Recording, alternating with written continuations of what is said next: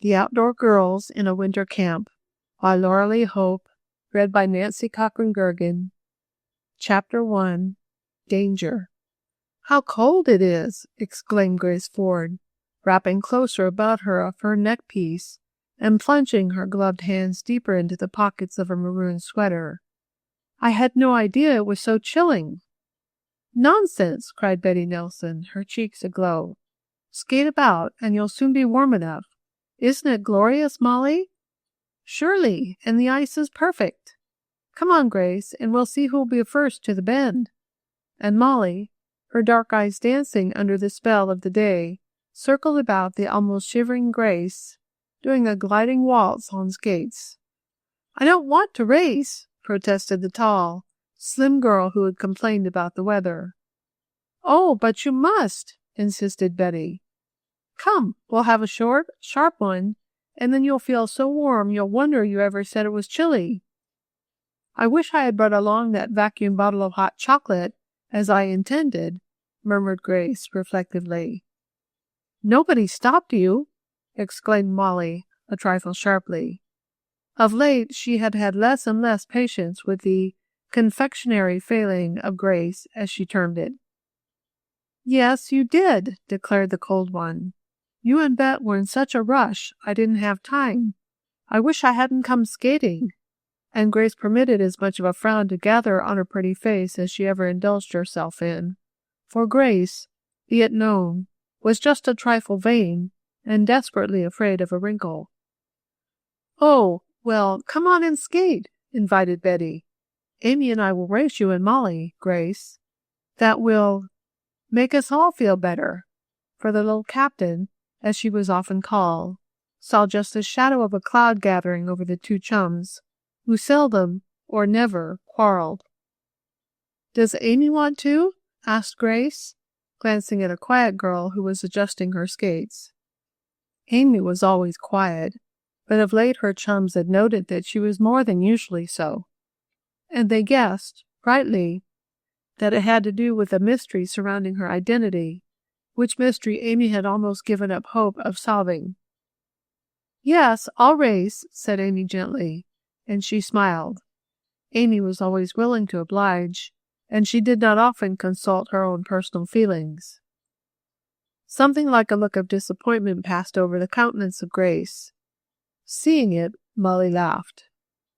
"Grace was hoping Amy would say no, so she could get out of it," cried vivacious Mollie.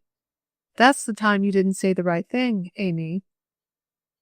"Oh, well, if nothing but a race will satisfy you, I suppose I must," and Grace gave in, gracefully.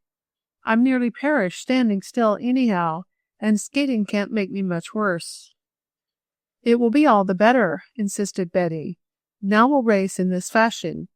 Teamwork to count. Amy and I in one team, you and Grace in the other, Mollie. Whichever member of the team gets to the bend first will win." "You see," Betty explained, "one of a team might fall, or turn her ankle, or get tired, and then the other could keep on. It's like a relay race." "Oh, well, if I have to, I suppose I have to." And Grace said this with such a doleful sigh that the others laughed heartily, even quiet Amy joining. "On your marks," cried Betty. "Let's show that we are worthy of our names. True outdoor girls." "Show who?" asked Grace, looking round. "Well, here comes your brother, Will, for one, and I think Alan Washburn and Frank Haley are with him," spoke Betty, shading her eyes with her hands and gazing off across the sparkling surface of the frozen Argano River. "Can't you see Percy Falconer?" asked Mollie mischievously, referring to a certain foppish lad who seemed to have a great fondness for the little captain. "If there was any snow here, I'd wash your face," cried Betty, her cheeks flaming more than before, for, be it known, she did not reciprocate the feeling that burned in Percy's manly bosom, to quote the rather jeering remarks of Grace. "I'd rather Alan would do it," murmured Mollie. "That is, if you will let him, Betty." "Let him? Why shouldn't I?" demanded Betty rather sharply, but she turned her head away and bit her lips. Oh, nothing. Only the other night, when you and he went on such a long walk down the road, I thought perhaps you might have come to some understanding. Molly Billet, if you don't stop, began Betty, and then the approach of 3 young men on their ringing skates forced her to conclude rather quickly. Hello, girls, greeted Will Ford, the brother of the willowy Grace. What's doing? Will was just the opposite of his sister, being rather short and chunky. We're going to have a race, said Betty quickly, perhaps to forestall any resumption of the embarrassing conversation, now that the subject of it was present. A race, exclaimed Allen, a rising young lawyer. May we join in? This is strictly a ladies' relay race, explained Molly. You may be judges or starters and offer the prizes, though, if you like. And the prizes? Suggested Frank, who was Will's special chum. Hot chocolates when we go back to town, said Betty quickly. I know Grace will agree. Indeed I will, the latter said. I don't care how much fun you make of me, but I am cold, and... Us likes Andy, don't us? Interrupted Will, mimicking the little twin brother and sister of Molly, whose penchant for sweets was only equaled by the longing of Grace. Easy, said Betty softly. Well, if we're going to race, let's do it. Boys, you see fair play. It's to be down to the bend and back. No, not back, declared Amy. I can't do as much as that at top speed. Well, then, just to the bend, agreed Betty, indicating a spot where the river made a turn, about a mile away. We'll skate along, suggested Allen. It is a bit chilly, and the exercise will be good for us. Get ready, girls. I'm sorry we haven't a pistol to fire. This will do, exclaimed Will, producing a paper bag. It had chocolates in, he added with a sly look at his sister. Oh, she cried. Nothing doing, he added quickly, if slangily. Nothing but crumbs, and he proceeded to empty them into his mouth, and then blew up the bag. When I burst it, go, he called. The sharp report of the exploding bag echoed on the keen, wintry air, and the 4 girls glided off on their skates. Molly and Betty, the 2 best skaters, rather hung back, letting the more unskilful Amy and Grace lead the way. The boys skated together in the rear. When are you going to spurt? Called Will, as he saw that the pace was not increasing much. Time enough, replied Betty, narrowly watching her rival, Molly. That isn't skating, declared Frank with a laugh. You girls are only creeping.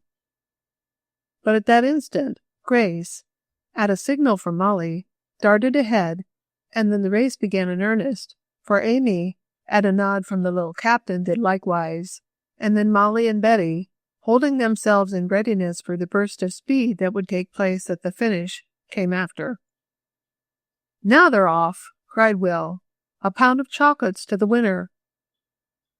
3/4 of the way to the bend, Amy showed signs of fatigue. Betty, noting it, called to her. I'll take it now. So will I, agreed Molly, and Grace, gliding to one side, allowed her partner to take the lead. Now they're off, cried Will again. Thank goodness, I'm warm anyhow, remarked Grace, a rosy glow replacing the former paleness of her cheeks. Leaving Amy and Grace to follow on more leisurely, the youths rushed up to see the finish of the race. It was close, but by unanimous decision, they awarded the contest to Betty. Oh, I'm so glad you won, anyhow, declared Molly with fine spirit.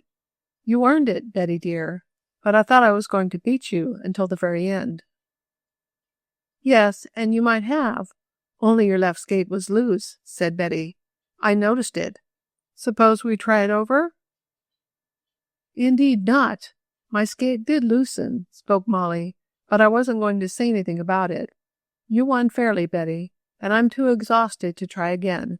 Now, if the boys will... Oh, we'll fulfill our part of the program, declared Will promptly. Come on back to the village whenever you like, and order what you wish, or we can go on to the store of the poetical Mr. Lagg if you prefer." "It's too far," protested Grace, who, with Amy, had come up now.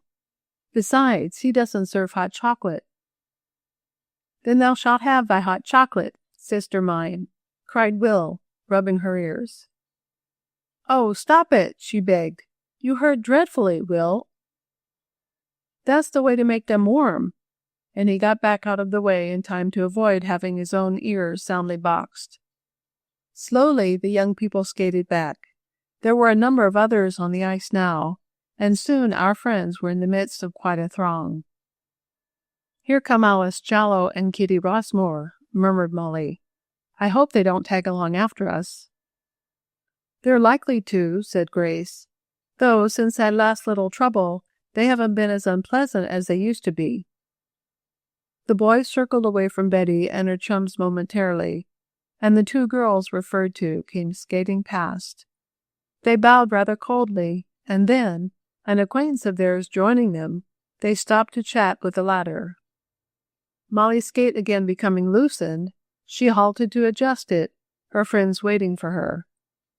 It was thus that they overheard what Alice Jallow was saying to Margaret Black, the girl who had just come up. "Yes," Alice spoke, "she gives herself as many airs as if she was somebody, instead of a nobody." "A nobody?" repeated Margaret wonderingly. "Why—" "Yes, indeed. She isn't even sure. Her name is Stonington, and as for Mr. and Mrs. Stonington being her uncle and aunt, as she says, why, I heard the other day that there is doubt of that even. She and her chums think themselves high and mighty, but we wouldn't go with anybody that didn't know who they were." "But I thought there was something about a flood in the West." "Oh, yes, that's the story she gave out, but I, for one, don't believe it. She's a nobody, and that's all there is to it." Then Alice, leaving her bitter words echoing on the wintry air, which carried them clearly to poor Amy, skated off. Perhaps Alice had not meant that she should be overheard, but such was the case. She did not take the trouble to look and see if the one to whom she referred was within hearing distance. At the first intimation of what was coming, Betty had started off, as did the other girls. Mollie seemed to have a notion of rushing over to Alice and the others, but Grace, by a gesture, warned her not to.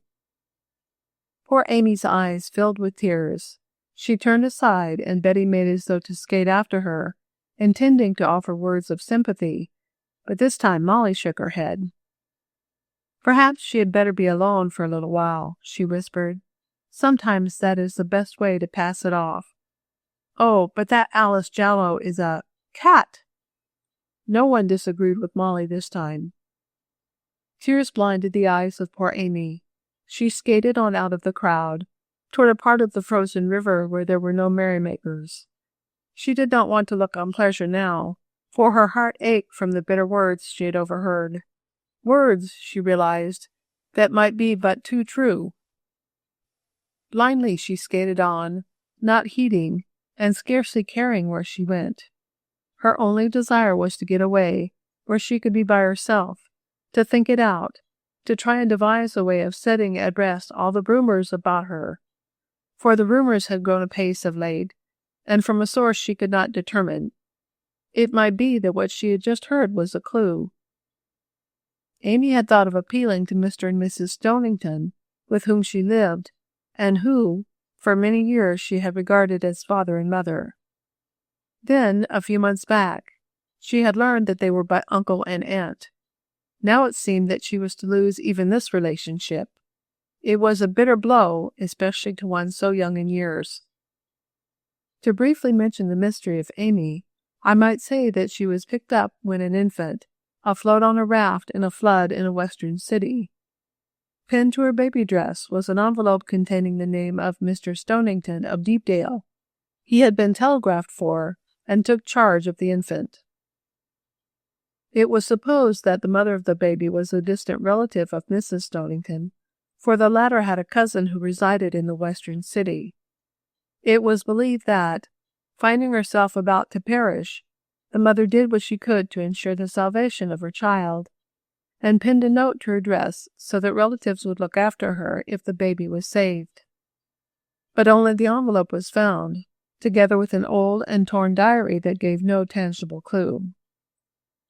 And this was the mystery of Amy's life. As I have said, after living for years in the belief that Mr. and Mrs. Stonington were her parents, they had told her the truth. Now it seemed that there was to be another change. "Oh, but why must it be so?" mourned poor Amy. "Why can't I be like other girls?" The tears rushed to her eyes. She could not see, and she skated rapidly on, only wanting to get away. She heard the ringing of steel runners behind her, but would not turn.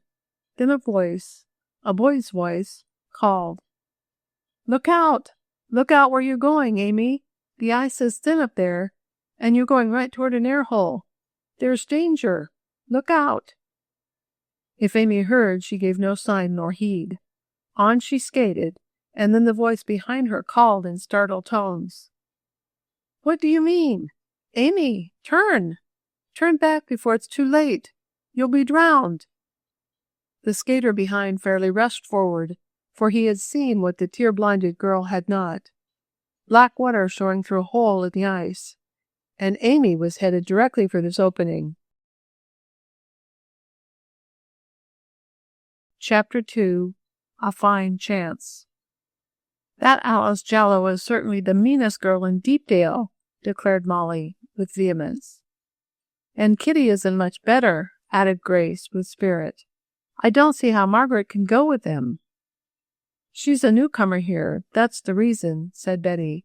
Bouncing Betty she was now, for she was whirling about and teetering on her skates in a dizzying fashion. "When she gets to know those girls, she won't have any more to do with them than we do." "And there was a time, even after they made those first slurring remarks about Amy, that they seemed real nice," spoke Grace. "It was too good to last," asserted Mollie. "Oh, the cat!" Mollie shot out the word as though she would like to exercise some of the proclivities of a feline herself, and scratch. "What possessed her to stop where she did, and talk loud enough for Amy to hear?" asked Grace. "It's hard to tell," decided Betty with a sigh. "Shall we go after her?" And she nodded in the direction taken by Amy, who could not now be seen because of the intervening crowds. "No, best let her cry it out, poor child," said Mollie softly. "She was crying when she skated away." "Well, if we can find the boys, we'll just mildly hint that those chocolates are about due," observed Grace, and she and the others looked about for Will and his chums, little dreaming of the danger which, at that moment, menaced poor Amy. Those of you who have read the previous books of this series need no special introduction to my heroines. Others may care for just a brief one. The initial volume, entitled The Outdoor Girls of Deepdale, or Camping and Tramping for Fun and Health, told how Betty, Mollie, Grace, and Amy decided to go on a walking tour. Incidentally, they solved the mystery of a $500 bill and won the lasting gratitude of a Mr. Henry Blackford, a young businessman. In the second book, The Outdoor Girls at Rainbow Lake, or The Stern Cruise of the Motorboat, Jem, there was a queer ghostly mystery on an island, but the girls were a match for it. As may be guessed from the title, the story has to do with boating, Betty having become the proud possessor of a fine craft. When Mollie Billet got her touring car, the girls saw no end of good times ahead of them, and their hopes were fully realized. The third volume, named The Outdoor Girls in a Motor Car, or The Haunted Mansion of Shadow Valley, involved the girls from the very start in a series of queer happenings. They could not discover, until the very end, why a certain girl fell out of a tree. And as for the strange manifestations in the mysterious old mansion, but there, it would not be fair to betray the secret in such a fashion. The beautiful fall weather gave the girls a chance to make long tours in the car, and they enjoyed every minute spent in the open. and now they were on the edge of winter. A cold snap had frozen over the Argano River, on the pleasant banks of which was located Deepdale, the thriving town where our friends lived. And they were out enjoying the sport when Amy overheard the cruel words that set her all crying. I might add something about the personal lives of the four chums by saying that Betty was an only child, that Grace had a lovable brother Will, and Mollie a small brother and sister, Paul and Dodo, twins who were alternately called the cutest and the most mischievous youngsters in existence. Of Amy's mystery I have already hinted. When Will Ford saw the danger in which his sister's chum was unconsciously placing herself, he fairly raced forward. There was need to act promptly, and Will did so. Skating in a diagonal direction, he fairly collided with the girl and forced her out of her course and away from the dangerous hole that yawned there just before her. "Amy," Will cried, "what is the matter?"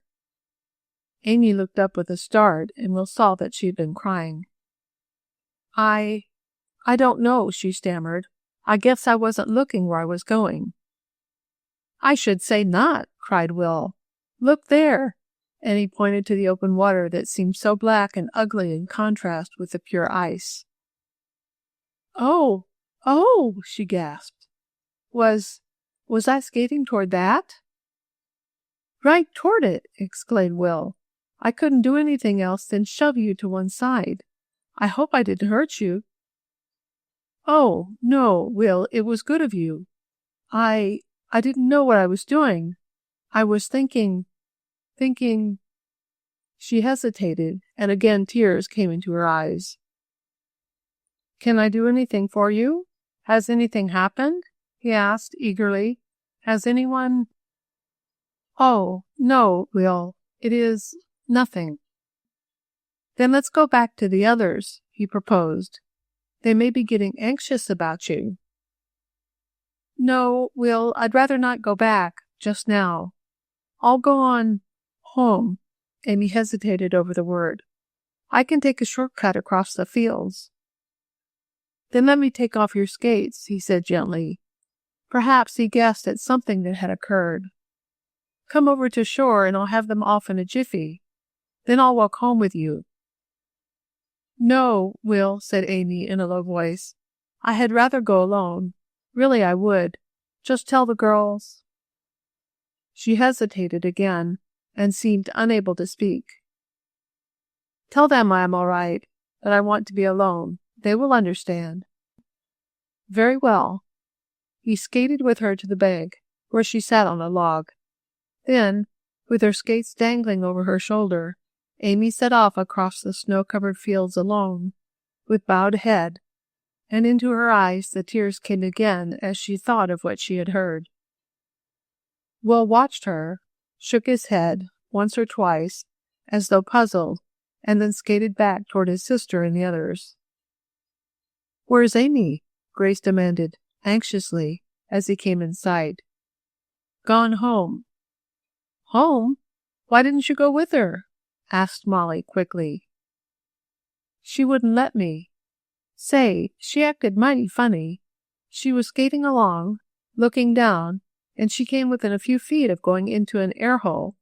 I had to almost knock her to one side. She seemed dazed. Did anything happen?" "Yes, there did," said Grace promptly, "and the less said about it, the better. It was that horrid Alice Jollo making slurring remarks about Amy. We won't take any notice of her after this. Oh, how mean she is!" Briefly, she told Will what had happened. "That accounts for it," he said. "Poor Amy! No wonder she didn't look where she was going. She might have been drowned."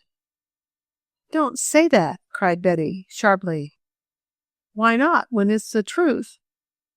Betty gave the woman's reason. "Because—" Frank and Alan came skating up. "Come," cried Grace, as joyfully as possible under the circumstances. "The prizes! Our chocolates, boys!"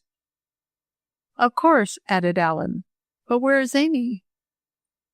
"She'll be along later, maybe. and Will winked at his chum as a signal not to be too inquisitive. The young lawyer understood and nodded.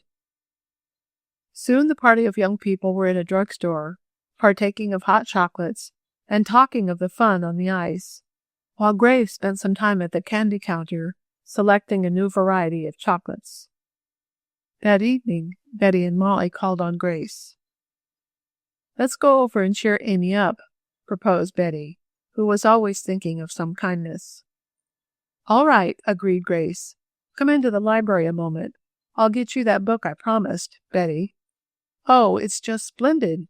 You won't stop until you finish it." "Good." "Oh, Papa, I didn't know you were here," exclaimed Grace, as, leading her chums into the library, she discovered her father busy over a mass of papers on the table. "That's all right," he invited. "Come right in. It's only a little legal tangle I'm trying to straighten out," for Mr. Ford was a well-known lawyer. "Anything we can help you with?" asked Betty with a smile. "I'm afraid not," he answered, laughing. "I've just been appointed receiver of a bankrupt lumber camp up in the North Woods, and I've got to arrange for someone to stay there during the winter, to see that it isn't disturbed. It comes just at the wrong time, too. I'm so busy, I don't know how I can spare the time to go up there and straighten things out. Where are you going, Grace?" "Over to see poor Amy Stonington. It's too bad. She heard something more about her mystery today, Daddy, and she nearly skated into an air hole. She was so upset. Isn't it horrid?" "Yes, it is too bad about Amy," said Mr. Ford, "for I knew the story, as did Minnie in Deepdale.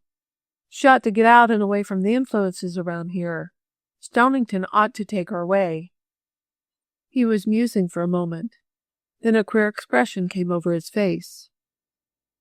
"Girls," he cried, "I think I have something that will just fill the bill." "Oh, Papa!" cried Grace, clapping her hands. "When you talk that way, I know something is going to happen." "Well, we'll see," he answered. "As I understand it, the high school won't open until late this winter, on account of the repairs not being finished." "That's right, Daddy," cried Grace. "Not until after Christmas. Go on." "Well, about this lumber camp that I've got to get someone to take charge of. It seems that there are some bungalows or cabins in it that can be hired out to campers. Now, if—" "Daddy, I guessed it!" cried Grace, jumping up and putting her arms about his neck. "You're going to let us go up there to a winter camp, aren't you?" "I was thinking of it," he confessed. "It seems to me to be a fine chance for you to get all the fresh air you want, and I suggest that you take Amy along. What she needs is a change of environment. She has had too much of Deepdale of late. Could you take her with you?" "Of course, Daddy," cried Grace. "Oh, what a lovely opportunity.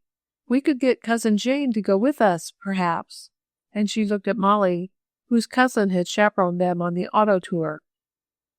"Yes, she could," said Mr. Ford slowly. "And I was thinking of an old lumberman and his wife whom I might appoint as caretakers of the camp. They could help look after you." "As if we needed looking after," challenged Grace. "Well, we'll think about it," he said. "If you girls want to go to a winter camp, I see no reason why you could not. Of course, there are complications, but perhaps we can get over those." "Complications!" cried Grace. "Girls, we'll not stir another step until we hear all about those complications. It sounds very interesting." "It surely does," agreed Betty and Mollie. Chapter 3. The Complications. "Before I begin," said Mr. Ford as he glanced over the papers that littered the table, "let me ask, has anything new come up about your friend Amy? Is she any nearer solving the mystery of her identity?" "No," replied Betty. "Then what occurred today?" "Oh, it was that horrid Alice Jallow!" exclaimed Mollie. "Excuse me, Mr. Ford," she cried impulsively, "but I just can't help saying it." "You are excused," he said, smiling. By turns, the girls told what had happened on the ice. "Humph!" Rather strange, mused the lawyer. Quite a coincidence. I don't believe I ever told you, Grace, and he looked at his daughter. But, as a matter of fact, I am the principal owner of this lumber camp where you girls may go. No, you never told me, Daddy. Well, I am. I bought it some time ago as an investment, but things went wrong. I guess the right men didn't have charge.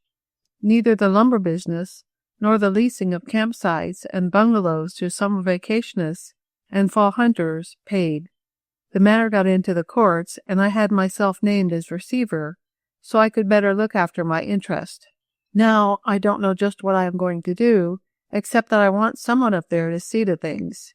If I can get Ted Franklin and his wife, I know it will be all right, and you girls will have a fine time with them.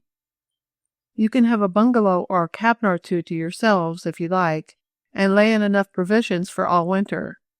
It's on a branch of the Argono River, he went on, and you can skate all the way to camp on the ice, if you like, but we'll discuss the details later. What about the complications, Daddy? Asked Grace, laughing. I'm coming to them.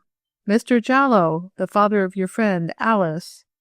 She isn't our friend, said Grace quickly. Well, anyhow, her father is mixed up in the summer camp business.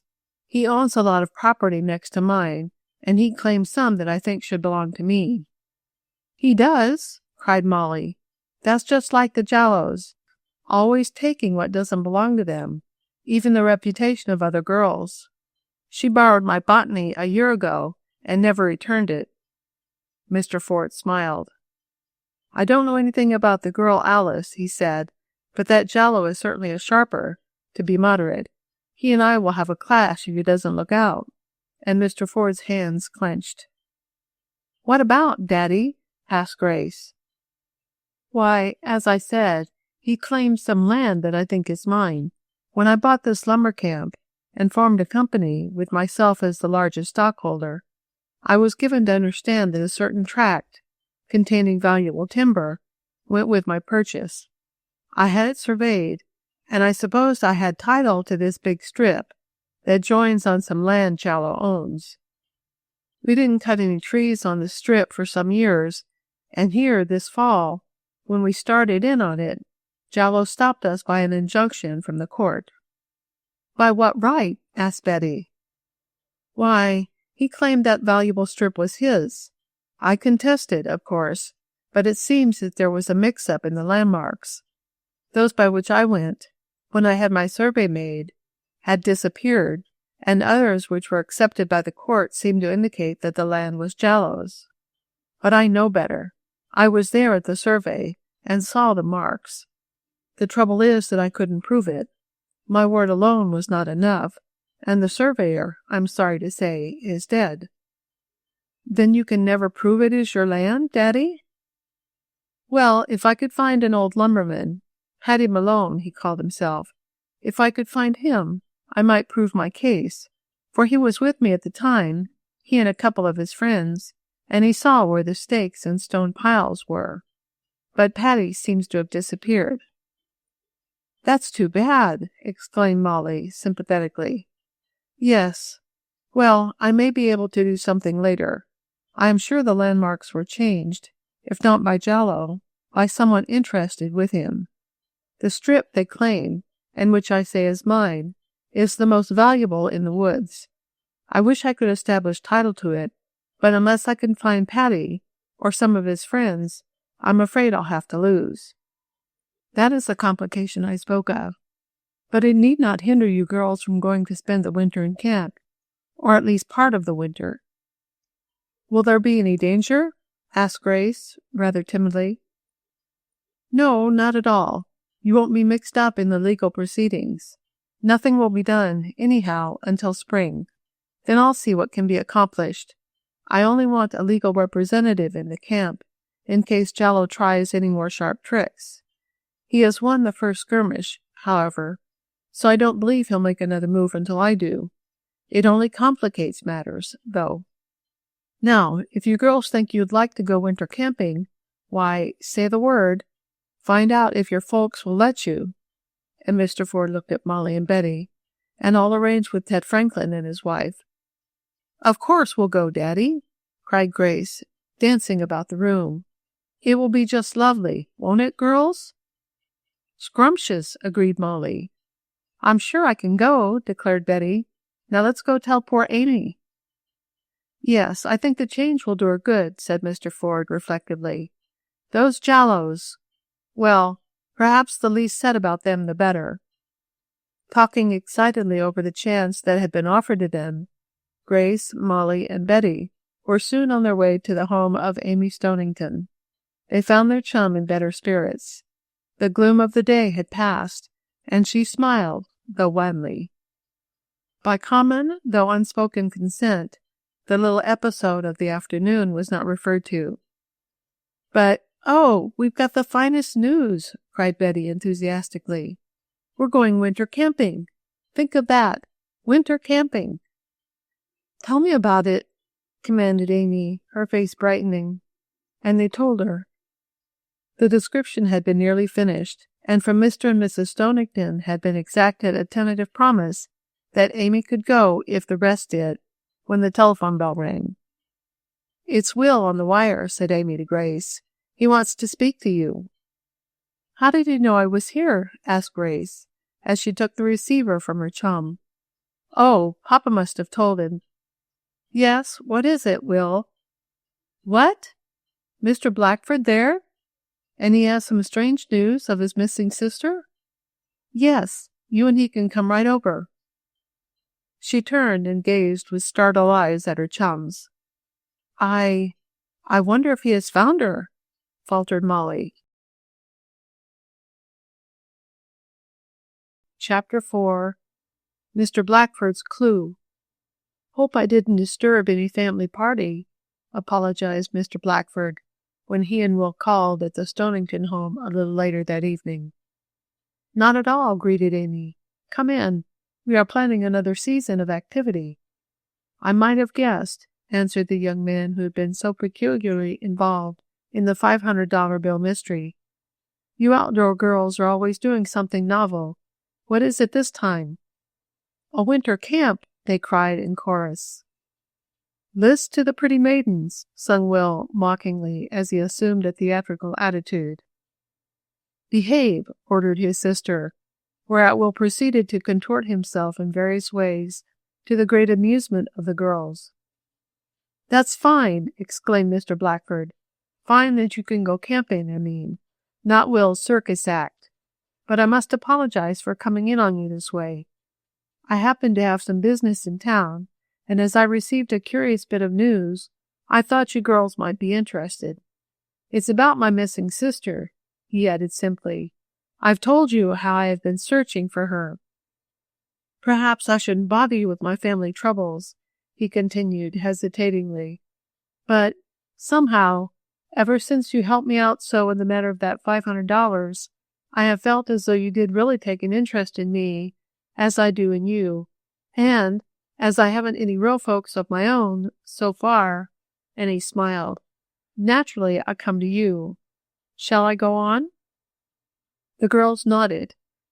After making the acquaintance of the young man in the manner related in our first volume, they had learned the queer fact of Mr. Blackford having a sister, of whom he had lost track.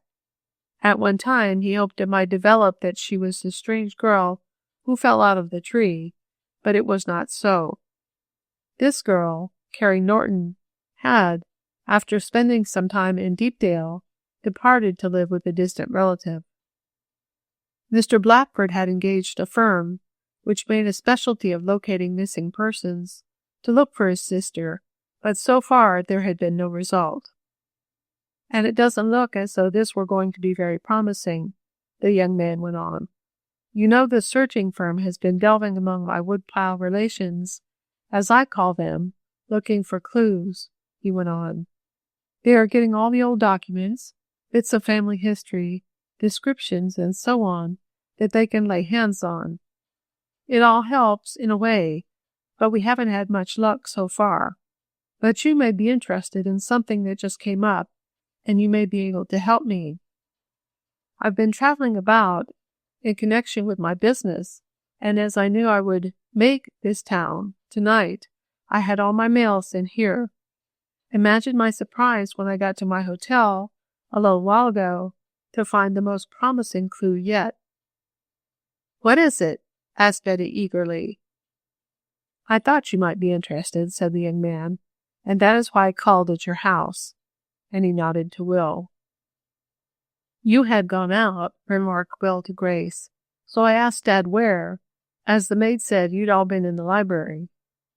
Then I call up here," and he nodded to Amy. "Glad you did," she returned. She seemed to have forgotten the trouble of the afternoon. "Well," went on Mr. Blackford, "I feared it was a sort of imposition to come and—" "I told him it wasn't at all," interrupted Will. "So on I came," proceeded the young businessman. "But what is the clue?" asked Grace, interestedly. "This," was the reply as he took some papers from his pocket. "But it's a clue that—" "Isn't a clue," put in Will. "Because—" "It breaks off in the middle." "Oh, Will, let him tell it, can't you?" demanded Grace, impatiently. "We don't know whom we're listening to." "Well, to be brief," said Mr. Blackford, "the firm I have engaged, the other day, wrote me that they were on the track of my sister. They felt sure they were going to find her, and I was very hopeful. It seems that they had found some old documents in the attic of a house where some distant relatives live. They wrote me they were sending them on, and here they are." He brought out a bundle of time-stained and yellow papers and spread them on the table. "Gracious!" cried Will. "Your sister must be quite elderly to have such ancient documents refer to her." "No," said Mr. Blackford. "She is younger than I am, I believe, but I have no certain knowledge of that. Anyhow, this is part of a letter written about the girl whom I have every reason to believe is my sister. And the part that is most interesting is where—" began Will. "Can't you keep still?" begged his sister. "As udat any dandy?" and he imitated little Dodo. "Oh, take that!" and Grace passed him a caramel. "Now, let's hear what it is, Mr. Blackford." "There is a part of the letter which says this," went on Mr. Blackford, and he proceeded to read. "You can always identify the girl because she has a most peculiar birthmark on—" He ceased reading. "Well, go on, please," requested Betty. "This is getting interesting." "It isn't getting interesting. It's so already," declared Mollie. "Go on, please, Mr. Blackford. Tell us what sort of birthmark your sister has." "That's just the trouble," he remarked ruefully. "I can't do it." "Why not?" Betty wanted to know. "Because, just at that point, where the description of the birthmark and its location should appear, the letter is torn. A corner is gone. I have no more idea of what sort of identifying mark my sister has than have you. It is worse than before, for I saw hope ahead of me, only to see it disappear now. I feel sure that the girl referred to in the old letter is my sister, but how can I identify her in case I meet her until I know what sort of mark she has and where it is?" "You can't," declared Will, positively. "And that makes it all the more tantalizing," went on Mr. Blackford. That firm I spoke of, they even had located the part of the country where it might be possible my sister was, and now to have it fail this way—" "Where did they say she might be?" asked Amy. "Somewhere up in Canada, but it is rather vague. If only that piece was not torn off the edge of the letter." "Can't you find it somewhere?" asked Mollie. "Maybe in forwarding it, the people you hired tore it by accident."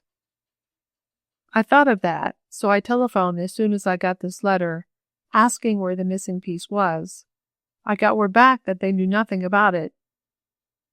There was silence for a moment, while they all looked at the mutilated document Mr. Blackford held up.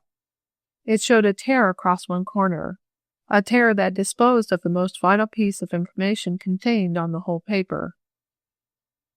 That's too bad, spoke Amy sympathetically.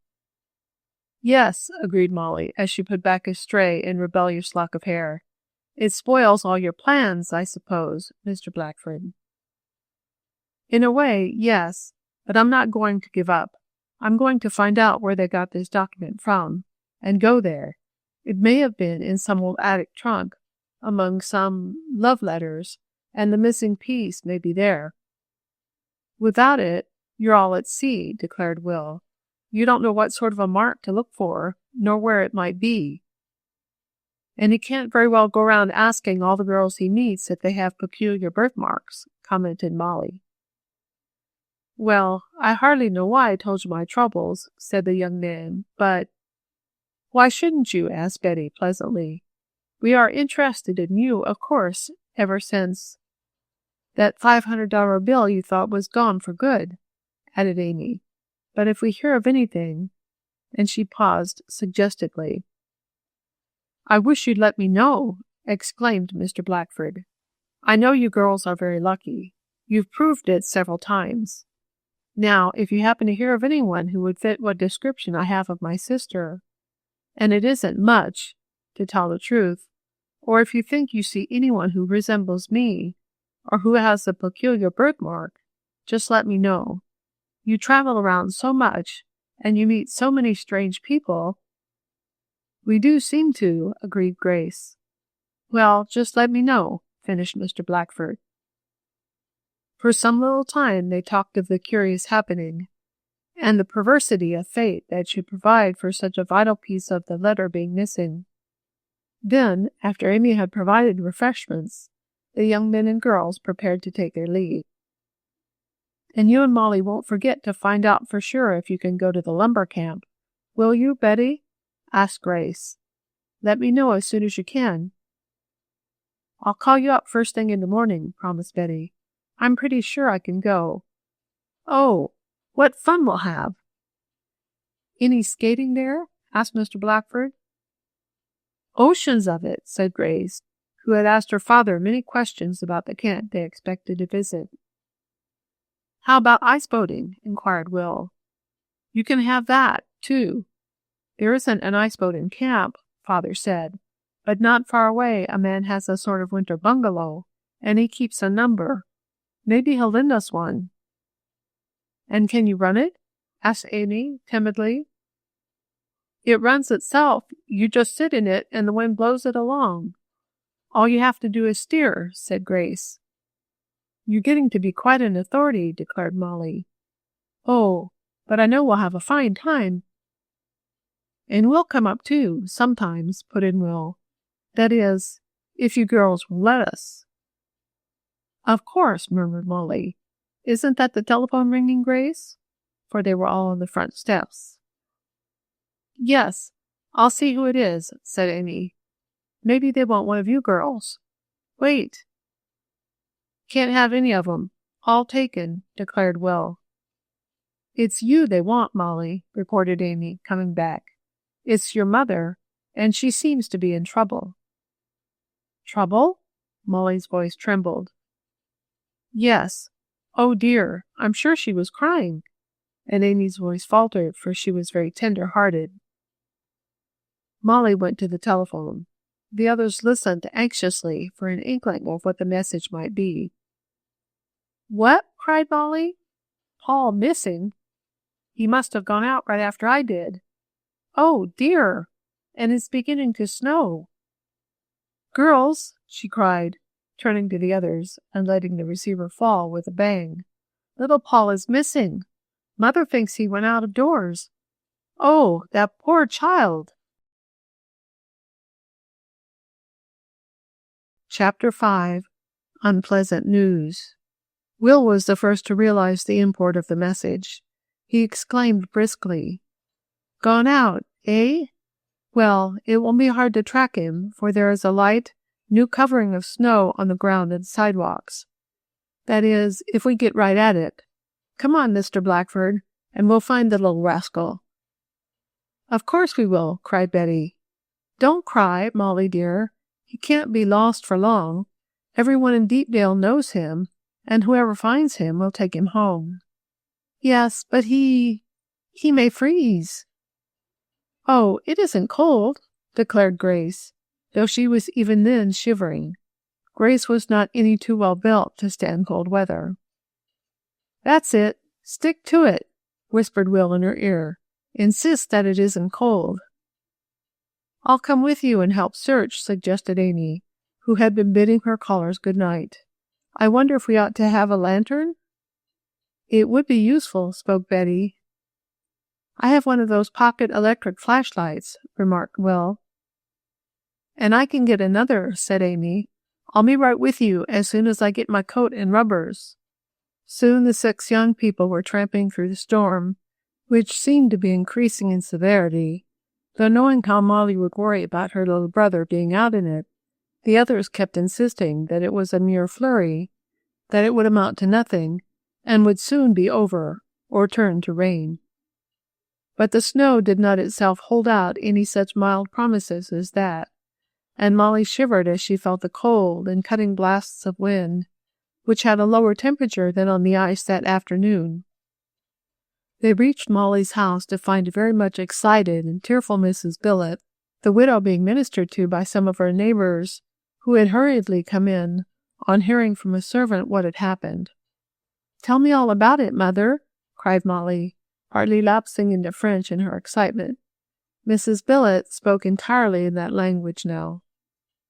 It appeared that little Paul had been allowed to stay up later than usual without being undressed, as he had a new picture book to look at.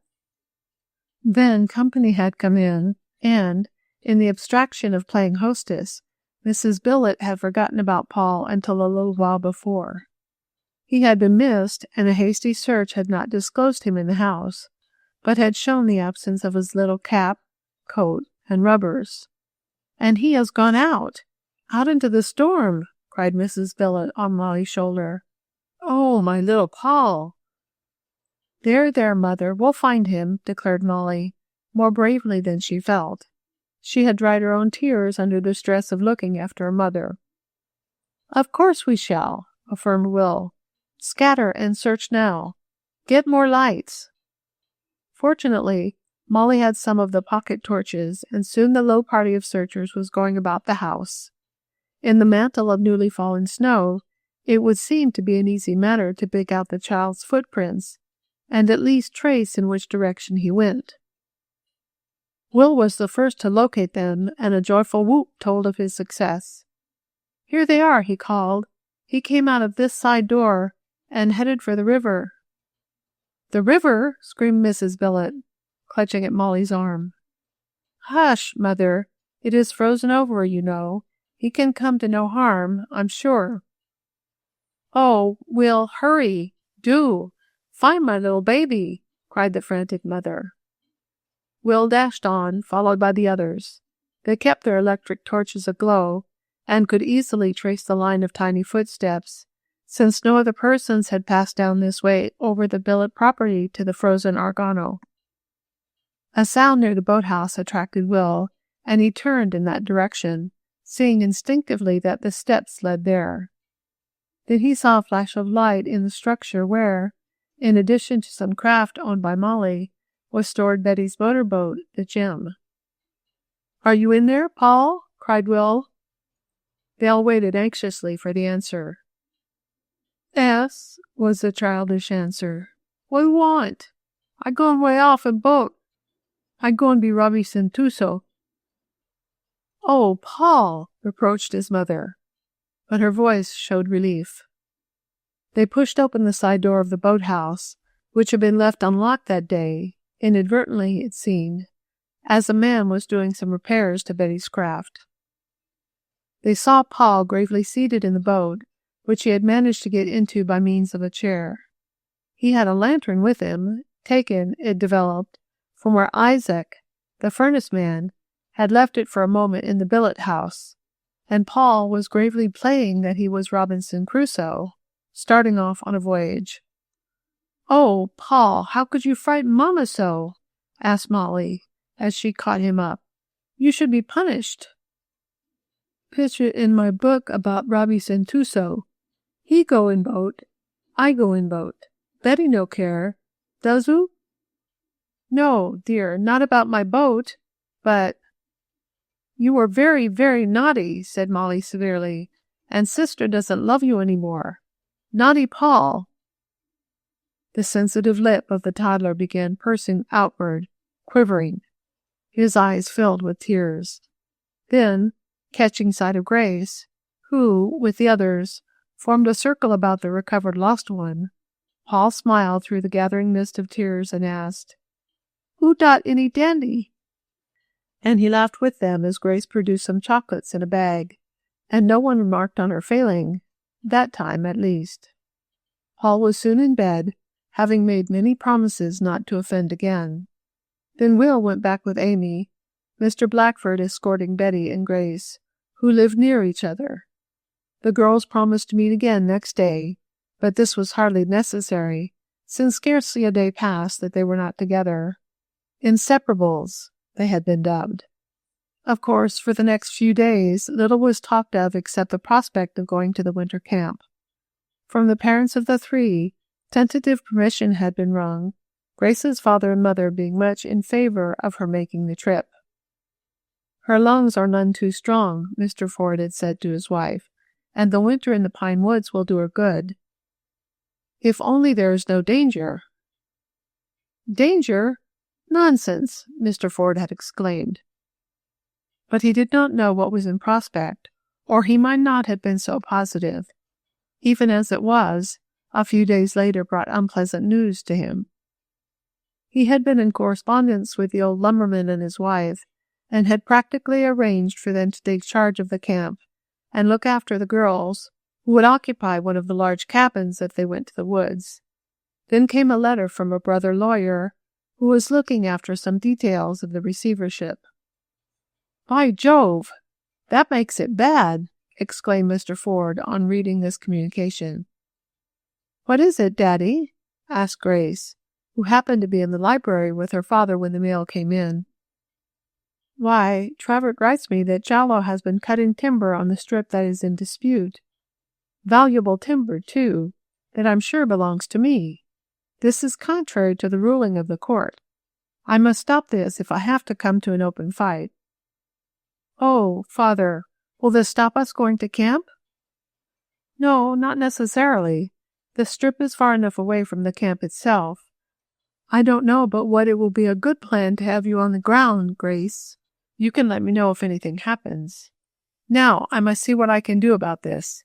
If only I could find Paddy Malone, and he could testify about the changed boundary lines, I'd have none of this trouble," and Mr. Ford sighed.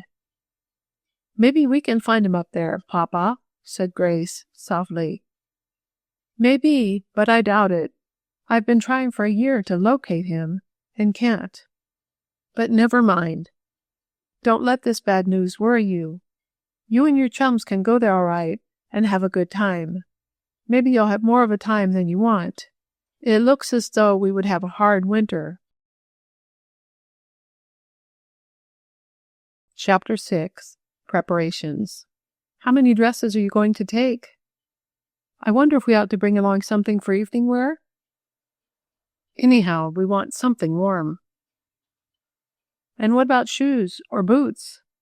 How would it do to wear leggings, like the Boy Scouts?" "I'm sure we will want anything like evening dresses. Where could we wear them up in the wilderness?" "Why, perhaps there may be a lumberman's dance."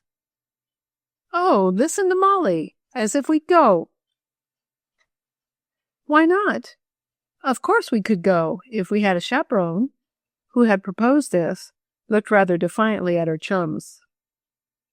The other foregoing remarks had been shot back and forth so quickly, in such zigzag fashion, that it was difficult to tell who said which, in many cases the authors themselves being hardly able to identify their verbal creations.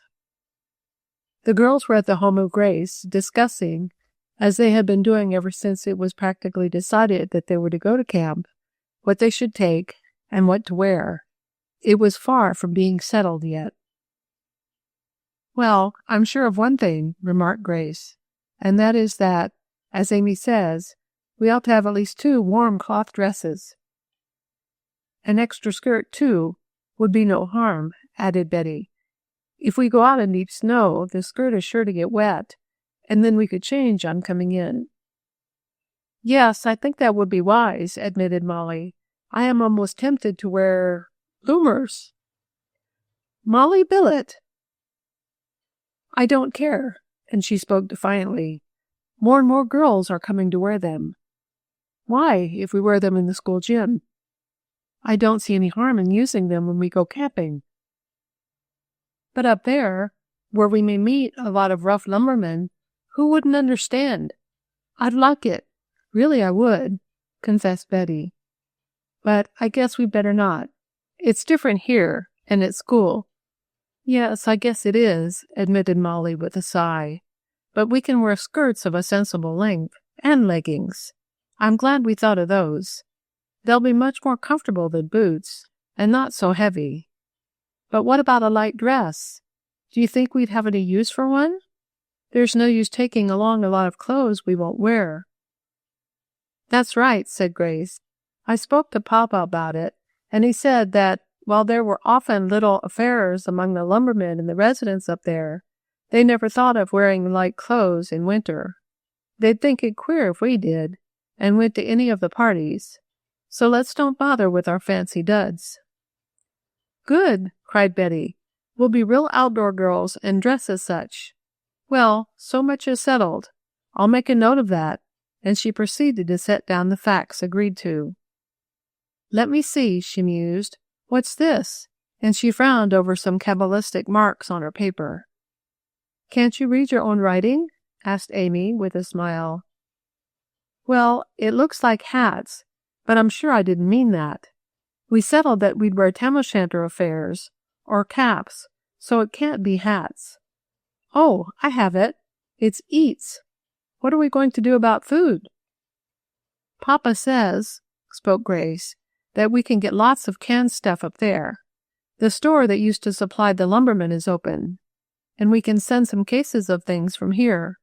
We can get fresh meat 3 times a week, and eggs from the farmers when they have any. So make a note of that, little captain. I will. But, as I understand it, the lumbermen have all left your father's camp now. It's in the hands of a receiver. Maybe the store will close. No, Father said the country people depend on that store for their things. It wasn't just a camp grocery. It will be all right. Well, that settles the 2 important items of food and clothing, remarked Betty, checking them off on her list. Of course, we'll have to do considerable ordering and decide on what variety we want to take, but that can be done later. Next, let me see what is next. Oh, yes, how are we going to get to the camp? Walk, ride, or... Skate, interrupted Mollie. Why can't we skate there? It isn't so very far. And drag our baggage and sandwiches along behind us on sleds? Asked Betty. Too much work, declared Amy. Let's hire a sled, get up a straw ride, and go in style. Oh, say, what about Mr. Jallow? Do you think he will make trouble up there? Inquired Amy, glancing rather apprehensively at Grace. You know you said your father told you about his beginning to cut timber, and...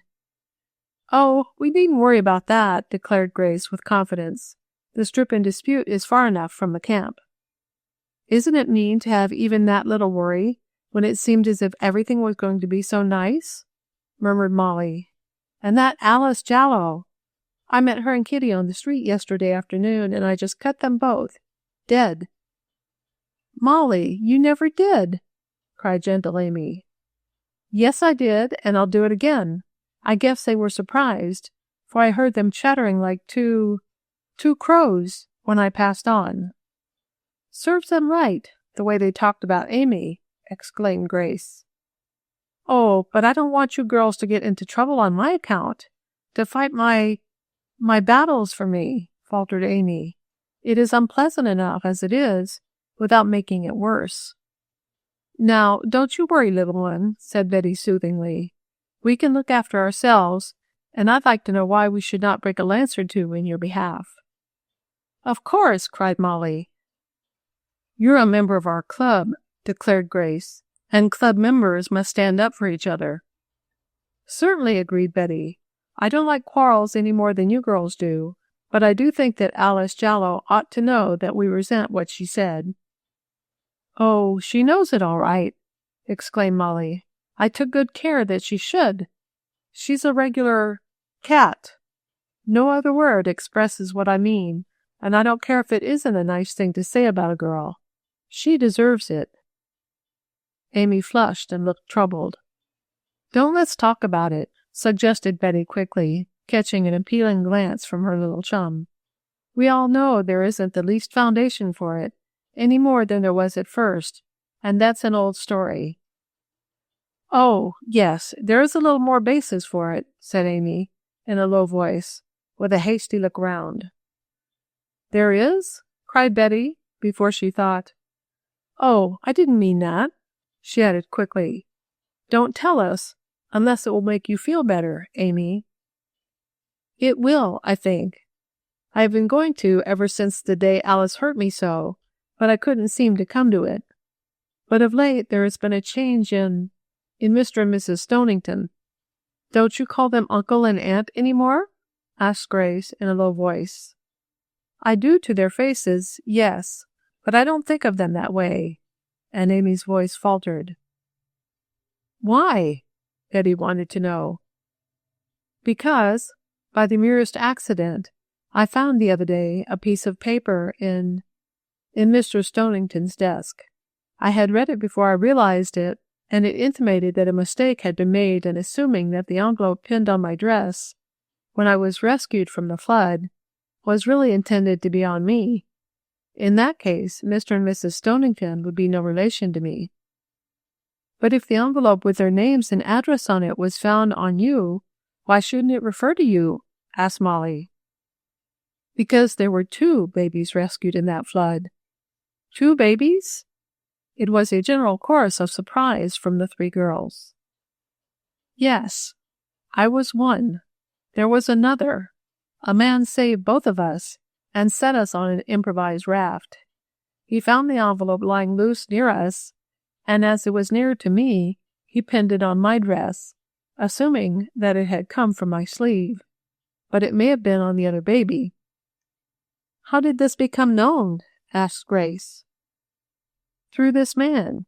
It seems that some newspaper reporter, on the anniversary of the flood in Rocky Ford, that's where I was found, this reporter wrote up the former incidents about it.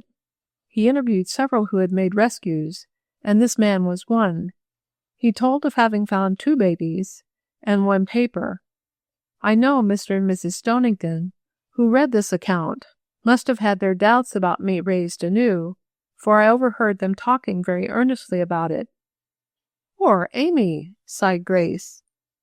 Yes, it's dreadful not to know who you are, said Amy, with a rather cheerless smile, but I'm getting used to it now. It did hurt, though, to hear what Alice said about it that day. I should think so, the mean thing, snapped Mollie, her quick temper on the verge of rising. But I know, no matter what happens, that Mr. and Mrs. Stonington will always care for me, Amy went on. If it were not for that, I don't know what I'd do. Now, let's talk of something else, something more pleasant. Oh, this isn't unpleasant for us, Betty hastened to assure her chum. Only, of course, we know how you must feel about it. If we could only help you in some way. I'm afraid you can't, said Amy softly. It's good of you, though. It's like one of those queer puzzle stories that end with a bump in the middle and leave you guessing. Like The Lady or the Tiger, asserted Mollie. I can't bear them. I get to thinking of the solution in the night, and it sets me wild. Yes, it is like that, agreed Amy gently. But I don't see how it can ever be known on which baby the envelope belonged. What became of the other baby? Asked Grace. I never heard, and the man who rescued me did not know either, answered Amy. He turned us both over to the relief authorities, and assuming that I belonged to Mr. and Mrs. Stonington, because of their address on the envelope, on my sleeve, they sent for my uncle, as I suppose I ought to call him, though he may not be, and he has kept me ever since. But there is just as much chance that you were the baby on whom the paper was penned as to think that you were not, came somewhat positively from Betty. Yes, I suppose so, Amy agreed. But please, let's talk about going camping. I want to forget that I may be a nobody. You'll never be that, Amy, to us, declared Mollie positively. Thank you, dear. The question still to be settled, broke in Betty, determined to change the conversation, is how are we going to go to camp? Shall we skate, or sled, or... Ice boat, cried the voice of Will Ford at the door. Ladies, excuse me, but I have arrived at a most propitious time, I observe. I overheard what you said. Allow me to suggest an ice boat. They looked at him with rather startled glances, and he added, Shall I explain? As it seems to be an unguessable riddle, do, urged his sister. Did you bring any chocolates? I did. Pay as you enter, said Mollie, laughingly. Chapter 7. Off for Camp. Will entered with the air of one conferring a favor, and successfully evaded the efforts of his sister to take away a certain box he was carrying. Have patience, little sister mine, he mocked. Have patience, and you will get your desires. You mean thing! And I haven't had a chocolate all day. How did you come to bring them? Amy asked me to, he said boldly. Oh, Will Ford, I did not. And Amy blushed a lobster red, as the lad ungallantly informed her. Well, anyhow, take them, and dole them out, he added, tossing the box of confectionery into her lap. Oh, Amy, I always loved you, confided Grace, shooting a look of wonder at her brother. And while Amy passes the treat, perhaps you will kindly elucidate the riddle of the ice boat for us, suggested Mollie, catching a marshmallow chocolate which Amy deftly threw across the parlor. Nothing very complicated about it, replied Will, himself munching on some candy that he produced from a hidden source, likely one of his seemingly innumerable pockets. Betty said she never could understand how a boy could remember all the pockets he had. 14, she once counted, when she had Alan Washburn enumerate them for her. It's this way, went on Will, with tantalizing slowness, but Grace knew better than to try to hurry him. Alan and Frank and I have bought a big ice boat. You have? Cried Grace. You never told me a thing about it. She looked her keen reproaches.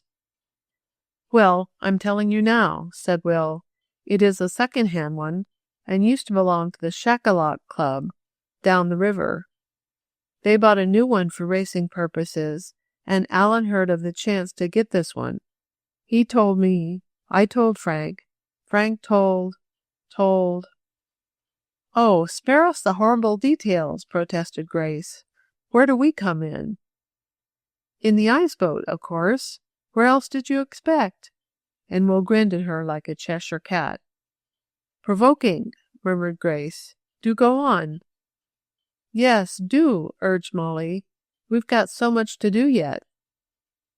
Well, as I said, we have a big, roomy ice boat, went on Will. It isn't as comfortable as your gem, Betty, and has no cabin.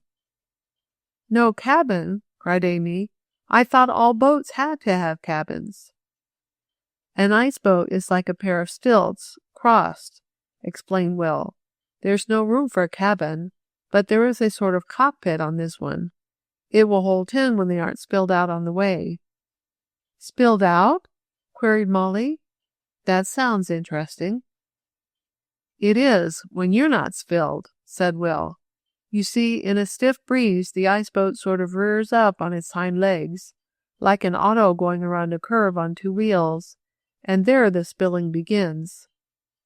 As I said, the cockpit of the Spider will hold about 10 comfortably, and if half spill out, why, so much the more comfort for those who succeed in holding themselves in. But what about us? Asked Grace. Oh, we'll hold you in, volunteered Will, cheerfully. No, I mean, do you really intend for us to use it to go to camp?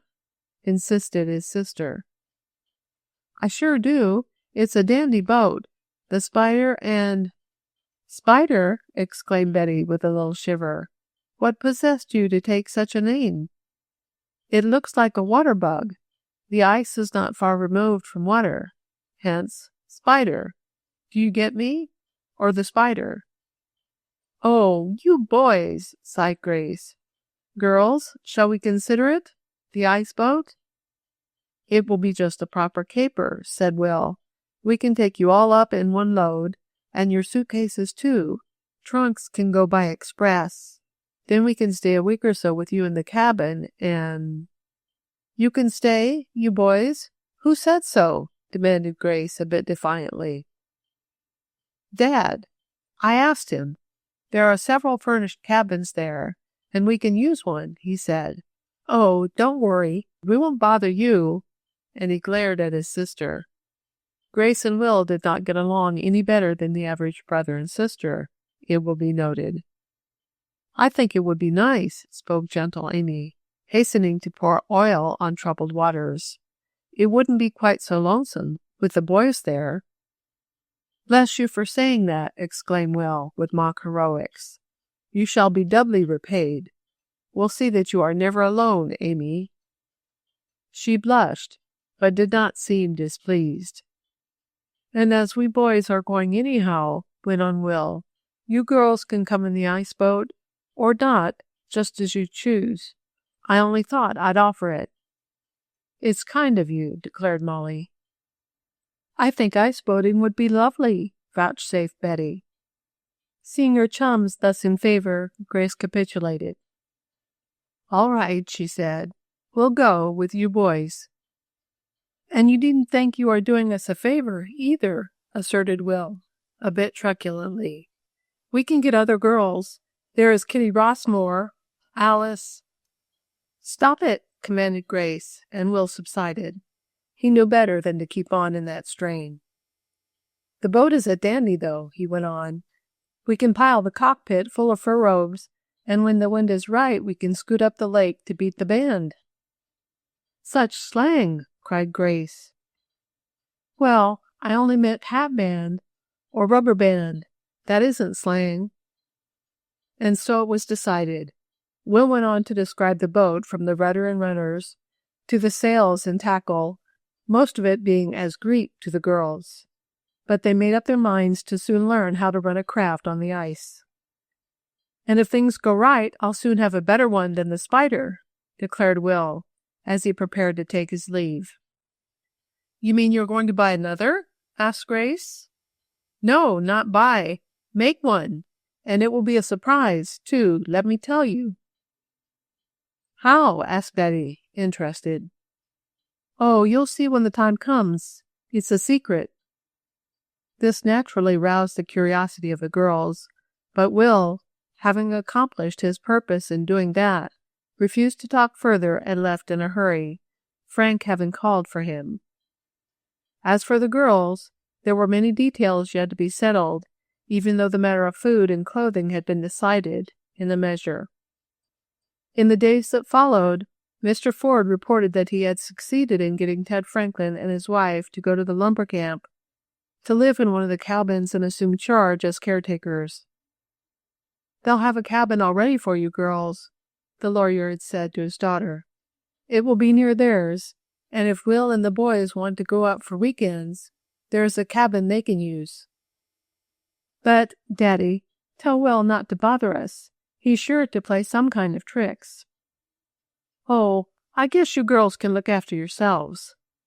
Now, about getting yourselves and your things up there. We've arranged about ourselves, said Grace. We're going in the ice boat up the river. But our trunks... I'll have them shipped. I have also sent an order to the storekeeper there to supply the cabin with stock provisions. The others you can buy as you need them. Now, I guess that's all. Is Mr. Jello cutting any more trees? Yes, and I haven't succeeded in stopping him. There may be trouble of a legal kind only. he hastened to assure his daughter, who looked alarmed. "Don't worry. Only if you should happen to run across that Paddy Malone up there, that old lumberman, hold on to him, or at least get him to communicate with me. With his testimony, I can beat this Jallow." "I hope we can find him," observed Grace. There were seemingly 101 things to do before starting off for camp, but somehow they got done. Betty was very busy, for though Grace had initiated the idea of the camp, the little captain naturally assumed the leadership, as she generally did. The girls had 2 or 3 rides in the ice boat, and liked the experience very much.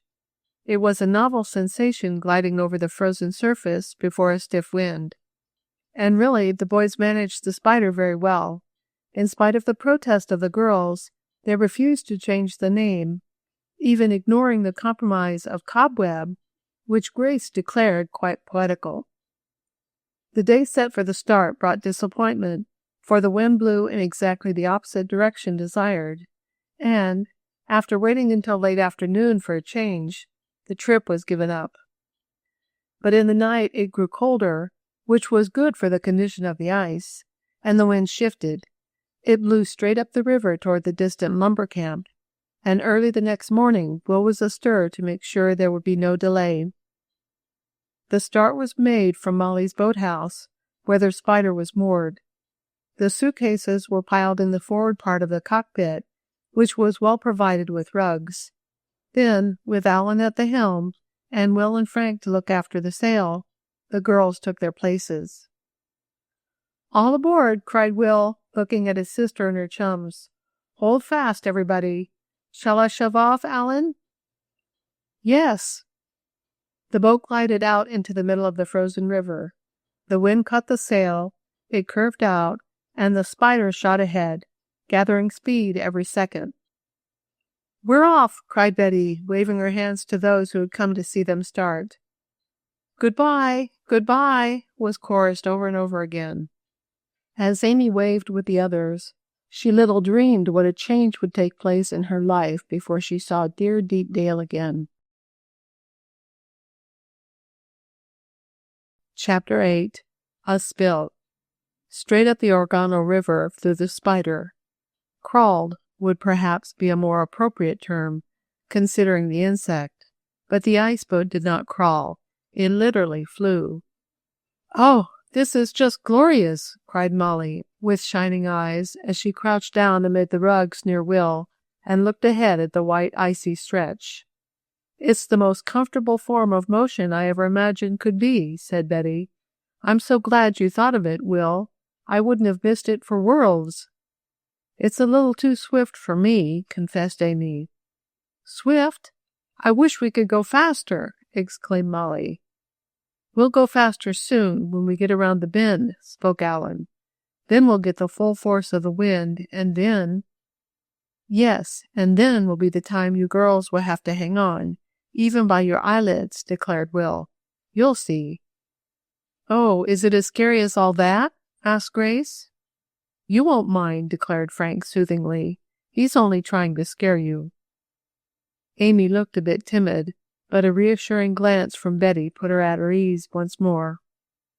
Truly, the ice boat was all that the boys had claimed for it. Roomy, as ice boats go, comfortable and speedy, it was really a prize. "You deserve a vote of thanks, boys," said Mollie, as the sharp wind brightened the roses in her cheeks. "Leave it to your Uncle Dudley," declared Will. "I told you that you'd like it." "Here," cried Grace, tossing him a chocolate. "Oh," he cried, as it hit him in the face. "Whence this sudden flow of sisterly kindness?" "As a reward for your thoughtfulness in providing the boat," said Grace. "That means I'll have to look out, or she'll be wanting me to do something more before night," spoke Will. "I hope Mr. Franklin has fires lighted in our cabin," remarked Grace after a bit. "It will be real chilly, I'm afraid," and she drew her very becoming furs closer about her. Her face was framed in them, and she looked, as Helen said, like a picture on a magazine cover. "I don't know whether to feel complimented or not," she confessed with a laugh. I only know I'm cold. And she shivered. It isn't as warm as skating, said Alan, but perhaps this may help. And with one hand he took from a box a long round object. It's a vacuum bottle of hot coffee, he explained. I didn't think, until the last minute, or I'd have brought chocolate, Grace. Oh, coffee will do just as well, she hastened to assure him. It is just what I want to drive the shivers away. There are some cups there in that other box, said Alan to Frank. If you'll get them out and pass the refreshments around. Happy to oblige, exclaimed Frank. There is sugar and milk already in the coffee, explained the young lawyer. I hope none of you object. They did not, as it developed, and soon they were sipping the hot beverage while gliding along, the wind having died out somewhat. As they made the turn around the bend a little later, they got the full force of the breeze, which, increasing in power, sent them along so suddenly that the ice-boat tilted on two runners. "Oh, dear!" screamed Grace, clutching Mollie, and causing her to spill what remained of the cup of coffee. "There, look what you did!" snapped the French girl, quickly. I didn't mean to," said Grace contritely. "I thought we were going to spill." "This was the only spill there was," laughed Betty, as she helped Grace wipe up the trickling beverage. "Oh, well, it doesn't matter," said Mollie. Mollified Mollie, as Will expressed it later. The little flash of temper died out almost as soon as it showed. "Steady all," called Alan, for the girls were moving about, and he needed less motion in order to handle the boat easily. They were proceeding along at a fast pace when, from behind one of the boathouses along the shore of the frozen river, there shot out a small ice craft containing two persons. It was so sudden and cut so sharply across the path of the spider that Alan narrowly avoided a collision. "Why don't you look before you come out?" he called sharply to the steersman of the smaller craft. "Why don't you keep more to the middle of the river?" was the retort. And then the boat shot around and took the same direction as the one in which the spider was going. "Why, there's Alice Jallow in that boat!" exclaimed Betty. "Did you see, girls?" "Sure enough, so it was," agreed Mollie. "But who is that fellow with her?" "Harry Brooke," answered Will. "Do you know him?" demanded Grace quickly. "A little. He's a new lad in town." "Has he been going with her long?" asked Betty. "I don't know. First time I ever saw him with her. Mind that chunk of wood just ahead, Alan." "I see it, thanks. That fellow gave me a scare, though. I never saw him until I was almost into him." "That's right," assented Frank. "I guess he doesn't know much about running one of these things. How are you coming on with your—" he added, looking at Will. "Do you think it will rain?" asked Will promptly, looking up into the cloudless sky and nudging Frank sharply. "Keep still," he whispered. "What is it?" demanded Grace. "Do you know his secret, Frank?" "If he tells, I'll have revenge," cried Will in theatrical fashion. "Mum's the word, old man," and he glanced significantly at Frank. "All right, don't worry," was the retort. "They seem to think they are having a race with us," remarked Alan, nodding in the direction of the other boat. It was a little distance ahead, but off to one side, a considerable space of glittering ice separating the two craft. "Maybe he saw us coming and shot out that way to make Alice think he was some ice yachtsman," suggested Will. "I'll tell him what I think the next time I see him." "Oh, don't make any more trouble, Will," begged his sister. "We seem to be on the outs enough with the Jallow family. I only hope we don't meet Mr. Jallow up in the woods." "He wouldn't dare annoy you," spoke Alan. "I know something about your father's case, and I think, when it is next tried, that Jallow will lose.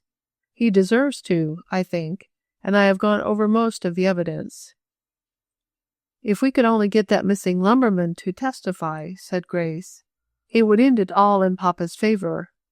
But I suppose that is too much to hope for. They were moving swiftly along now, and were a little more than a quarter of the way to the lumber camp. They intended to stop at noon, which would see them 3/4 there, and eat the lunch they had brought along. It did seem that Alice and the young fellow with her invited the Spider to a race, but Alan knew better than to accept. The other boat was a light craft, built purposely for racing, whereas the larger boat was not. Gradually the boat containing the 2 occupants drew away up the river. Our friends gave it little thought until, when they were discussing the advisability of eating lunch, Frank called out, "Here he comes back, tacking against the wind." "Yes, and he doesn't know how to do it," said Alan in a low voice. "He'll have trouble if he doesn't watch out." The small boat came nearer and nearer, gliding from side to side of the frozen river to make distance against a quartering wind.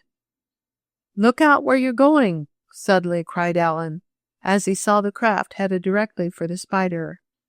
"Luff there! Luff!" Evidently, in the emergency, the other boy lost his head. He came straight on, but Alan was not minded to suffer a collision. Quickly he shifted his helm, and so quickly that the next moment the Spider overturned, spilling them all out. There were hoarse shouts from the boys and shrill screams from the girls as Alan, who had managed to jump clear, raced after the still-moving boat to prevent it becoming damaged. And, as he looked back to see the figures of his friends, more or less entangled in luggage and fur robes, scattered over the ice, he saw the boat, the action of which had made it necessary for him to spill, herself turn over, throwing out Alice and her friend. "Anybody hurt?" asked Will, as he sat up, a robe around his shoulders. "Guess not," answered Frank, taking a quick survey of the girls. They were laughing now and getting up. Chapter 9. Getting Settled. Only a glance was needed to show that none of the party of campers had been more than bruised. They were all up now, getting rid of the entangling rugs and collecting the scattered baggage, which had slid over the ice in various directions.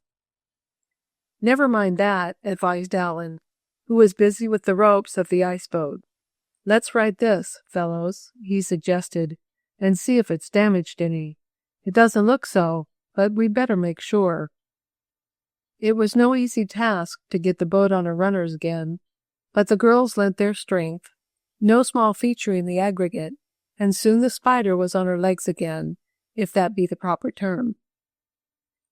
"Look, they seem to be having trouble," remarked Betty, pointing to the overturned ice boat with one hand, while with the other she tried to get her rebellious hair in some sort of order. Her locks had become loosed, as had those of her chums, in the spill. The youth who had been responsible for the accident was standing near Alice, seemingly ill at ease. Alice Jollo appeared to be crying. The boat was some distance off, and it needed but a glance to show that the mast was broken. "Maybe she's hurt," suggested Will, starting on the run toward the 2 figures. Alan had lowered the sail of the Spider and had tossed out a sharp-pronged ice anchor. "Shall we—" "I wonder if we'd better go to Alice?" asked Mollie, doubtfully. "Oh, yes, we must, I think," spoke Betty. "Come on, girls." And even Amy, who might have been excused for not going under the circumstances, started toward Alice, while Alan and Frank, seeing that there was assistance enough, worked to get their own craft in shape and to replace the rugs and luggage. Can we help you? Is there anything the matter, Alice?" asked Betty gently as she reached the sobbing girl. "I can't get her to tell me," spoke Harry Brooke, "but I don't believe she's more than scared." "I am so. My elbow hurts terrible," exclaimed Alice petulantly. "Perhaps if I look at it," suggested Grace, laying a hand on the arm of Alice. "I'll thank you to let me alone," was the snappish retort. It was your fault we upset, anyhow. Let me alone." "Phew," whistled Will. "Well, I like that." And his sister and her chums wished they were free to express themselves as forcibly. "Our fault?" cried Will. "Why, you came right for us, Brooke. You know you did. We had to jibe to get out of your way, and that's what put us in bad." "I know it. I'm sorry," Harry had the grace to answer. "My mast is broken, too. The rudder seemed to jam, and I couldn't shift it." "Well, I guess we can be of no service here," said Betty, a bit coldly. "Come on, girls." And without so much as a glance at the girl who had spurned their kind offer, the four chums started back. It was very evident that Alice was not much hurt, for she walked off to one side. "Shall I give you a hand at riding your boat, Harry?" asked Will, after rather an awkward pause. "Yes, if you will. I guess I don't know so much about icecraft as I thought I did. It was easy enough going before the wind, but when I turned to tack I had trouble. I'll just run her up on shore and see what I can do tomorrow about getting a new mast. Any of your crowd hurt?" "No, only their feelings. I'm sorry." "Oh, well, accidents will happen." Will looked narrowly at Alice, but she averted her gaze. Then, when Harry had assured him there was nothing more to do, Will set out to rejoin his friends, while Harry, after sliding the ice boat to shore, set off down the frozen stream with Alice. "I wouldn't like to be in his shoes," remarked Frank, when the situation had been explained to him. "Alice will have it in for him, all right." "Well, perhaps after her show of uncalled-for temper, he'll not want to have anything more to do with her," said Mollie. "I wouldn't, if I were in his place." Alan found that their ice boat had not been in the least damaged, and when the spilled-up possessions had been gathered up and replaced, they resumed their way with the hoisting of the sail. "I hope the lunch isn't spoiled," remarked Grace. "I'm hungry." "So am I," was the general admission. A few miles farther on, they came to a sheltered cove where they stopped and ate dinner. They made hot chocolate over a little fire of driftwood on shore. Then they kept on up the river, the wind holding good, and about 3 o'clock reached the lumber camp. Alan sent the ice boat up to the little dock in proper style, and one after another the young people leaped out. "Whoop!" yelled Will. "Here we are! Whoop!" "Be still, you Indian," begged Grace. "Indians always whoop," he added. "I want to let Franklin know we're here."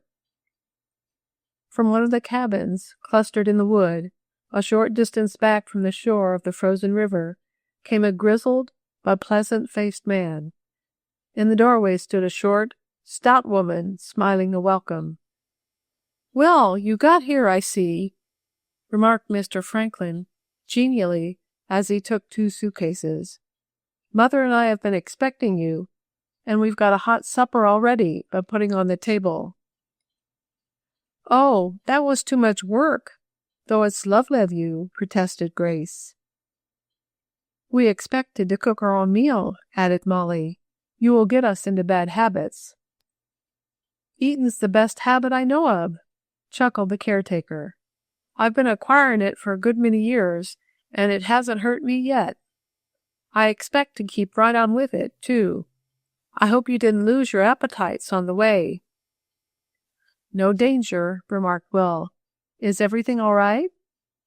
"Yes, all your stuff come. There's a lot of grub, plenty of wood, and all you got to do is to enjoy yourself." "Has that fellow, Jallow, or any of his men made trouble?" Will asked, when the girls had gone on ahead. "Not much, no. I did catch one of 'em on our land the other day. On land there's no question but what your father owns. I ordered him off." "Did he go?" "Yep." "Peaceably?" "Well, no, not exactly. I had to sort of shove him off, and I'm afraid he stumbled and bumped his nose," chuckled Mr. Franklin. That's the way, cried Will, laughing. The cabins to be occupied by the boys and girls were close together, and that used by Mr. Franklin and his wife was not far off. All three were near to the water, and back of them was a forest of big trees, gaunt and bare now, their black limbs tossing restlessly in the wind. Baggage was put away, a hasty survey was taken of the camp and the cabins, and then, as it got dark soon, Mrs. Franklin, with whom all the girls fell in love at first sight, suggested an early supper. And a most bountiful one it was, though the dining-room was rather taxed, but that only made it the more merry. "And now to get settled," exclaimed Betty, as she and the girls went over to their cabin. "You'll find the bunks all made up," called Mrs. Franklin, "and if you haven't covers enough, you'll find more in the big chest." "That's good," agreed Grace. "I hate to be cold." "You'll want to get more flesh and you'll be warmer," said Amy, who was rather plump. "Ugh! Flesh! Never!" declared the willowy Grace. They began unpacking their trunks and suitcases, each one appropriating part of the bureaus and wall space. From the cabin of the boys came shouts and laughter.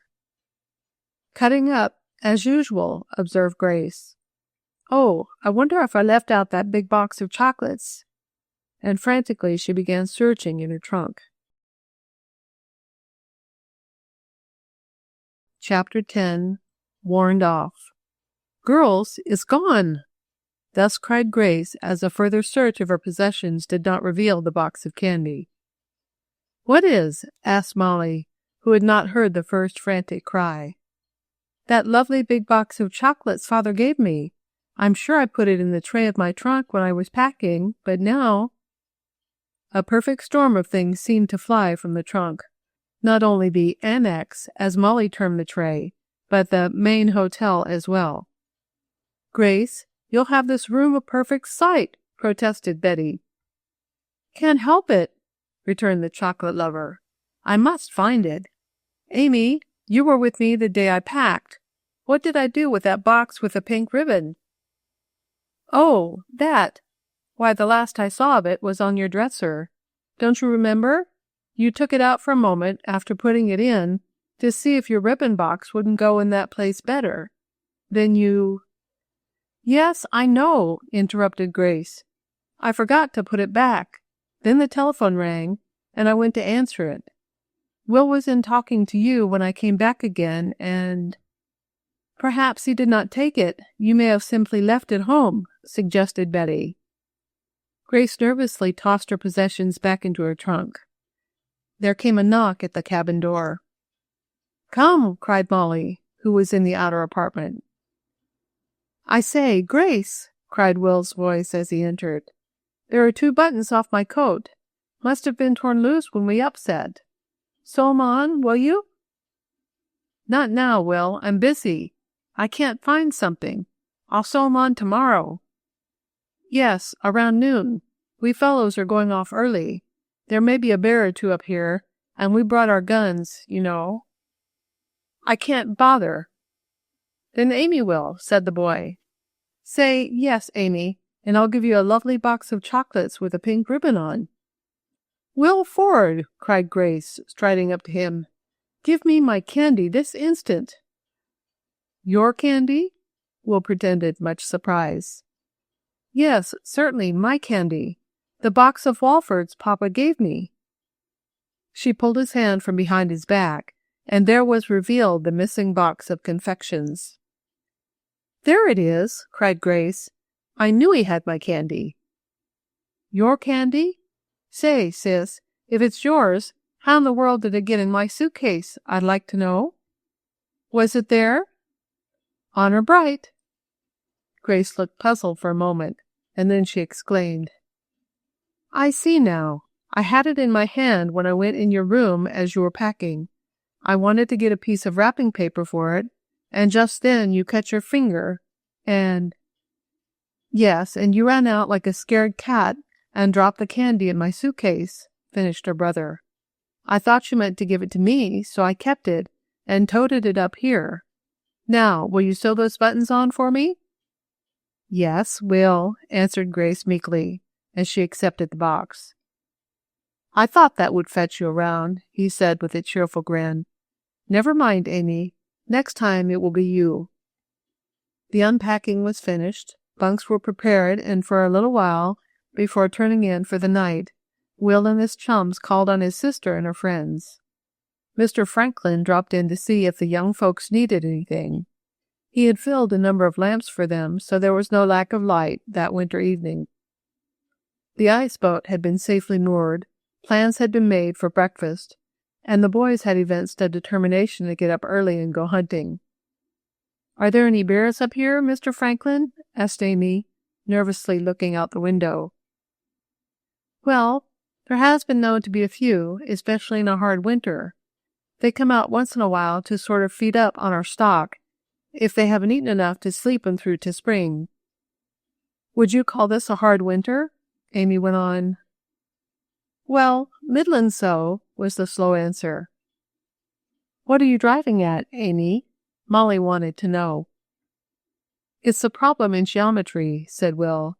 "Things that are equal to the same thing are equal to each other. A bear comes out to feed in a hard winter. This is a hard winter.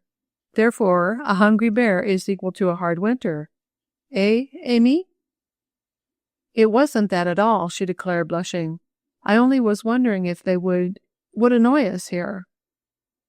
"I won't let 'em bite you, Amy," said Will, with a protecting brotherly air. Too brotherly, Grace said it was. "I guess all the bears you'll get down here you can put in your trunk," laughed the old woodsman. "Well, I must be getting back. This is late for me. 'Most 9. Indeed, they were all tired from the day's travel, and soon the boys had been shooed away and the girls let down their hair.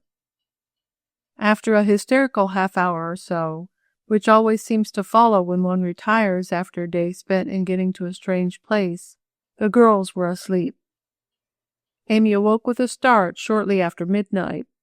She knew this because a light left burning low in the living room shone on a small clock, and as the girl listened, she heard a crunching sound out on the frozen snow. "Someone is trying to get in the cabin," was the fearsome conclusion to which she jumped. Then, in her fright, she called, "Betty, Mollie, wake up!" Mollie was the first to arouse. "What is it?" she asked, sitting up in bed. "Someone outside. They're walking around the cabin. I'm sure they're trying to get in. Oh, please call Mr. Franklin or the boys. I'm so frightened." "Nonsense!" exclaimed Mollie. "Wait until I take a look. No use sounding a false alarm." Grace and Betty wakened at the sound of the others' voices and asked what was going on. "I'll look out and see what it is," volunteered Betty, her room being nearest the window. She slipped from bed, and a moment later called, "Sillies, it's nothing but Mr. Franklin's dog keeping guard around the house. He's walking like a sentinel. Go to sleep, all of you." "Oh, I'm so relieved," murmured Amy, but it was some time before she closed her eyes again for an uninterrupted slumber. Morning came, with no further alarms having been reported, and, after some confusion, due to their new environment, the girls got their breakfast. They sent over some hot pancakes to the boys, for they could tell by sounds coming from their cabin that the meal there was not progressing favorably. In spite of the fact that Mr. Franklin was not very encouraging about the presence of bears, the boys determined to go off and see for themselves. They each had a gun. "Then we girls will go for a walk," decided Betty. "The woods must be interesting at this time of year, and it isn't as cold as it was yesterday." They set out, comfortably equipped for a walk, with short skirts and leggings, for the snow was rather deep. There were woodland trails and logging roads, and the girls alternated on them, seeing much to wonder at and admire, for the woods in winter are more interesting than many suppose who have never seen them except in summer or fall. The girls went on for perhaps 3 miles, and were thinking of turning back, for it was nearing noon, when a voice hailed them from a dense growth of hemlock trees. "I say, you folks will have to get away from here. You're on private ground. Get off!" And there stepped into view a burly, roughly dressed man, accompanied by a bulldog. Master and dog looked equally savage. "Go on," ordered the man, "before I—" Chapter 11. The Rivals. Grace clutched Mollie, and Amy made an equally effective seizure of Betty. The two girls, whose nerves were under better control than those of their two chums, stood their ground, if not sturdily, at least with the appearance of it. They stared at the man for want of something better to do, as Mollie afterward admitted. And the man found their gaze a bit disconcerting, it was evident, for he shifted uneasily, first on one big-booted foot, and then on the other. "Well, be ye goin' to get?" he finally asked. "I tell you this is private land, and Mr. Jallow don't allow nobody on it 'ceptin' them he hires." This gave Mollie an opening. "Oh, is this Mr. Jallow's land?" she asked, and her chums wondered at the sweetness of her tones. "It be," the burly guard replied, "and ye better get off." The dog growled and looked up inquiringly at his master as though asking for orders. We know Mr. Jallow," went on Mollie. Then nudging Grace, she whispered, "Say something, can't you? This must be the piece your father is having trouble about. Say something." I don't know what to say," faltered Grace. "Oh, let's get away from here. That dog—" The animal growled, as though resenting the tone in which Grace talked about him. "Do come," urged Amy. "I'm all in a tremble. The woods are big enough without getting on this disputed land." "I tell you, you better go," insisted the guardian of the forest. "I'm supposed to keep trespassers off, and I'm going to do it, too." Evidently he did not like the looks of the girls whispering together. Perhaps he may have imagined that there was a conspiracy to kidnap him and take possession of the property in dispute.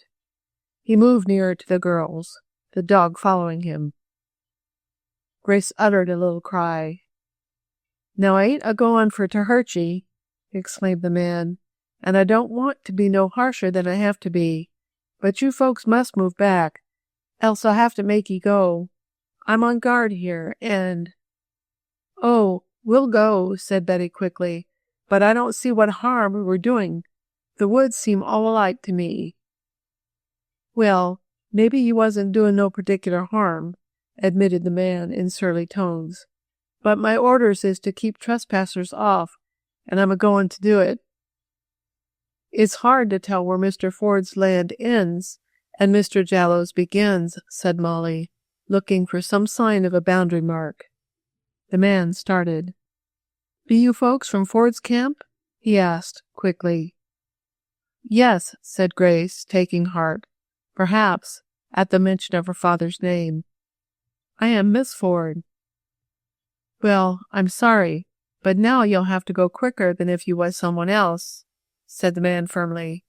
"I thought you was just ordinary folks, but I've got very strict orders not to let Mr. Ford, nor nobody who represents him, set foot on this land. So that's your game, is it?" And he leered at them. "Game? We don't know what you mean," said Mollie with asperity. "We certainly are up to no game." "Indeed not," echoed Betty indignantly. The girls, even Amy and Grace, had recovered their nerve now. The opposition, when they knew they had done no real harm, was enough to make them assert themselves for their common rights. "Well, you'll have to get right away from here. I won't stand for no nonsense," cried the fellow. "For all I know, you may be trying some law dodge on me. Move on." He advanced threateningly, and the dog growled menacingly. Even Mollie and Betty were not brave enough to stand their ground now, and they were preparing for a precipitate release when the sound of a shot was heard close at hand. The man uttered an exclamation of alarm, and the dog barked, ending in a howl. "Ha! More trespassers, ejaculated the man. Are they with you? Are they friends of yours? He asked cunningly. They might be, answered Mollie, thinking of the boys who had gone hunting. Well, if that's the case, began the man, I'll have to... But he did not finish, for at that instant, Will, Alan, and Frank came out from behind a clump of bushes. Will bore a gun that still had smoke coming from the muzzle. The boys started at the sight of the girls, and looked wonderingly at the man who was so evidently threatening them. "What's up, sis?" demanded Will, striding forward. "Has this fellow been annoying you?" asked Alan. "I warned him away. They are trespassing on Mr. Jallow's land," said the man, but his manner was much softened. Evidently the sight of the 3 young huntsmen had had a good effect. "Oh, so this is Mr. Jallow's land?" inquired Alan quickly. "Is this the part that is in dispute?" "I don't know nothing about no dispute," was the sullen response, "but I know what my orders are, and I'm going to carry 'em out." "Far be it from us to stand in the way of you doing your duty," remarked Will pleasantly. "But if you have been annoying these young ladies—" He paused significantly and looked at his 2 chums. "Oh, he didn't annoy us," said Grace quickly. She wanted no unpleasantness. "I am glad of it," spoke Will. "Perhaps you will be glad enough to point out just where the boundary marks are," said Alan quietly. "We may be walking in these woods often, and we would not like to trespass if we can avoid it. Where is the dividing line?" The question evidently took the man by surprise. He seemed confused. "It's somewhere about here," he muttered. "I seen one of the stone piles a while ago." "Perhaps the young ladies were not trespassing at all," went on Alan. "In that case, I have to point out that you have exceeded your authority. You may even be a trespasser yourself on Mr. Ford's land. If you are, don't be alarmed. We shall take no extreme measures." "Huh. Think you're smart, don't you? Maybe you're a lawyer?" "I am," was the quiet answer, "and I know my rights and those of my friends." "So that's the game, is it? You're trying to establish a right here. Well, you can't do it. I order you off." "First, show that you have the right," insisted Alan. "Where is the dividing line?" The man looked up and down through the woods. He went a little way backward, and then forward. Then he uttered an exclamation. "There it is, back of you!" he exclaimed. "You're all on Mr. Jallow's land now, and I order you off. Them stone piles are the points in the line. That big pine tree is another mark. The line runs right along here, and you're all trespassers." "Well, if that is the correct line, perhaps we are," agreed the young lawyer, "and we are willing to go, for the time being.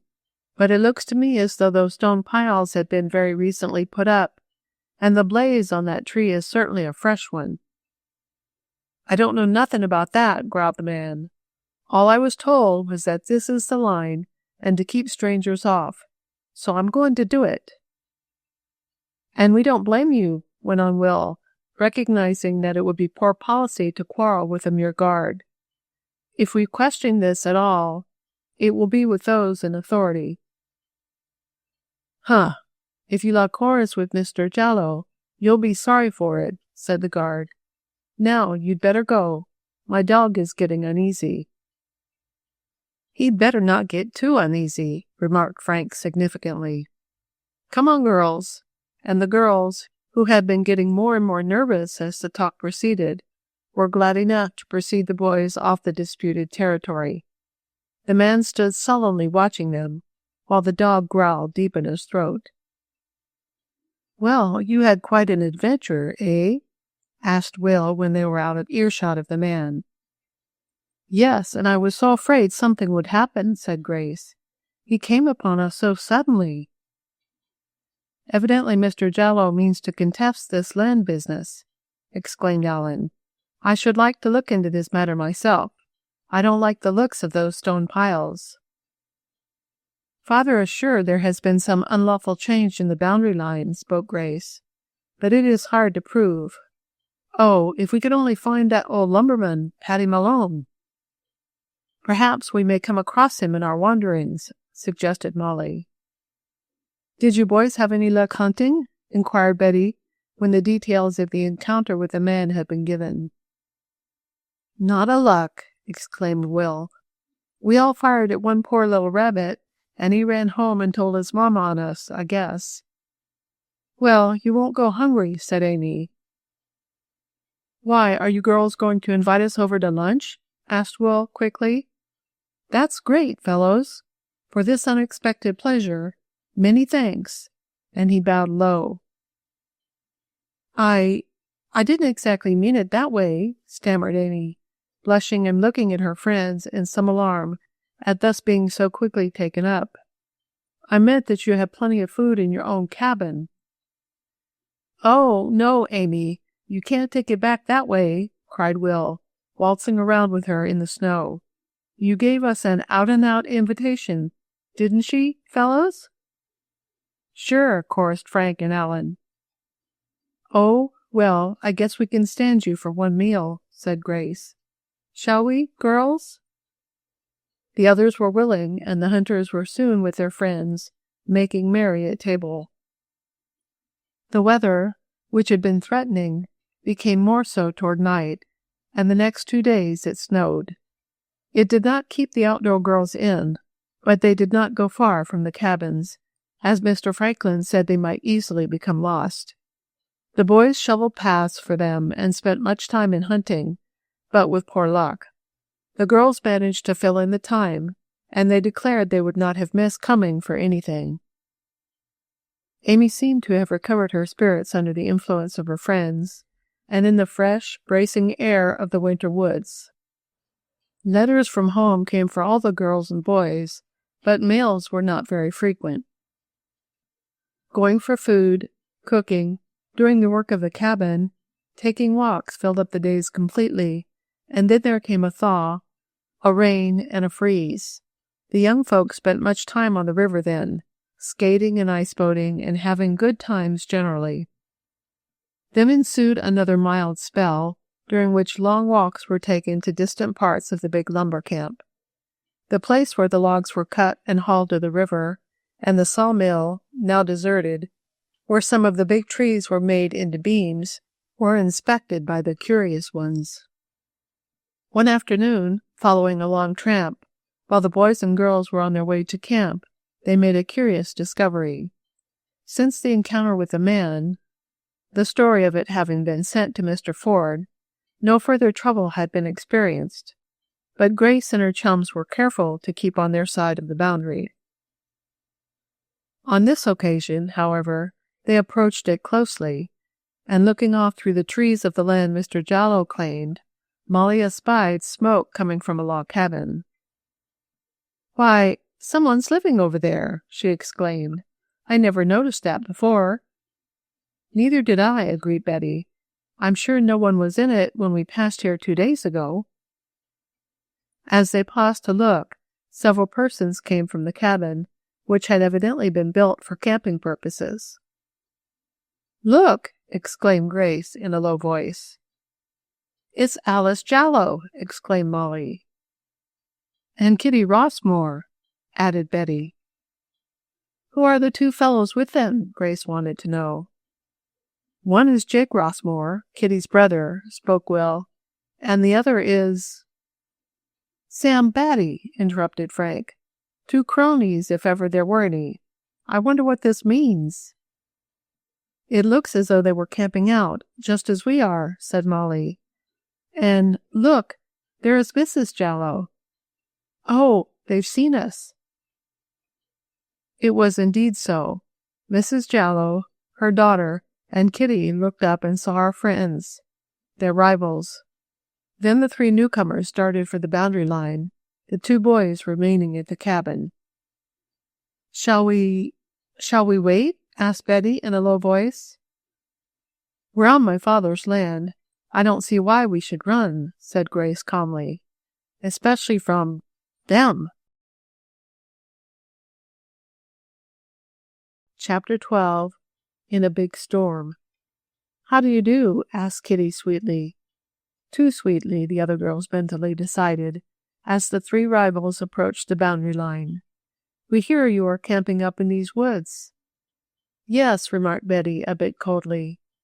Really, they had no quarrel with Kitty, though she was the chum of Alice, and always siding with her. Kitty had never said anything actually mean. "Yes, we are here. Are you camping too?" "We are," said Mrs. Jallow, taking up the conversation.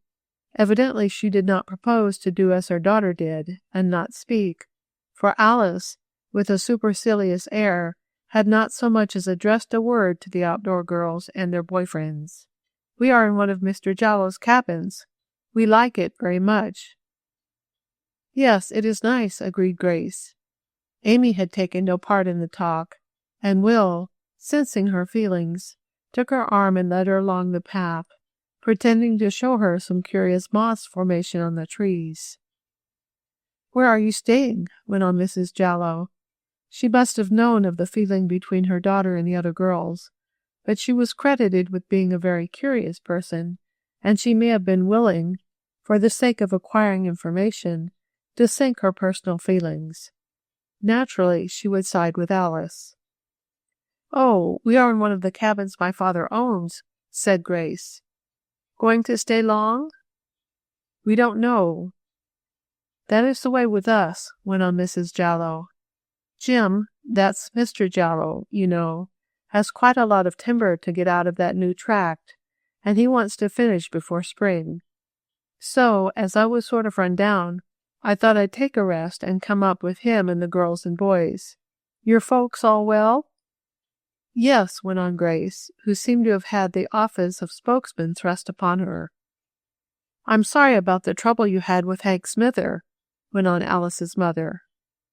"Hank Smither?" questioned Mollie. "Yes, he's one of Mr. Jallow's men, you know. He ordered you off the other day, but you must excuse him. He was only carrying out our orders, and I've no doubt Mr. Jallow will be glad to let you come over and see us." "Oh, Mr. Smither didn't annoy us," said Grace easily. "We realized that the poor man was only carrying out his orders.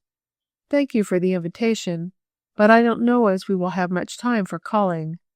We are up here to get as much fresh air as we can." "Humph!" sneered Alice audibly. "Well, we mustn't let business quarrels interfere with we women folk being friendly," said Mrs. Jallow, in what she probably meant for a conciliatory tone, but which she only succeeded in making patronizing. "No, indeed, we don't intend to," said Betty calmly. "We hope you will enjoy it here." "Well, you young folk do, if I don't," said Mrs. Jallow. "I like more conveniences than you have in a log cabin. But then it may do my nerves good to get a rest." There was a little pause, rather an awkward one, and then Grace said, "Well, girls, we had better be getting on. It's late." "Yes, and I must see about supper," said Mrs. Jallow. "I wish you'd come over." She did not heed the telegraphic signals her daughter was flashing at her, but the other girls understood. "Thank you," said Grace again, noncommittally. "Well, good-bye," said Mrs. Jallow, a farewell in which Kitty joined faintly, but Alice, without a word, turned her back and marched toward the cabin, where the two boys still were. "She tried to find out all she could," said Mollie, when the outdoor girls had gotten out of sight in the woods. "That's all she talked for." "Yes, and I believe they just came up here camping because they heard we were here," went on Betty. "Oh, I do hope we don't get into any trouble with them." "It will have to be of their making," said Grace firmly. "I'll never set foot on that land Mr. Jallow claims, if I can help it. It might complicate legal matters." "That is a wise decision," said Allen, viewing it from a lawyer's standpoint. "Let the trespass come from them, if there is to be any." They talked over the unexpected meeting with their rivals, and speculated as to when they had come, and the motive that brought them, also, to a winter camp. "I believe it's just to spy on us," declared Mollie, We have evidently frightened them, Grace." "Then they must have something to be frightened about," said Will. "I do wish we could get on the track of something or somebody who could let us know how to prove that the boundary is wrong. For wrong, Father surely thinks it is." "We'll do the best we can," suggested Alan. "I'm going to send for copies of the deeds, and then we'll look along the present boundary marks. I may be able to see if they have been changed. I once studied surveying." "I want you boys to promise something," said Grace, as they neared their cabin. "What is it?" asked Frank. "Not to have any quarrels with those girls, Alice and Kitty." "We never quarrel with girls," said Will. "Well, then, with those boys either." "We won't do anything to provoke a quarrel if they don't, sis," Will promised. "But we're not going to let them walk over us. Eh, fellows?" "Of course not," cried Frank. "Oh, but please don't get into a fight," begged Grace, and she meant it. "All right, little one. Here is a chocolate for thou," laughed Will, as he crowded one into her mouth. For a few days our friends saw nothing of Alice and the rival campers. They did not go toward the part of the wood where the Jallow cabin was located, and Mrs. Jallow did not bring her charges toward the place where our boys and girls held forth. There was little for Ted Franklin, Mr. Ford's man, to do, save to keep a watch over the camp, visiting the different points on different days. In his trips he was often accompanied by some of the young people, who much enjoyed his company, for Mr. Franklin was an old woodsman, and many an interesting bit of information or lore he gave out to the profit of the boys and girls. "Hooray!" exclaimed Will one day, when a belated mail had come in. "Here's a letter from Mr. Blackford. He says he's coming up to pay us a visit soon."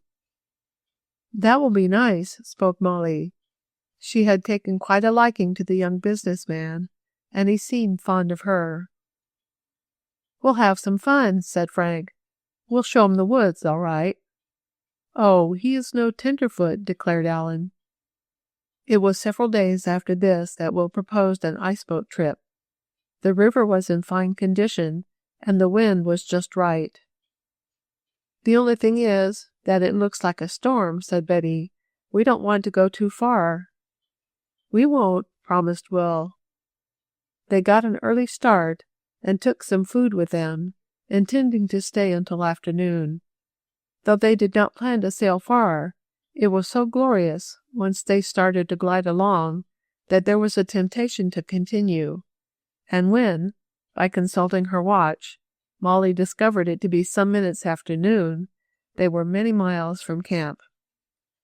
"Oh, we must stop," she exclaimed. "The wind may die out, and we can't get back." "All right, let's have the eats then," proposed Will. A halt was made, and on the bank, under the shelter of some big trees, they built a fire, made chocolate, and partook of the sandwiches they had brought.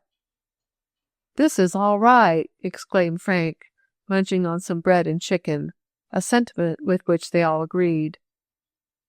Betty was nervously glancing at the sky now and then. "Do hurry," she urged her chums. "Oh, don't fuss so," advised Mollie. "You won't enjoy your food if you do." "But I'm sure it's going to storm." "Let it," said Will recklessly. 5 minutes later, the first flakes began falling. This brought even Will to a sense of possible danger. The things were hurriedly collected, the young people got into the spider, and the sail was hoisted. Off they glided down the river toward their camp. "We'll beat the storm there," boasted Will. "I don't know about that," said Alan slowly, as he cast a glance aloft. "It looks to me as though it was going to come down hard soon, and the wind is freshening." The white flakes did increase in volume a little later, and the wind sighed mournfully through the pine trees on shore and through the rigging of the ice boat.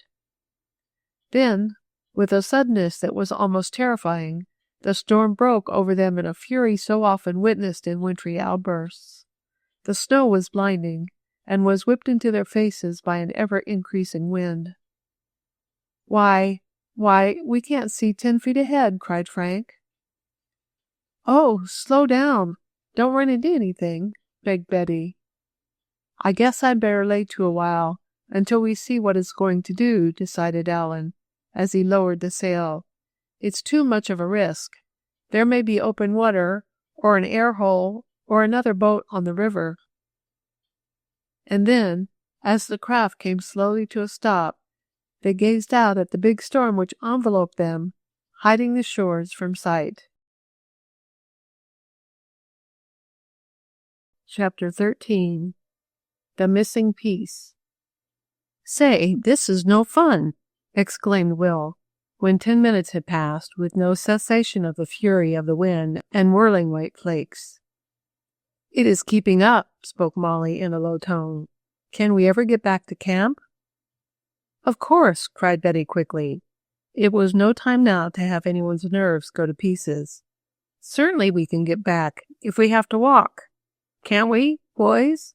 And she gave Alan a look that made his eyes sparkle as he answered, "Certainly. It will be more fun walking, anyhow." "Spoken like a true hero," said Will in his ear.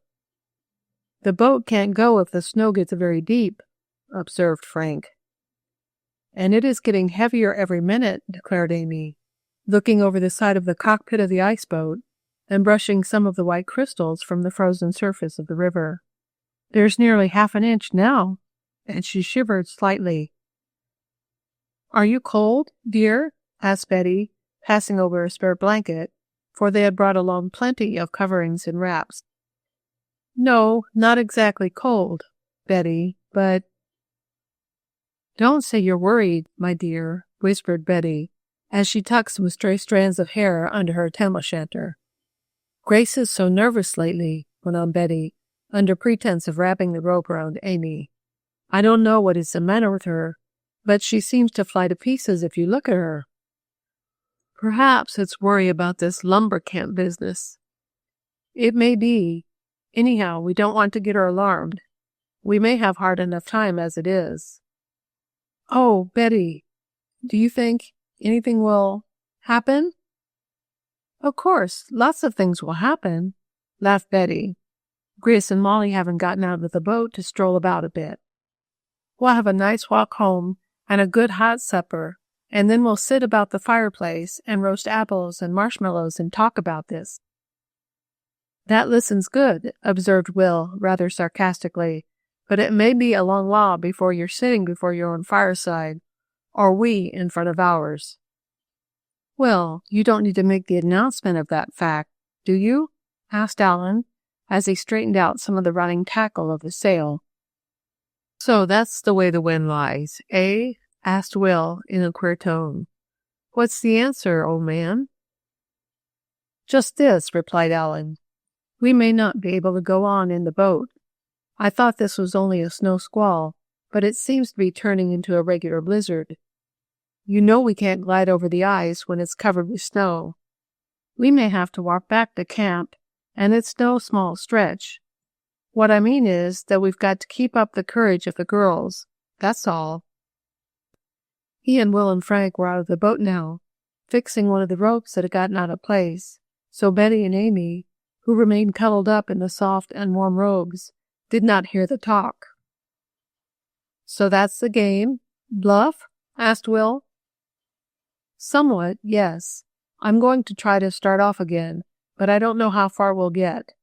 Where's Grace and Mollie?"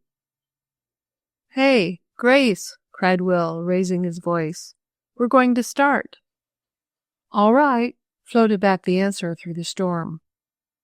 Soon the girls came running up to the ice boat. They had been racing about, they said, to get warm, and Betty and Amy, sitting amid the furs and blankets, rather wished they had done the same, for they were quite chilly in spite of their coverings. "I'm going to make a try for it," explained Alan. "We may not be able to go far, for the snow is rather wet and heavy, and it may clog the runners. But we'd better make a start, anyhow. It seems to be slackening up a bit." They piled into the ice boat, and the sail was hoisted. The Spider darted off after a moment's hesitation. "Hooray!" cried Will. "We're moving." "And that's about all," said Alan in a low voice. Don't crow until you're out of the woods. This snow is worse than I thought it was." For a time the ice boat went along well, halting occasionally as masses of snow clogged the runners. Then there came a jolt, and a puff of wind nearly upset it, as the craft did not properly answer the helm. "Oh, my!" screamed Grace, as she clutched Betty. "We are going to upset." "No, we're not," declared Alan, as he loosed the halyards, letting his sail come down on the run. "I guess we'll have to abandon the Spider," he went on, "and tramp it. The snow is too heavy. We may upset." "Well, the girls are good walkers," observed Frank. "Which is a blessing," spoke Will. "Out of the Spider into the frying pan. Don't you ask me to carry you, sis." And he looked at his sister. "No danger," she retorted haughtily. The storm, though continuing steadily, had so far lessened in severity that the shores of the river could be made out, standing grim and dark with their fringes of trees. "We'll just run the Spider over to shore," said Alan, "and leave it there. We can come for it tomorrow, or whenever the storm lets up." "What about the blankets and robes?" asked Will. "Take them with us. Well, take them along. They may blow away," and Alan corrected himself. The girls and boys climbed out of the boat, loaded themselves with the wraps after the craft had been tied close to shore, and started off down the river. "What were you going to say about the blankets and robes?" asked Will, when he got a chance to speak to Alan alone. "Was it that we might need them in case we didn't get back to camp?" "It was." "Don't you think we have a very good chance?" "Not extra good, tonight. Of course, we'll get there tomorrow, but it will be too bad if the girls have to stay out all night. Perhaps they won't, but if they do, we can make a shelter of the robes and blankets." "That's so," agreed Will. On they tramped through the storm. It was hard work, for the snow clogged their steps, and the wind made the carrying of the heavy blankets an additional burden. But no one murmured. They kept to the river, and thus were assured of a straight road to camp. It was not like being lost in the wood. The only danger was that they were quite a distance from their cabins, and that night was coming on, and that a big storm was raging. Long since it had passed from the class of a mere squall, in which it seemed to be at one time. "Did anyone bring the sandwiches we left?" asked Grace, when they had gone on for perhaps a mile. "I did, and your chocolates too," said Alan. "Will you have them now?" "Divide the candy up," said Grace. "They say that persons lost in the snowy Alps eat chocolate." "You eat it, lost or not," laughed Will. "But pass it around, Alan." There was a sandwich each, and also a few pieces of candy for each one, as Alan divided them, and the eating of the bread, meat, and sweets did really put new energy into them. They trudged on in better heart now. "But we're still a good way from camp," said Alan, as he peered as best he could at the landmarks on the shore. "It will take us another hour." "And it will be dark then," said Amy in a low voice. "Never mind," advised Betty. "The snow on the ground will make it light, and we can't miss the river. We'll be all right." Darkness did not bring them in sight of their camp, and they were beginning to lose heart when Will cried, "I see a light! It's Franklin's cabin! We're at camp! We're all right now!" "Are you sure?" asked Grace. "Certainly. I knew we were near it some time ago." He gave a hail, which was answered, and soon the young people heard the welcome call of Mr. Franklin, who demanded to know where they had been and what had happened. "There's a light in our cabin!" exclaimed Will, as he saw the gleam in the window. "Who's there, Mr. Franklin?" "A friend of yours, he says." "A friend of ours?" exclaimed Alan. "Is it Mr. Jallow, masquerading under that name, and trying to get possession of this land as well as the other valuable strip?" "No, it isn't Jallow," replied Mr. Franklin. "I know him. This is a young fellow you've been expecting, he says. He come up in a hired rig from the village. Blackstone, Blackrock, some such name as that he give. Oh, Mr. Blackford, yes. We were expecting him. So he has arrived? I hope he made himself at home. I told him to, said Mr. Franklin, and I guess he did. He had quite a time of it in the storm, and I reckon you folks did, too. We did, exclaimed Will, but we're all right now. Come on, girls, get in and make yourselves comfortable, and we'll bring Blackford over as soon as we feed him. The girls went to their cabin, the boys to theirs. The latter found Mr. Blackford making himself perfectly at home. Well, what brings you up here? Asked Allen, when greetings had been exchanged. Boys, I've got good news, cried the young businessman. I've found the missing piece of paper that tells me what sort of a birthmark my sister has. The sister I have been searching for so long. I could hardly wait to tell you. Chapter 14. An Ice Boat Race. The girls will want to know this, cried Will, when he had grasped the import of the news. Yes, and I want to tell them, said Mr. Blackford. Somehow or other, I have an idea that they can help me to find my sister. I don't know why I feel so, but I have, all along. They have always been so lucky. They surely have, agreed Allen. From the time they first set out. And found my $500 bill, interrupted Mr. Blackford. And then, unhaunting the mansion of Shadow Valley, added Will. How did you come to find the missing piece of paper? Asked Frank. It was simple enough, replied the young man. It appears that the corner of the document, describing the birthmark on my sister, was torn off when the firm I have engaged to help search for her forwarded it to me. One of the stenographers found it in her desk the other day, and they sent it on. I had some business in this section, so, remembering your kind invitation to spend some time in your camp, I decided to avail myself of it and stop over. Glad you did, said Will hospitably. Did the storm bother you? Not much. You were caught in it, though. Yes, had to leave the ice boat and tramp back, but we're all right now. We'll hustle around and get some grub, announced Allen. Then we'll go over and see the girls. They'll be anxious to hear the story. You haven't succeeded in locating your sister yet, have you? No, I've been on a number of false trails, but I somehow feel that luck is going to turn now. Mr. Blackford, who said he had been invited by Mr. Franklin to make himself at home in the cabin of the boys, turned in and helped them get ready a simple meal. It was now night, and the boys were tired out from buffeting the storm, but they were in good spirits and glad to see their friend. After the meal, at which all present displayed good appetites, they went over to the girls' cabin, where they found Betty and her chums in dry clothes, sitting before a roaring fire. My, this looks like all the comforts of home, exclaimed Mr. Blackford, approaching the blaze and rubbing his hands. You certainly have it fine here. So you have good news? Queried Grace, for Will had slipped over for a moment to give a hint of what was to come.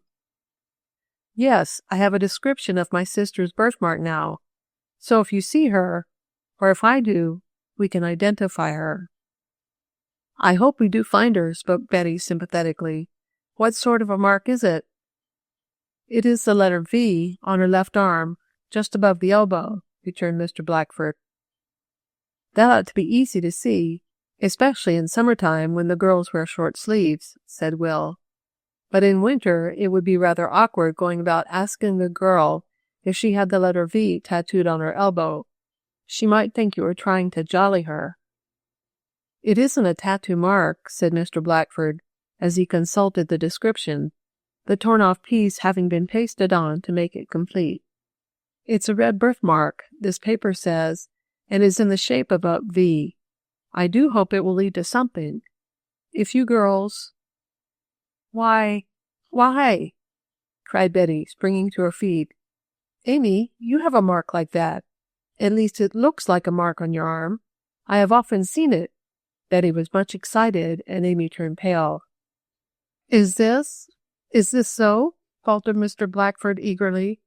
Have you such a mark? Not such as you describe, replied Amy with a blush. When the young man had first spoken of a birthmark, a rush of hope had flooded her heart. Now it had receded, leaving her disappointed. See, she said, rolling up her sleeve just above her elbow. It is a mere scar. I have had it ever since I was a child. I don't know how I came by the thing, and neither do any of my friends. She hesitated at the word. No, I'm afraid the mark I'm looking for isn't that kind, said Mr. Blackford slowly. The one spoken of in the missing part of the letter is very definite. I am sorry. Amy was too, but she did not speak. Oh, isn't this too bad? Exclaimed Betty contritely. I am sorry I spoke, and raised false hopes. But I've remembered that mark on Amy's arm. Well, better luck next time, said Mr. Blackford, as cheerfully as he could. If you girls will continue to be on the lookout. We'll do all we can for you, said Mollie. Amy did not speak again. It might be that she was wishing she had some such clue, so that she could locate her missing parents or relatives, whoever they might be. Mr. Blackford, who had been in Deepdale a few days before setting out for the camp, told the news and gossip of the village. Did you hear anything as to why Mr. Jallow brought his folks up here? Asked Grace. Nothing definite, no. There was talk that they had come here, and folks were speculating as to why. I wondered if it had anything to do with the dispute over the land. We think so, but we can't be sure, said Will. I have written to Father about it, and he has asked us to be on our guard. Jallow may be planning some trick to get more land away from Dad. Oh, I wish this unpleasant dispute was all over, sighed Grace. It makes it so uncertain. Well, don't worry, advised Alan. We're having a good time up here. And we'll have more fun when I get what I've sent for, said Will mysteriously. What is it? Asked Grace. Another box of chocolates? Nonsense! Always chocolates, cried her brother. No, this is better. Did you inquire about it when you were in town, Mr. Blackford? For Will had been corresponding with the young man. Yes, and they said it would be shipped this week. Good! Then I'll get it next, and we'll astonish the girls. Mean thing, not to tell, pouted Grace. But Will was obdurate. The storm kept up all night, and part of the next day. The snow was so deep that skating and ice boating were out of the question. But the young people could go on sledding excursions, which they did, Mr. Franklin furnishing the horses and sleigh. This was a new kind of fun, and was enjoyed to the utmost. They went to nearby towns, and had oyster suppers, going to informal dances afterward. Mr. Blackford stayed, and as he could do little business while thus snowbound, he made arrangements to remain in camp a week or two. The boys and girls were glad to have him, as he was good company, and knew no end of games for an evening entertainment. Meanwhile, though the young folks often went off in the woods, they had no further clashes with the Jallows. They did not call on their rivals, though Mrs. Jallow, meeting the girls once or twice, pressed them to come. But she just wants to ask us questions about Father's business, decided Grace. We'll not go. And they did not, for it would have been embarrassing for poor Amy. Once or twice the girls had a sight of Hank Smither patrolling the dividing line between the two properties, but he said nothing, and his dog growled. The girls were careful to keep on Mr. Ford's land. Then came a miserable week, when it rained and rained and rained again. Much of the snow was washed away, and the boys and girls had to stay in their cabins most of the time. Then it was that Mr. Blackford proved his worth, for he was a royal entertainer, and when he ran out of tricks and games, he invented new things to interest them. His sister will be a lucky girl, whoever she is, if he takes her to live with him, said Betty one night after an evening of enjoyment. That's right, agreed Mollie. He's almost as nice as Alan, isn't he? I'm glad you think so, replied blushing Betty. There came a freeze, and the river was just right for glorious skating and ice boating. The Spider had been brought to her dock again, and one pleasant afternoon, when there was a good, but not too cold or stiff a breeze, the party set off for another run. It was cool and clear, with no hint of storm. They had not gone very far in the ice boat before they heard the approach of another behind them, and soon, to their surprise, they saw in the craft that was rapidly overcoming them Alice Jallow and her 3 young friends. As they came up, Jake Rossmore called patronizingly, "Want a race?" "Sure," answered Alan, nothing loath, for he had faith in his craft. Soon the 2 gliders were on even terms, but it was soon seen that the rival boat carried more sail and was better built for racing. It began to forge ahead of the Spider. "I'll tell them you're coming," jeered Sambati as he waved his hand to those he was leaving behind. "Oh, can't you beat him?"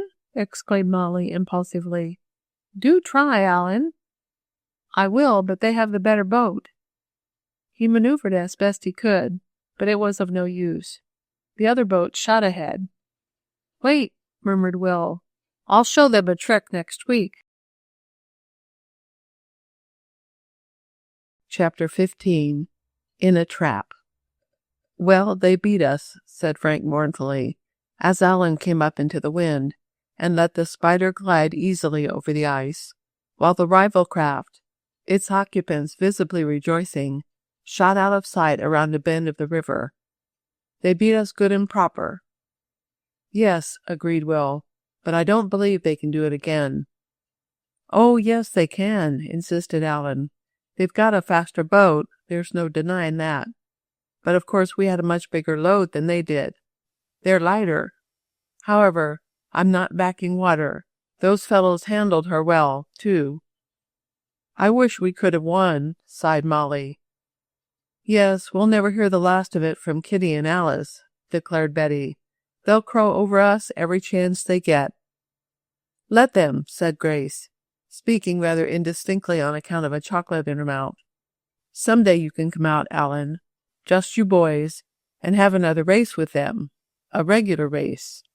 "We might win then," agreed the young lawyer, "but I doubt it. Theirs is a racer, all right, and ours is built more for pleasure. It's a safer boat, too, the Spider is. Once or twice they came near having a spill in wind that didn't faze us a bit. I'm glad we didn't have any accidents like the last time we met Alice." "That's right," said Betty, recalling the 2 upsets. "Let them wait," remarked Will mysteriously. "I'll soon have a boat that will beat anything on the river." "Oh, is Papa going to let you get an ice boat?" cried Grace. "I don't care. I don't think it's fair. You get anything you want. You had a new horse, and wasn't it on your account that Dad let you girls come to this camp?" demanded Will. "Talk about me getting all the favors." "Children, children," admonished Betty with a smile. "And besides, this has nothing to do with Dad," went on Will. "This is something I'm getting up on my own account." "Oh, tell us," begged Mollie. "Nope, it's a secret. You'll see it as soon as it comes." "Give you a chocolate if you tell," bribed Grace. "Nope." "2? "Nope." "Oh, let him alone," advised Betty. "What are we going to do next?" "Oh, just sail on, answered Alan with a laugh. "We won't try any more races, though." They proceeded up the river another mile or so, and had a distant glimpse of their rivals scudding about. Then something else claimed their attention. This was a sight of some men fishing through the ice for pickerel, and the girls at once evinced an appetite for fresh fish. "Why, we can do that ourselves," declared Will. "We'll try it when we get back." "Oh, see if you can't get them to sell you some," begged Grace. "They will be fine for supper." The men were very willing to dispose of some of their catch. They were lumbermen from a distant camp, which fact becoming known, Grace insisted on her brother inquiring if they knew anything of Paddy Malone. "I used to know him," said one burly fisherman, "but he hasn't been around for a year or so." "Guess he don't dast come," put in another. Why? Asked Will curiously. He got into trouble, I hear, and the authorities want him. Nothing of the sort, the first man declared. Paddy is as straight as a fishpole. More likely it's the other way round, and he's staying away so as not to make trouble for someone else. Maybe, agreed the second man. Anyhow, he isn't around. That's true enough. With their fish, the young people started back at the ice boat, Will finding out, by talking with the other lumbermen, that Paddy Malone had not been seen in some time. The fresh fish were indeed a welcome addition to the table that night, the boys having their share. We'll have to try this sport tomorrow, decided Will, when he had cleaned off his plate the second time. They're great. Accordingly, the next day, the boys chopped holes in the ice, and with baited hooks attached to springy branches, set in the ice with a piece of cloth that, by its bobbing, gave indication of a bite, planned for a big catch. The visual signals enabled each lad to set several hooks. But either they were not in the right place, or they did not use the right bait, for 2 small fish were all they caught. Those lumbermen have them hypnotized, complained Will. I'm going up to their fishing grounds tomorrow. The other boys said they would accompany him. This left the girls to their own devices, since they did not care to go with the boys. Who's for a walk in the woods? Asked Mollie, and they all were eager to come along. In their short skirts and leggings, they found it easy going, even in comparatively deep snow. Oh, it's great to be an outdoor girl, exulted Betty, as she trudged along beside Grace. Yes, I wonder if Carrie Norton, the girl who fell out of the tree, would like this, ventured Amy. She was a real outdoor girl, too, observed Mollie reflectively. Carrie, however, who figured largely in the 3rd book of this series, had gone, as has been said, to live with a distant relative. Occasionally she wrote to her young friends. The girls had gone about a mile, or perhaps 2, from their camp, and were nearing the debatable ground where Mr. Jallow claimed a valuable strip of timber. Grace was just about to warn her companions not to trespass, when Amy called attention to something in the woods a short distance off. See the cute little log cabin, she cried. Let's see if anyone lives there. If they do, they must be frozen, declared Mollie. It is full of chinks and cracks. They approached closer to it. It was not like any log cabin they had ever seen, consisting, as they could see through the open door, of but one room. It's probably only a hunter's lean-to, said Betty. Don't go too close, Amy. But Betty spoke too late. Curious to see the whole interior of the cabin, Amy stepped across the threshold. A moment later she heard something move behind her. She turned, but not in time. An instant later, a raised, sliding door of heavy logs slid down in grooves, and Amy was a prisoner. Oh! Oh! She cried out. What has happened? And she beat on the heavy logs with her little hands. Oh, dear! It's a trap! You're in a bear trap! Cried Betty. We must go for help. Chapter 16. Trouble. The girls were stunned for a moment. After Amy's first frantic cry, and Betty's realization of the danger and the way out, there came, as there often does following a shock, a period of lethargy. Mollie and Grace, who had clung to each other spasmodically, now separated. Grace, even in this moment, sought her sweater pocket, where, as might be supposed, she carried some of her seemingly never-failing chocolates. What must we do? Asked Mollie, who looked to Betty to answer this question. It was curious how even Mollie, used as she was to thinking for herself, turned to the little captain now. Get her out, of course.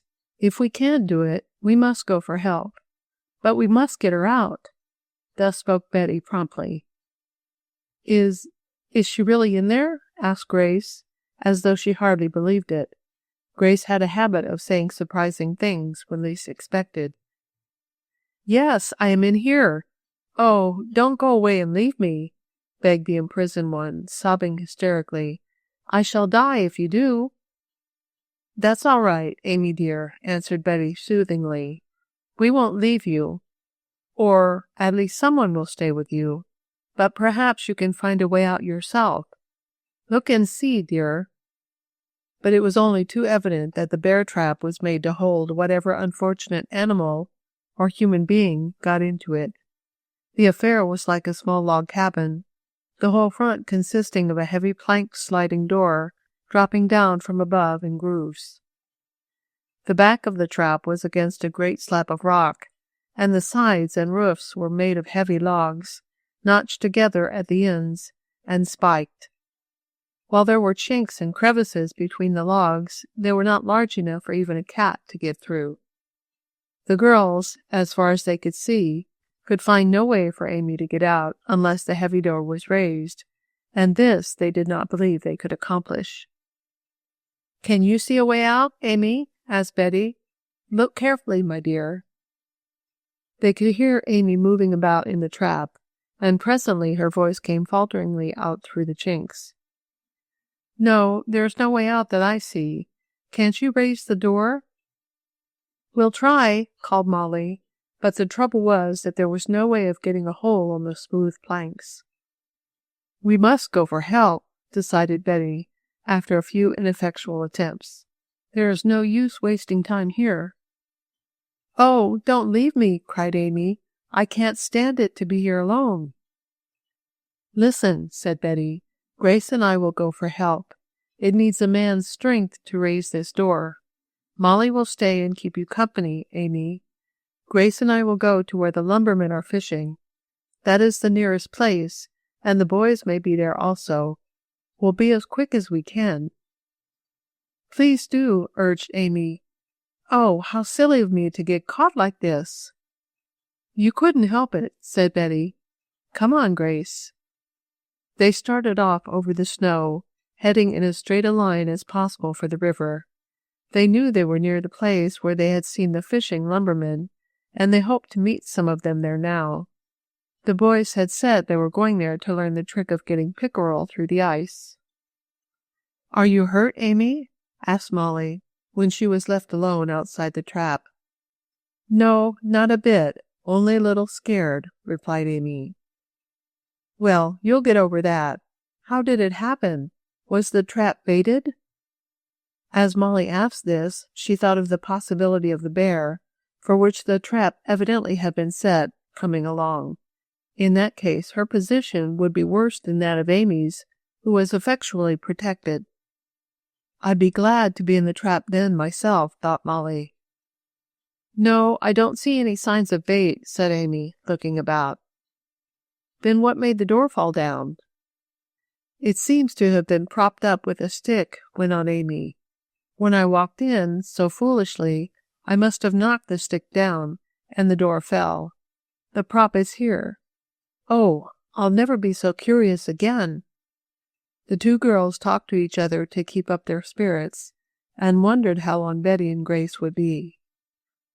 Meanwhile, the two latter were having no easy time. They got into deep drifts and stumbled out again, tiring themselves greatly in the process.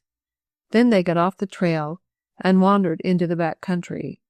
It was not until they got on a high bluff and saw the river below them that they realized their mistake. Then came a hard scramble down a snowy hill, but at length they were on the frozen river and headed for the place where the fishing was going on. "We are surely living up to our reputation as outdoor girls," panted Betty as she walked along beside Grace.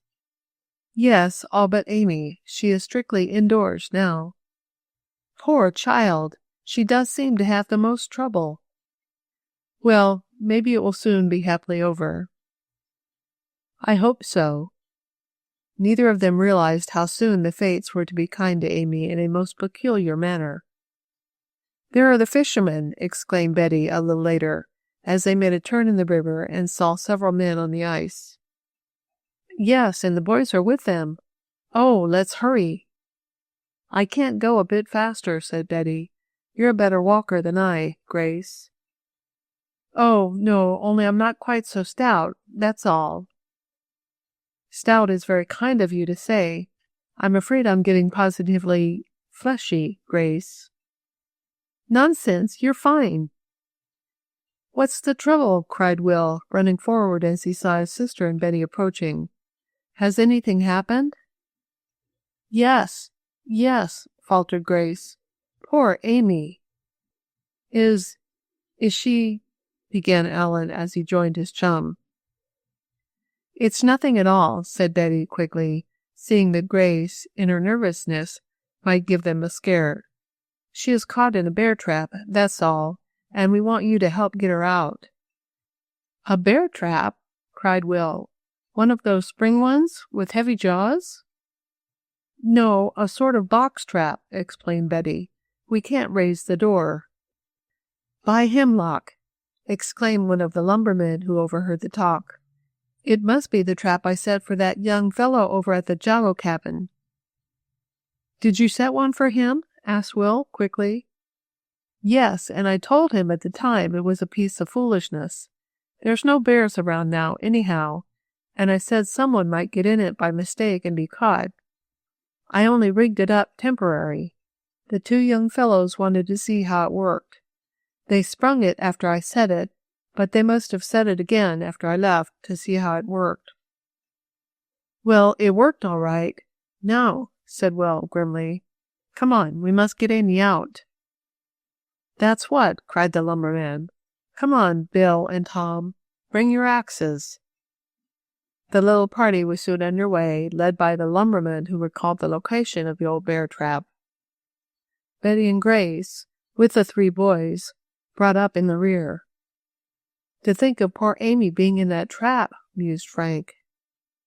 Yes, and it was set by Jake Rossmore and Sam Batty, added Will. I'll give 'em a piece of my mind when I see 'em. Oh, please don't have trouble, begged his sister. Trouble? The trouble will all be on their side, announced Will, grimly. It was the matter of but a few moments for the lumbermen, expert as they were with the axes, to release Amy, and she fell sobbing into the arms of her friends. Oh, take me home, she begged. There, soothed Betty, with her arms about the shrinking figure. You'll be all right soon. I told those fellows it was foolish to set that bear trap, asserted the lumberman, but they would have it. Well, there is one satisfaction, grimly spoke one of his companions.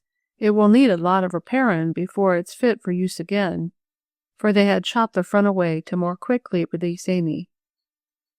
Will was peering about, and, as the party made ready to start for the cabins, the lumbermen going back to their fishing, Grace's brother said, Unless I'm mistaken, this trap is on Dad's land, which means that Jallow crowd must have trespassed here to set it. Take a look, Alan, and see if the boundary line doesn't bring the trap on this side. It certainly does, declared the young lawyer. They were trespassers, all right. And I'll let 'em know it, too, said Will. Oh, please don't quarrel, begged Grace. Amy was fast recovering her composure, and she and her girl chums went on ahead, the boys coming more leisurely. Soon the girls were out of sight in the little valley.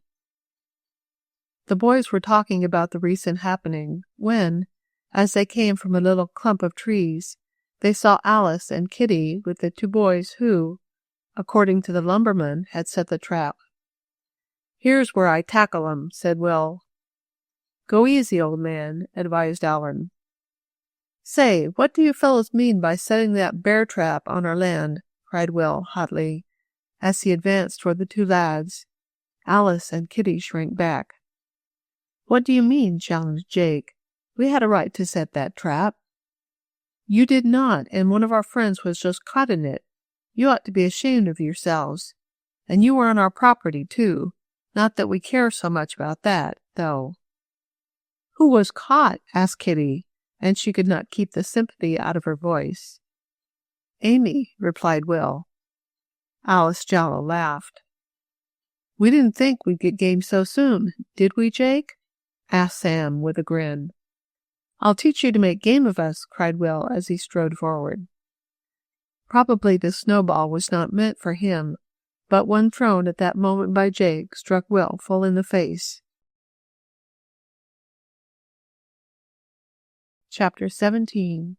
A Snow Fight. Alice Jallow screamed, and in this was joined by Kitty Rossmore. Then both girls turned and fled. Possibly they anticipated what was coming, for after the white flakes of the snowball had fallen from Will's face, and the red, caused by the impact, had died out, he became white with anger. "What did you do that for, Jake Rossmore?" Will cried. "I didn't mean to. You walked right into it." "A likely story. I'll fix you for that," and Will sprang forward.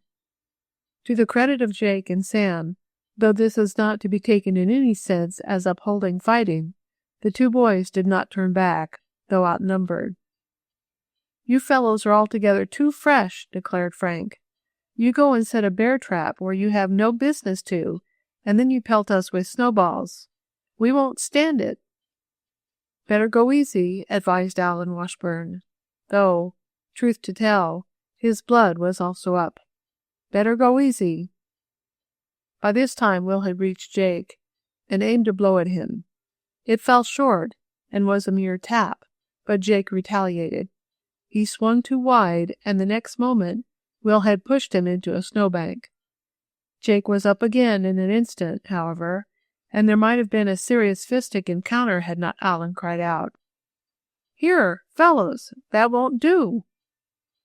"But he pushed me," cried Jake, with doubled fists, while Frank and Sam were regarding each other with none too friendly eyes.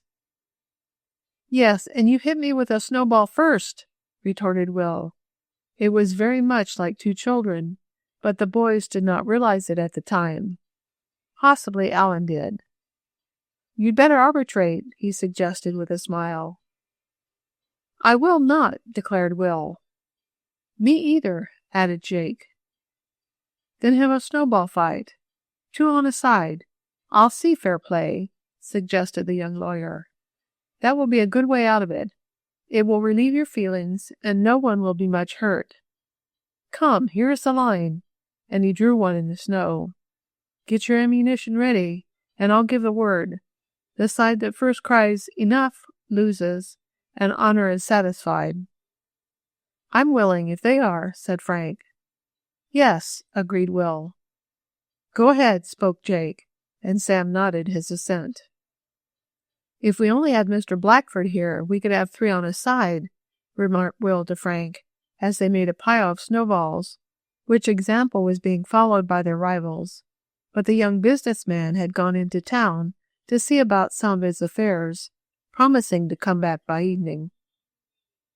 "All ready?" asked Alan, as he noted that the white ammunition was accumulating. He would have been glad to take a hand himself, but he thought it hardly dignified. "All ready," replied Will, and his rivals nodded their willingness to start. "Everybody in the game."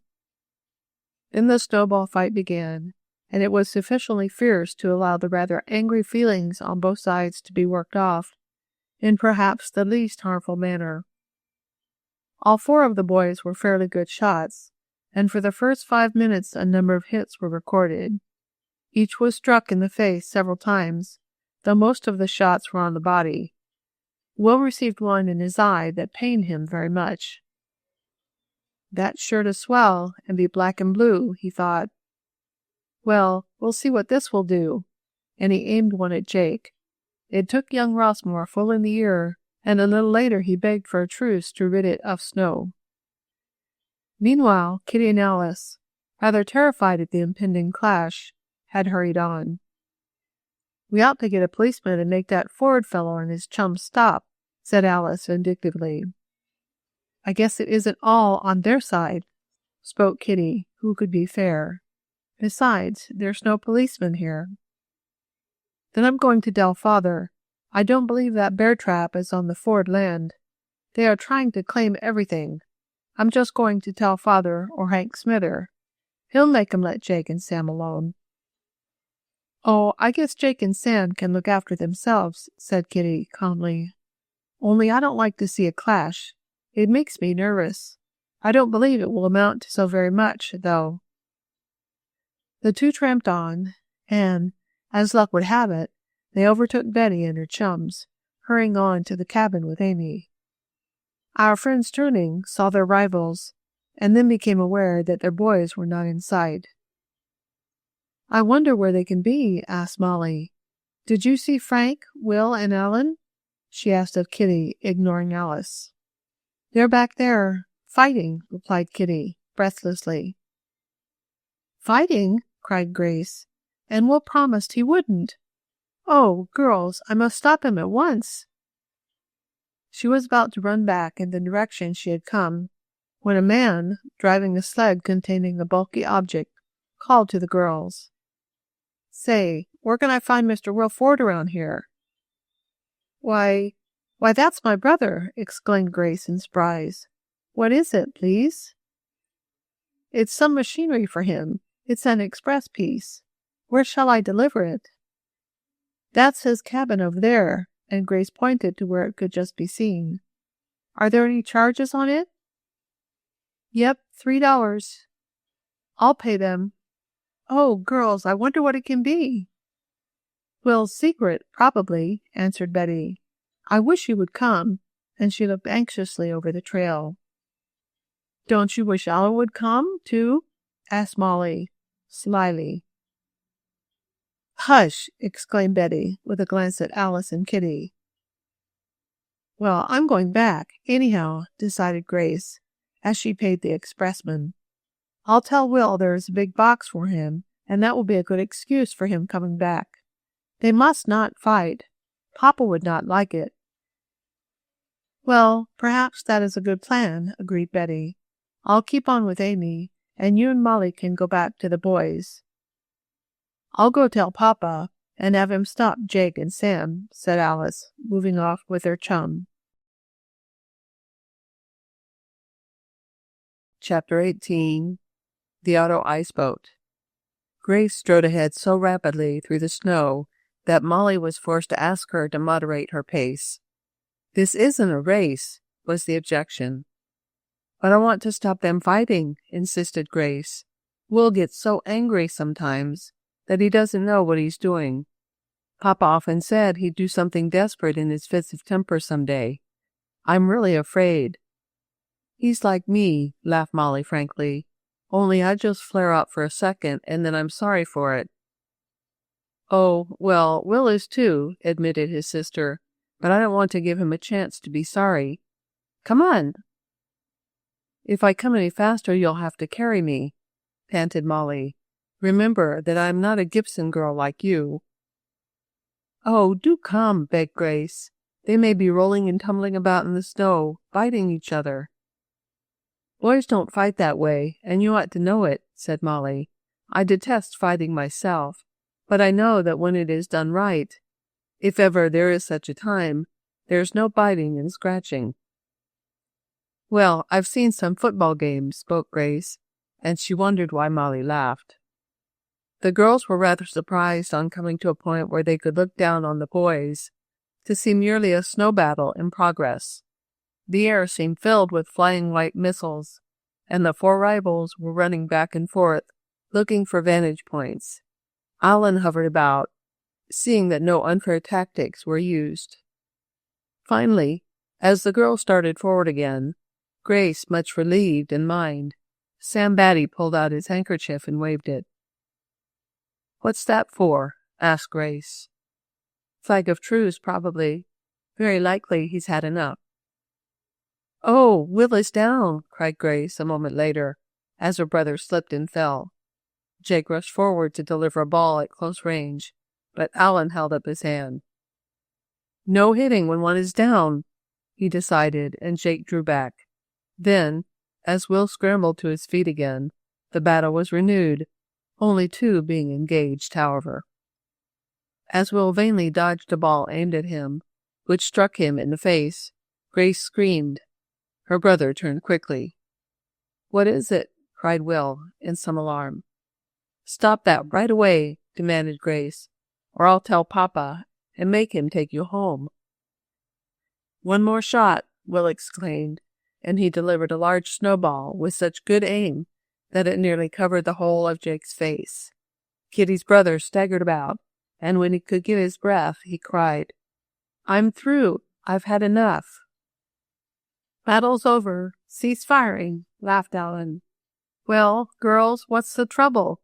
he asked as he and his two friends advanced to meet Grace and Mollie, while Jake and Sam moved off in the direction of their cabin. "Oh, Will, there's a big express package for you at the cabin," Grace exclaimed. "You owe me $3 on it." "Good," cried the lad. "I'll give you the money out of my next allowance. It's the motorboat, fellows," he added. "A motorboat?" cried Betty. "What good is a motorboat up here, with the river frozen?" "Oh, it's something new. A little idea of my own," said Will. "It's a converted motorcycle gasoline engine that can be attached to our ice boat. We're tired of having to depend on the wind. Now, fellows, we'll have some fun. Hurry home and we'll see if we can get it working today." "First, you ought to do something to that eye," said Grace. "It will be black and blue, and you'll look disgraceful." "No one will see it up here," said Will calmly. "It doesn't matter." "Don't we girls matter?" demanded Mollie. "Oh, well, I'll put some raw beefsteak on it when I get to the cabin. I've heard that's good. Jake caught me a hard one in the eye." "Fighting! Disgraceful!" murmured Will's sister. "It was the best way out. Snowballs," said Alan, in a low voice, while Will and Frank were comparing notes. It might have been more serious only for that. It was because they set the trap that Amy was caught in. "Oh, well then, I'm glad they did fight, with snowballs," returned Grace in a different tone. The big box had been unloaded in front of the cabin when the boys arrived, and while Grace and Mollie went in to talk to Betty and Amy, the boys proceeded to get out the motor. As Will had said, this was one taken from a motorcycle. It was of 2 cylinders and powerful. The boys planned to set it in the after part of the cockpit of the ice boat and take off the sail. The motor would revolve a wheel at the stern, the wheel having spikes all around the rim. These spikes would dig into the ice and thus send the boat ahead. A lever was provided so that the spiked wheel could be pushed down lightly or hard on the ice, thus regulating the speed of the queer-looking craft. The spider could be steered as before, by moving the rear runner. "Now we'll show you some sport," cried Will, when he had seen that all the parts of the motor were there. "We'll go some, now!" But if the boys had hoped to try their new craft that day, they were disappointed, for there was more work about installing the motor than they had calculated on. The girls grew tired of waiting, and strolled over to the village, the day being pleasant. They met Mr. Blackford coming from the depot, he having returned to complete his visit with the boys. He looked rather tired and discouraged, which prompted Betty to ask in a low voice, "Have you had any trace of your sister?" "None at all," he said despondently. "I seem to be up against a stone wall, and so do the lawyers and searchers I have engaged. We get to a certain point, and there we stick. After that, all traces of her are lost." "Poor little sister! I wonder what she will look like, and what she will be like." "Then you never saw her?" "Only when she was a baby, and I a small chap. I do not remember her, but I have not given up hope yet. Now, how are you all, and what has happened since I went away?" Betty told him, including the news about the new auto ice boat. "That sounds interesting," declared Mr. Blackford. "I want to ride in that." "That's more than I do," spoke Mollie. "I'd rather go in an airship."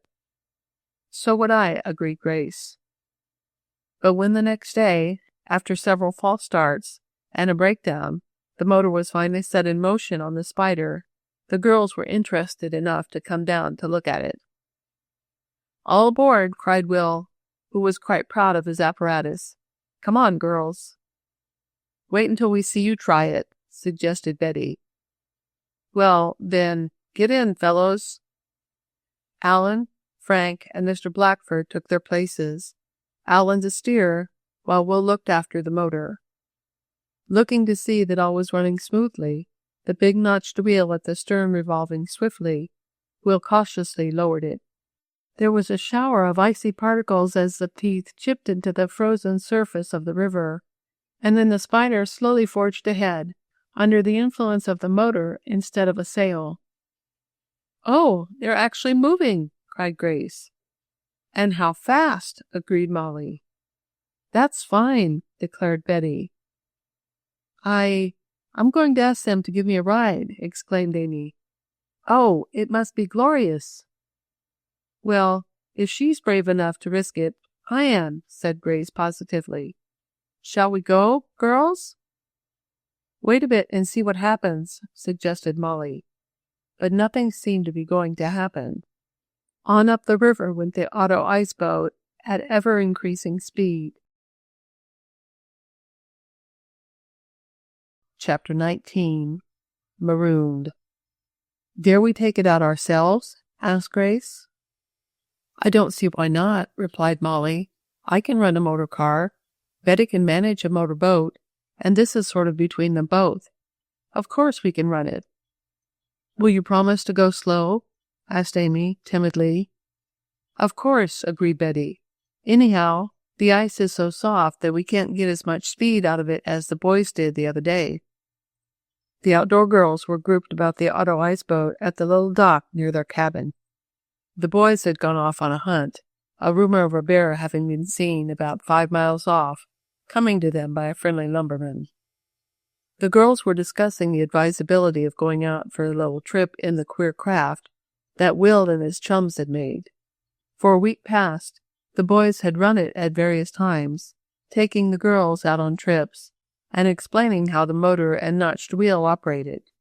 The girls had even run it for short distances themselves, under the tutelage of the boys. A week had passed since it was first run, and, though it was voted great sport, the boys had rather tired of it, especially when the rumor of the bear had reached them. "Will said we could take it whenever we wanted to," spoke Grace, as she arranged some fur rugs in the cockpit. "But are you sure you can run it, Mollie or Betty?" "It's simple," replied Betty noncommittally. "It will do no harm to try." "And it's easy to stop," said Mollie.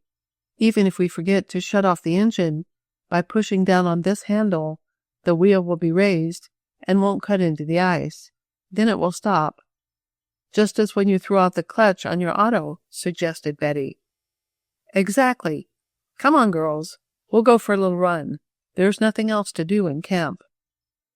The week had been a rather monotonous one, for the weather had turned warm, and the ice was not in good condition for skating.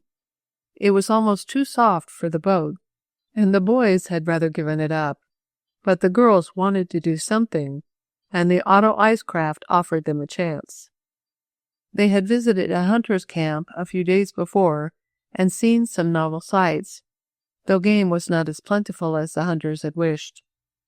"Well, if we're going, let's go," cried Betty in a jolly voice, as she buttoned her sweater more closely about her and saw that her cap fitted snugly. "You must expect to get some speed out of it," returned Amy. "But remember, you promised to go slow." "We can't do much else. It's so soft," declared Mollie, digging the toe of her shoe into the surface of the ice. "Well, let's moat," exclaimed Grace.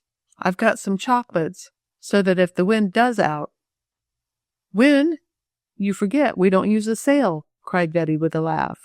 "We can get home in a dead calm.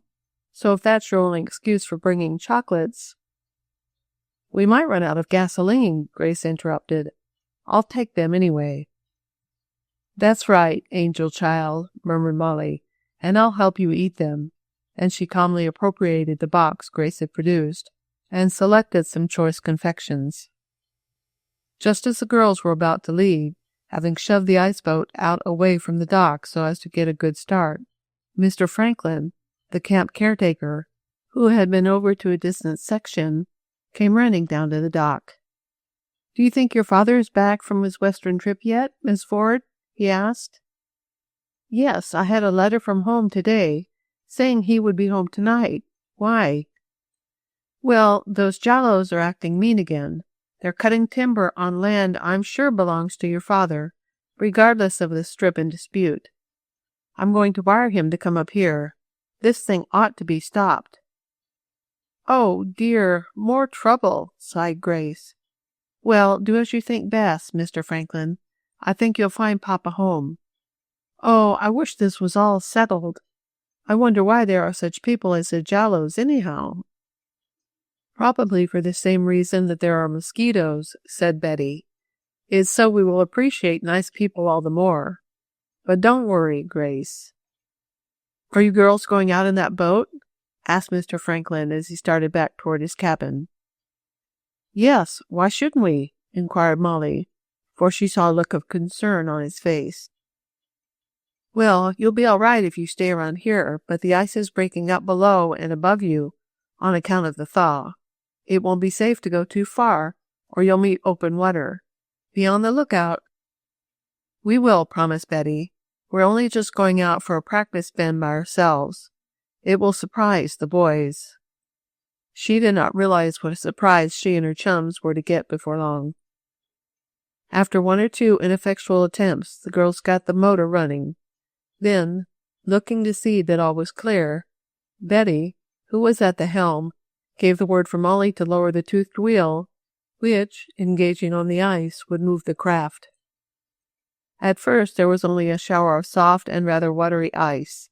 The surface was too mushy to enable the teeth to bite. "Harder! Push down harder!" directed Betty. Mollie did so, and then, after hesitating a second as if uncertain whether or not to go, the spider moved off, gradually acquiring speed. "Oh, this is glorious!" cried Grace, as she sat well forward and breathed in deep of the fresh air. "Betty, Mollie, you are wonderful!" "Oh, it's easy to run," said Mollie calmly. "I understand it now. Really, it's very simple." The girls took turns steering, for the boat was not going very fast on account of the condition of the ice. Once or twice there were booming noises like the sound of distant cannon. "What are those?" asked Amy with a start. "The ice cracking," explained Betty. "It isn't anything. It often happens on a big surface, and we're on a wide part of the river now."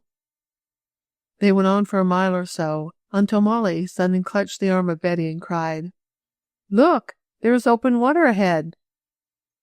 "That's right," agreed Betty, as she quickly shifted the helm. "We don't want to plunge into that," for the water looked black and treacherous in contrast with the white ice about it. They headed for their camp. The sound of the cracking ice became oftener, and more than once Betty looked a bit apprehensively at Mollie, but they tried to conceal their growing uneasiness from Grace and Amy.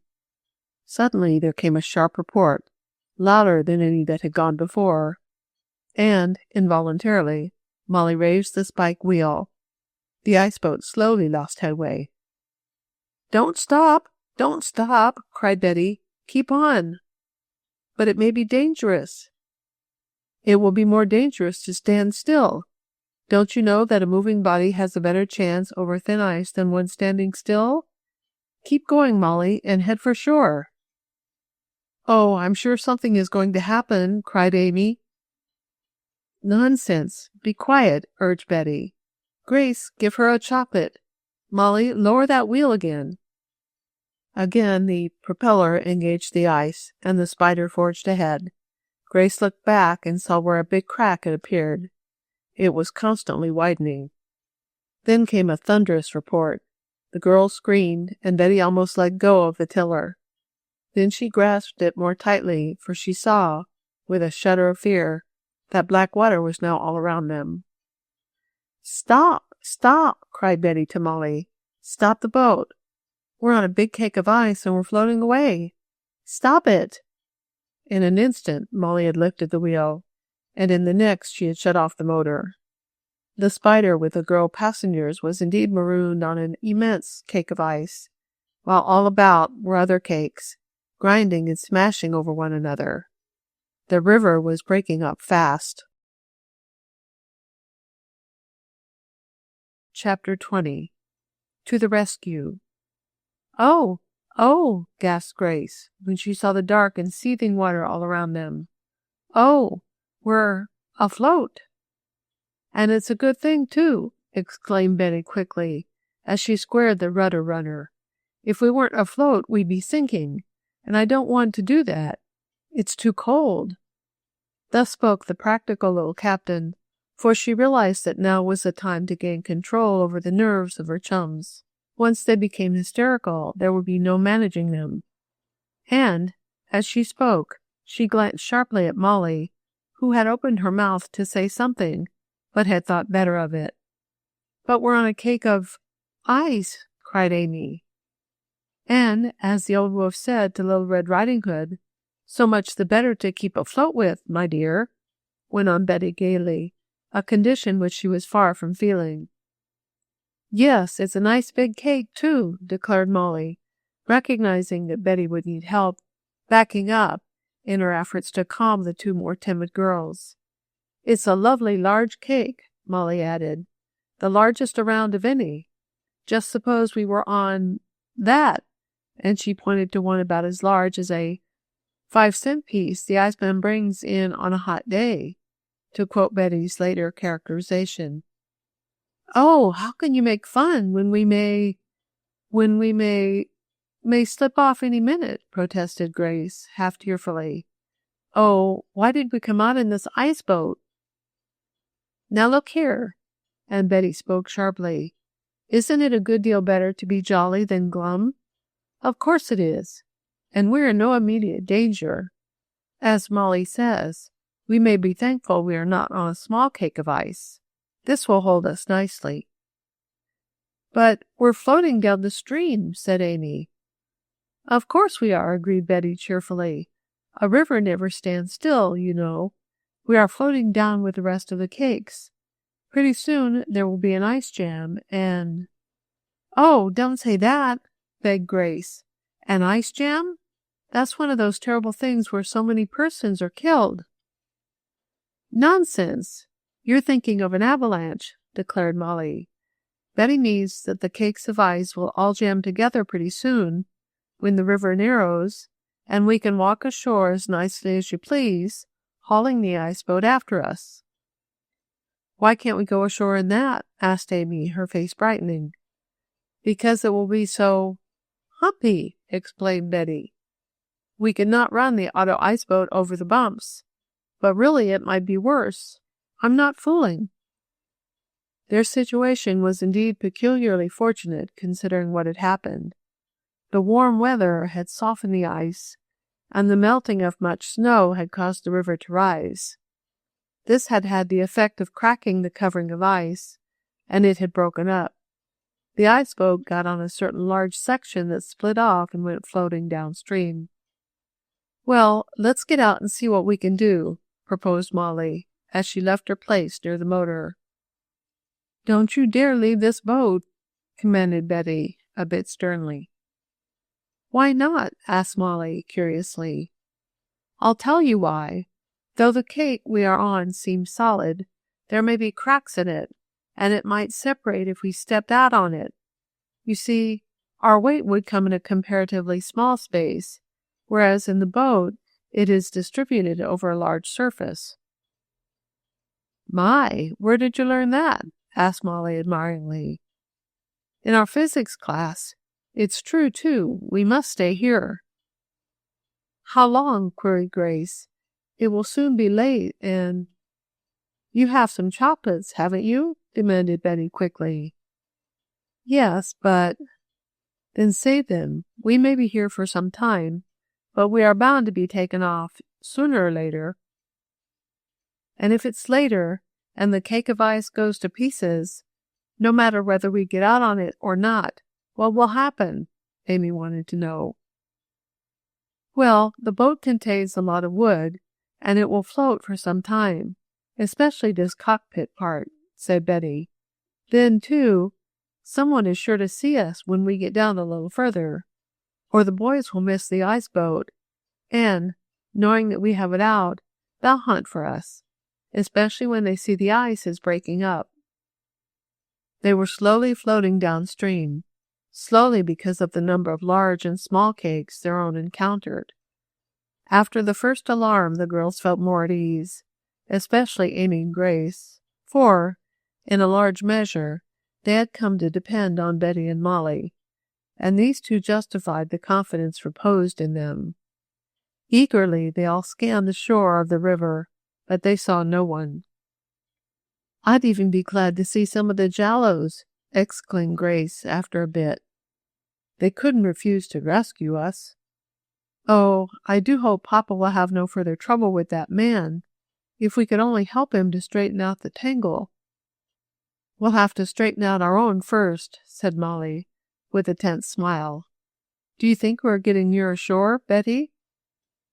Betty was about to reply when, with a sharp report, a large piece broke off their cake of ice. This left one of the runners on the forward crosspiece close to the lapping water. "Oh, dear!" cried Amy. "If this keeps up—" "Isn't that a man over there?" suddenly cried Betty, pointing toward shore. "Yes, girls, it is! A man! Oh, shout to him! Call for help!" The next instant there went echoing over the expanse of ice-strewn water 4 young voices, uniting in a call for aid. Fortunately, the wind was right, and the man heard. He had been walking along the river shore, and now, looking up and across, he saw the girls in the ice boat in their perilous position. It needed but an instant for him to sense the situation, and he acted promptly. He waved his hand as a sign of encouragement, and his voice came faintly to the girls, but they could not make out what he said. The man ran back up the shore a little way. "Where's he going?" asked Amy. "Oh, he's going to leave us." "No, he's probably gone for help," said Betty. "Oh, there goes another piece of our floe." "Help! Help! Hurry!" shouted Mollie, the others joining their voices to hers. Presently the man was seen to be pushing something down to the river. "It's a boat!" cried Betty. "Now we're all right." And it did seem to be some sort of boat in which the man was coming to the rescue. Chapter 21. A Helping Hand. "What is he doing?" "What a queer boat!" "Sometimes it's in the water, and again it's on the ice." "No matter. He's coming to save us, and it's high time. There goes another chunk off our ice raft." It was Betty who gave voice to the last, and Grace, Amy, and Mollie, in turn, who had expressed the other sentiments. All were true in their way. The man did certainly seem to be advancing in a peculiar manner. At times he appeared to be rowing, or paddling, and again he propelled himself over a big cake of ice, pushing himself along by means of short poles on either side of the boat. And, as Mollie had said, at times he was in the water, and again gliding over the ice. What Betty had said was too true. Now and then, with a startling report, the big floe on which rested the auto ice boat containing the girls would be lessened by a great chunk that would break off and go floating away. "Oh, hurry! Do please hurry!" breathed Grace, as she sat huddled close beside Amy, gazing now and then into the ice-encumbered black water that seemed momentarily to be encroaching on their margin of safety. "We can never all get in that boat," decided Amy, as the man alternately pushed and paddled it toward them. "It will only hold 2, and he'll have to make 4 trips. It may be too late for the last one." "He's doing all he can," said Betty. "Perhaps the boat will hold more than you think." But, even as she said this, she looked askance at the peculiar craft. Clearly it was small, and at most could hold but 3. There would be danger in this even, and it would necessitate 2 trips at best. This delay, with the constantly decreasing size of the floe, meant danger for 2 of them. "Hold on, ladies, I'm coming," cried the man in the boat. "I'll soon have you safe ashore. Don't jump, whatever you do, or you'll be ground to pieces by the ice cakes." "Cheerful prospect," remarked Betty grimly. Amy and Grace did not try to conceal the tears in their eyes. Mollie was more like the little captain, brave and hopeful. Not that Grace and Amy were cowards, far from it, but they had not the buoyant reserve strength of their chums. "Steady now, and I'll have you," cried the man. He had come to a halt in his boat on a big swirling cake, which was keeping pace with the progress of the one containing the ice boat. "I'm going to make a line fast to you," the man explained, "and take my end ashore. Then I can haul you in. I don't dare risk taking you off in the boat. The ice is breaking up too fast. Stand by now to catch the line I'm going to throw." He was kneeling in his queer craft, and the girls could now see that it was made for just such work as this. It was a small punt, capable of being rowed or paddled, and to enable it to slide over the ice, 2 strips of iron, for runners, extended along the bottom from stem to stern, just under the lower and outer edges of the boat's sides. In other words, it was a combined sled and boat. It was a type much used by muskrat hunters who have to seek their quarry on flooded meadows that often freeze over uncertainly. "Here you go," shouted the man. "Make this line fast to the forward part of your boat. How are the runners? Well sunk in?" "Yes," answered Betty, glancing to make sure. The steel runners of the cross piece of the craft, as well as the steering plates in the rear, had, because of the fact that the boat had been stationary so long, sunk deep into the soft ice. The Spider was firmly anchored. "The rope will hold better on your craft than on the ice itself," the man explained, after he had thrown it. "Have you made it fast?" "Yes," cried Mollie, who had assisted Betty in catching the line, and taking a couple of turns about a strong cleat. "Oh, do please hurry and save us," panted Grace. "I will, miss. Don't be scared," said their rescuer kindly. The girls could see that he was a burly lumberman, but no one they had ever met before, as far as any of them could remember. "I'll have you ashore soon," he added. "I'll make as good time back as I can, though it's ticklish work, for the ice is going out fast. It's early for it, too, and the river will freeze up again bad. But don't worry. Your flow will hold until I get you all ashore. Just sit tight and don't worry." "But we can't help it," half-whispered Amy. The man, having tossed the rope which Betty and Mollie secured, now arranged the coils in the bottom of his boat so that it would pay out without tangling. "I was just passing when I saw your pickle," he told them. "Lucky I had the rope with me, and I knew old Muskrat Ike must have his punt hid along the bank somewhere. I routed it out, and here I am. Now I'm off. Keep up your spirits," he called with a smile. With 2 short, iron-shod and pointed poles, he shoved his boat around and off the floe where he had halted. Into the water plunged the queer craft, and then the man paddled. He slid the shelving, pointed prow out on another ice cake, and thus, alternately progressing, he neared the shore. As he approached it, narrowly watched by the girls, who cast occasional glances at their own floe, Betty uttered a cry. "There are the boys!" 3 figures could be seen hurrying down to the edge of the ice-filled river, and it needed but a glance to show that they were Will, Frank, and Ellen. In another minute or two the lumberman, in his queer boat, had reached the shore. Out he leaped, and, shoving his punt to one side, he began hauling on the rope that was fast to the ice-anchored autocraft, the rope forming a slender bridge to the land. Slowly the ice floe began to approach the shore, shoving the lesser cakes aside. But now a new danger presented itself. As long as the big floe had gone down with the current, it had not been struck hard by other chunks of ice, since all were moving at the same rate of speed. Now, as the big floe was hauled crossways to the current, other cakes collided with it, breaking off large chunks. "There won't be anything left when we get ashore," cried Grace. "We're going to pieces fast." "Don't get excited," advised Mollie. "We'll be all right." But she watched with eager eyes the progress they were making, and the ever-decreasing size of their flow. "The boys are going to help him," cried Mollie. "Now we will move faster." Will and the others, reaching the side of the lumberman, and seeing his plan, laid hold of the rope with him, and hauled with all their might.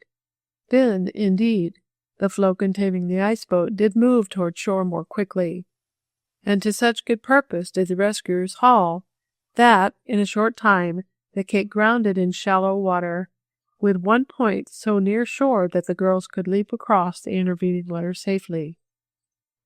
And it was only just in time, for when Betty, who insisted on being the last to leave the boat, landed, the cake split in half, and the spider was partly submerged. "What luck!" cried Will, as he clasped his sister's hand. "Whatever possessed you girls to go out on a day like this?" "Never mind asking questions now," replied Grace, half hysterically. "We're safe. Better get your boat ashore, boys." "That's good advice," agreed Allen, and with the help of the lumberman the spider was hauled ashore, not in the least damaged. The girls were beginning to recover their nerves now, though they were a trifle shaky. "Let's get back to the cabin," cried Grace. "Oh, I'll never go ice boating again." "Not when the ice is like it was today," commented her brother. "Franklin says he warned you." "Oh, well, we didn't think we'd go so far," said Mollie. "We must thank that man. Where is he?" The lumberman, having replaced the queer punt where he had found it, was walking away when Betty, running after him, cried, "Oh, won't you let us know who you are? We want to thank you, and—" "Oh, that's all right," he said with rough good nature. "It was all in the day's work. I've done the same thing before." "But won't you tell us who you are?" asked Allen. "It doesn't matter. I'm a stranger around here, and I don't expect to stay. I'll be getting along," and he took off his fur cap and bowed. It was so evident that he did not want to disclose his identity that the boys did not press him. "But we can't thank you enough," said Mollie.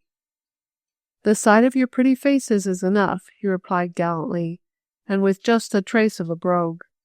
He smiled genially, bowed again, and tramped off through the snow. "How odd!" exclaimed Grace. "Maybe he's one of the Jolly lumbermen and didn't want it known that he had done the Ford family a favor," suggested Will. "Silly," remarked his sister.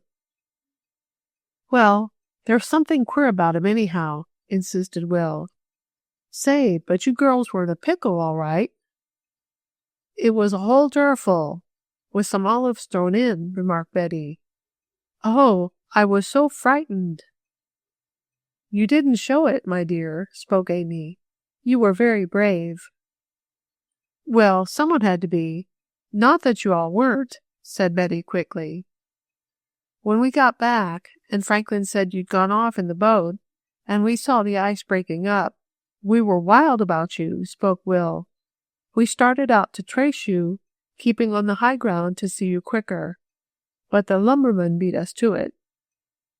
"Oh, I don't know what we should have done without it," declared Mollie. "Well, let's get back to the cabin," voiced Will. "My feet are wet." "And we'll all feel better for a cup of tea," added Mollie. Behold them then, a little later, seated about a cozy fire, sipping tea, coffee, or chocolate, according to their fancies, Mrs. Franklin having insisted on serving them. Soon the danger was but a poignant memory. Days passed. The thaw spent itself, and a freeze set in. Again there was excellent skating and ice boating, though the girls were a bit timid of the latter. Then came several winter affairs, parties and country homes to which the girls were invited through the courtesy of Mrs. Franklin. The girls enjoyed every one of them, and so did the boys. The winter was approaching its coldest spell. The Christmas holidays were not far off. Regarding the disputed claim, Mr. Jallow appeared to have matters in his favor. His men continued to cut the choice timber, despite the protest of Mr. Ford, who was in despair at his inability to prove what he believed to be his right. Alice Jowl and her friends remained in their winter cabin, but our friends saw little of them. Occasionally the boys met one another, but beyond rather frigid greetings, little was said. A big snowstorm put an end to ice sports, and the boys and girls went in for snowshoes, no one being very expert on them, however. One afternoon, when the boys had gone to town for some supplies, Betty proposed that the girls go for a little tramp. It was not cold, and the snow, with a heavy crust, was just right for the tennis rackets, as she somewhat gaily dubbed the snowshoes. They walked for several miles and were about to turn back, when, unexpectedly, they came in sight of a little cabin in a snow-filled glade. "I wonder who lives there," said Amy. "Don't go too close. It may be another bear trap," said Betty with a laugh. "That's no trap," insisted Grace. "It's a regular cabin. I'm going to look in. Maybe an Indian used to live there, and we can find some relics." The others rather reluctantly followed as Grace advanced. She peered in one of the windows, and, as she uttered a cry, the others heard a distinct groan. What's that?" gasped Amy. "Someone is in there. I saw a man lying in a bunk," exclaimed Grace, moving away. As the girls hesitated, looking at one another with fear-blanched faces, they heard a hollow voice calling, "Help! Help! Give me a doctor!" "Someone is hurt," cried Betty. "We must see who it is and help." "But it's a man," gasped Grace. "I saw him." "Well, a man can need help as well as anyone else," said Mollie, in defense of her chum Betty.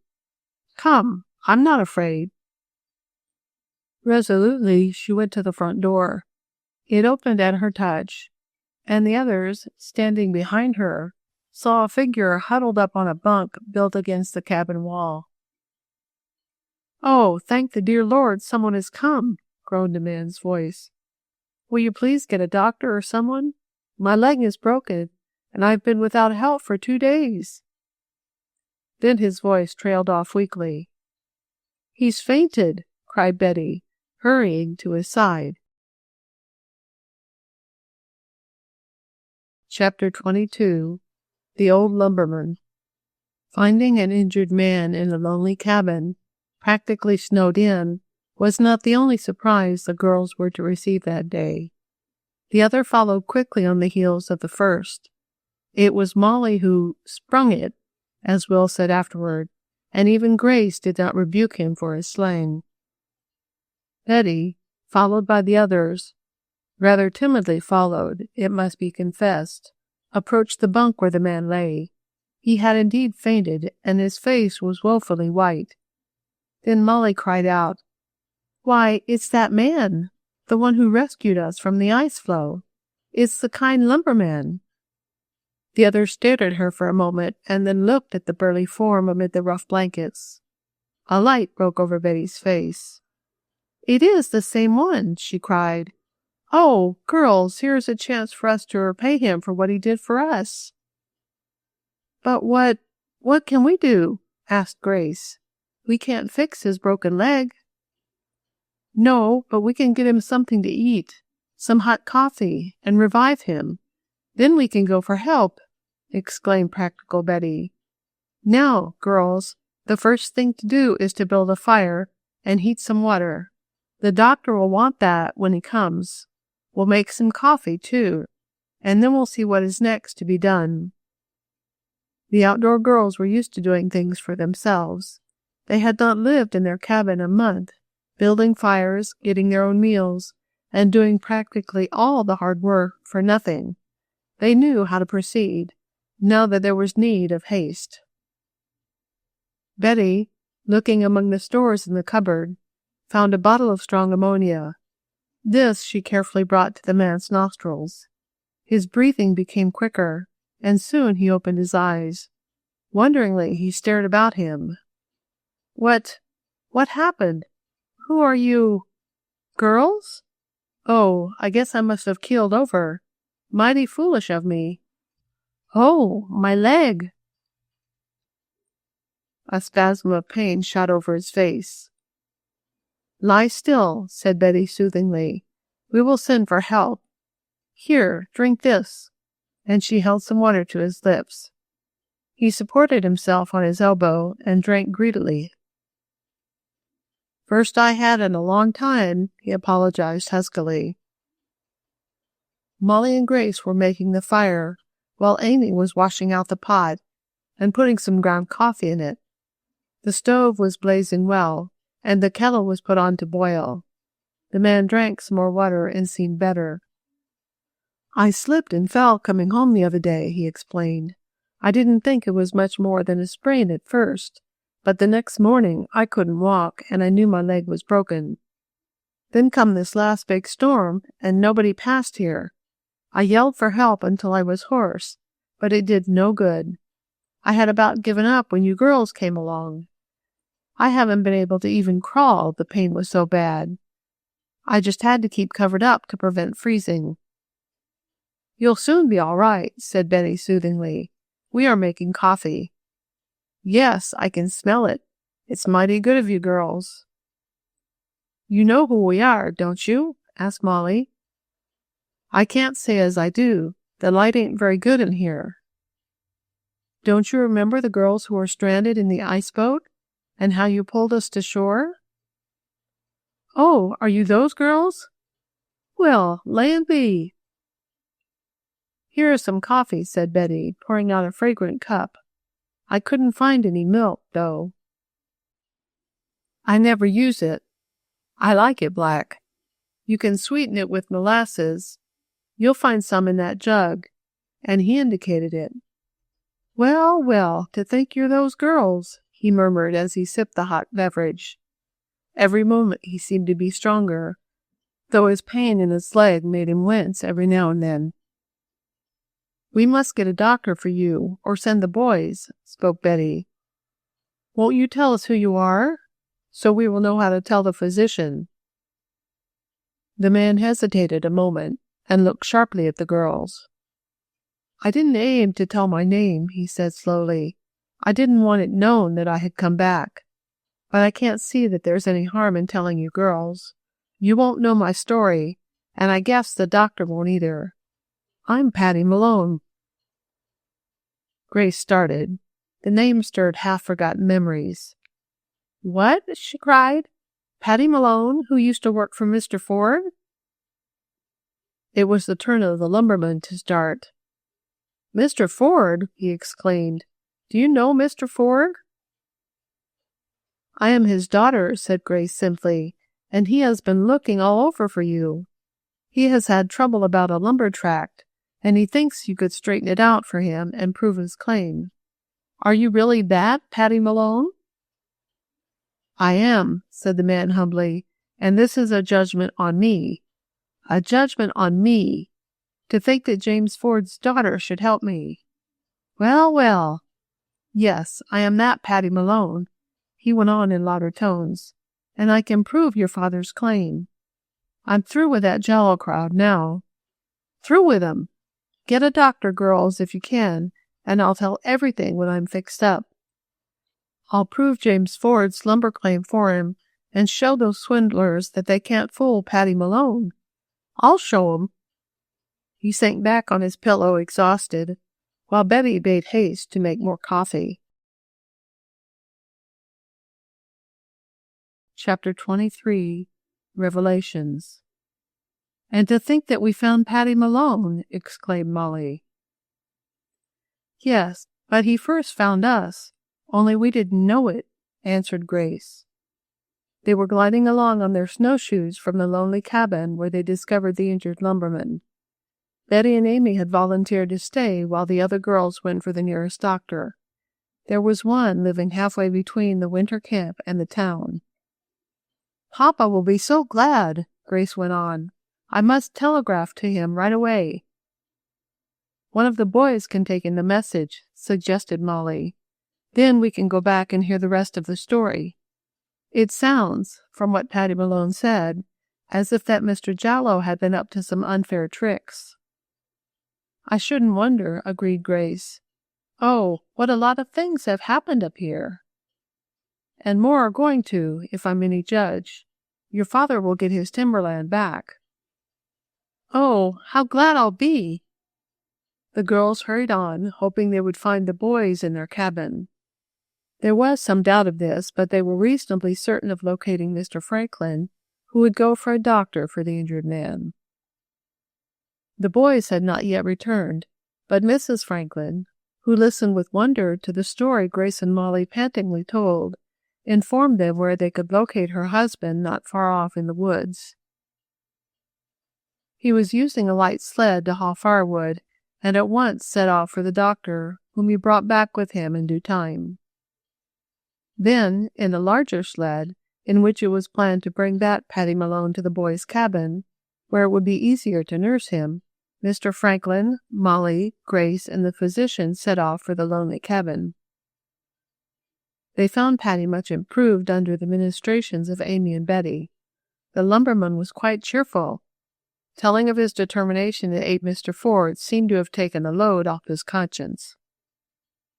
With the aid of Mr. Franklin, the rather badly broken leg was set, the lumberman bearing the pain like a stoic. Then, resting on a soft bed of straw in the bottom of the sled, he was taken to the boys' cabin, the girls also riding in the big sled. That the boys were much astonished on their return from a little trip to find a wounded lumberman in their cabin is putting it mildly, and when they learned that it was the long-missing Patty Malone, who could give such valuable testimony for Mr. Ford, their astonishment knew no bounds. "Say, you girls certainly do things," exclaimed Will admiringly. "They sure do," agreed Allen, with a warm glance at Betty, who averted her eyes and blushed, whereat Grace and Mollie nudged each other, to the further discomfiture of their friend.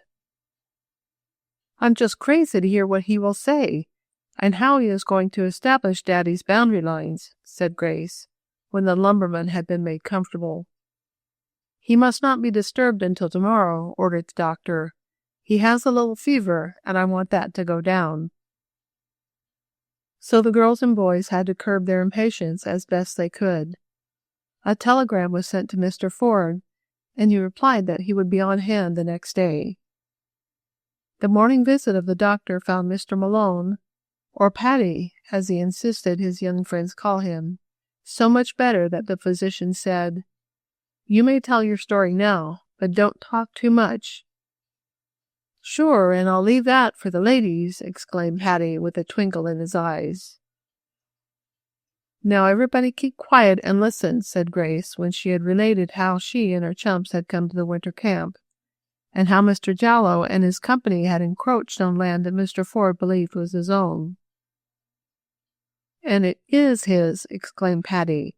"The boundary lines have been changed. I can see that myself. It's that Jallow's work. Listen, and I'll tell you how it happened. As your father says, miss," he went on, turning to Grace, "I was with him when the survey was made, and stone piles put up and the trees blazed to mark the line. That valuable strip was on his side. Then some time passed, and that cunning fox, Jallow, came to me, and he represented that he had been wrongly dealt with. He said Mr. Ford had sold out his interests to strangers who were going to do harm to Jallow and his friends. Not knowing any different, I believed him. He said the courts would not give him justice, and he was going to take it himself, and I had small blame for him for doing that. I'd do the same, but mind you," Patty insisted, "I did not know I was doing my friend James Ford any harm. Jallow said he would pay me just to disappear for a time, and, foolishly, I consented. I went out of the country, and for a while Jallow sent me and a friend of mine money. My friend knew the proper boundaries, too. Then the money stopped, and I came on to find out why. Jallow only laughed at me, and said he had no further use for me, as he'd got all he wanted. I didn't know what to do. I stayed around here, keeping in hiding, for I feared maybe I could be arrested for what I did. That was why I didn't give you my name," and he smiled at the girls. "So I came to this old cabin I used to own to see what would turn up. Sure, and it was myself turned up. Slipped up and broke my leg. That was what turned up. But before I had seen all I wanted to, that was the changed boundary line. Then I knew Jallo's game. He wanted to throw that valuable timber strip into his own land. I made some inquiries and found that Mr. Ford still owned the lumber camp and hadn't sold out, as Jallo told me. Then I knew I had been fooled, but still I didn't know what to do, for I was afraid of arrest, and I never could stay in jail when I knew I hadn't really meant any wrong. I saw Jallo again, but he only laughed at me and give me a little money to get out of the country. But I didn't go then, and I'm not going now. I'm going to see justice done. And I think I can assure you that you will not suffer for it," said Alan Washburn, with a glance at Will and Grace. "Mr. Ford will be here soon, and you can arrange everything with him." "I hope he'll forgive me," remarked Patty, somewhat mournfully. "I'm sure he will," declared Grace warmly. Patty Malone went more into details of how he had been induced to disappear, so that the proper boundaries might be shifted to make it appear that the valuable land was on Mr. Jallo's side, instead of belonging to Mr. Ford. Then Dr. Burke insisted that his patient have rest, so the boys and girls went outside to talk it over. "Oh, I do wish Papa would come," sighed Grace. In due time Mr. Ford arrived at the camp, a very much surprised but pleased lawyer indeed. He had a consultation with Patty, who confirmed all he had said, and furnished the address of a companion who was present when the proper survey was made. Mr. Ford then made his plans, but, as he needed the help of Patty in carrying them out, it was decided to postpone action until the lumbermen could get around, on crutches at least. Mr. Ford stayed a day or so in camp with his daughter and her friends, going about to look at the various boundaries and arranging certain details with Ted Franklin. He was entertained by the young people and seemed to enjoy himself. He did not go near the strip in dispute, however, preferring to wait until he was ready with his plans. Patty was slowly getting better, and Mr. Ford went back to Deepdale to look after matters there, arranging to come back as soon as Patty could limp around. Meanwhile, the young people made the most of their life in the great wintry woods, for they were to return home for the Christmas holidays, as school would open the first of the new year. There were sleigh rides, coasting, skating occasionally, and some more ice boating, though, because of considerable snow, the latter sport was rather curtailed. Occasionally, Mr. Blackford came out for a day or so, but he had no good news regarding his missing sister. He had followed several clues, unsuccessfully. "But somehow, in spite of all my disappointments, I feel that I will be successful before long," he affirmed. "We hope so," replied Amy, gently, and the others echoed her words. Then came a day when Patty could limp about. He was a happy man, and, in answer to a telegram sent him with this news, Mr. Ford returned word that he would come up and assist at the last act in the lumber play, as Will called it. Accompanied by a court officer, and with Alan Washburn as consulting attorney, Grace's father reached the camp one evening. "Do you think you can stand it to face Jallo tomorrow, Patty?" he asked. "I'm sure I can. I'm thinking he won't face me, though." "Maybe not. We'll see. Well, we'll go over and take possession of the disputed strip in the morning." The court officer and Alan nodded. "May we come along, Daddy, and see the fun?" asked Grace.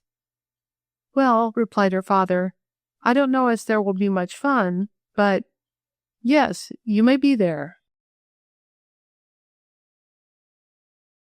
Chapter 24. The Lynx. Over the snow to where, according to Ted Franklin, the Jallow lumberman had last been seen cutting the valuable timber, went Mr. Ford and his little party, including the boys and girls. There was eager anticipation in their demeanor. "What do you suppose your father will do?" asked Mollie of Grace, as they rode along in the big sled, for, out of consideration of Patty's leg, they rode instead of walked.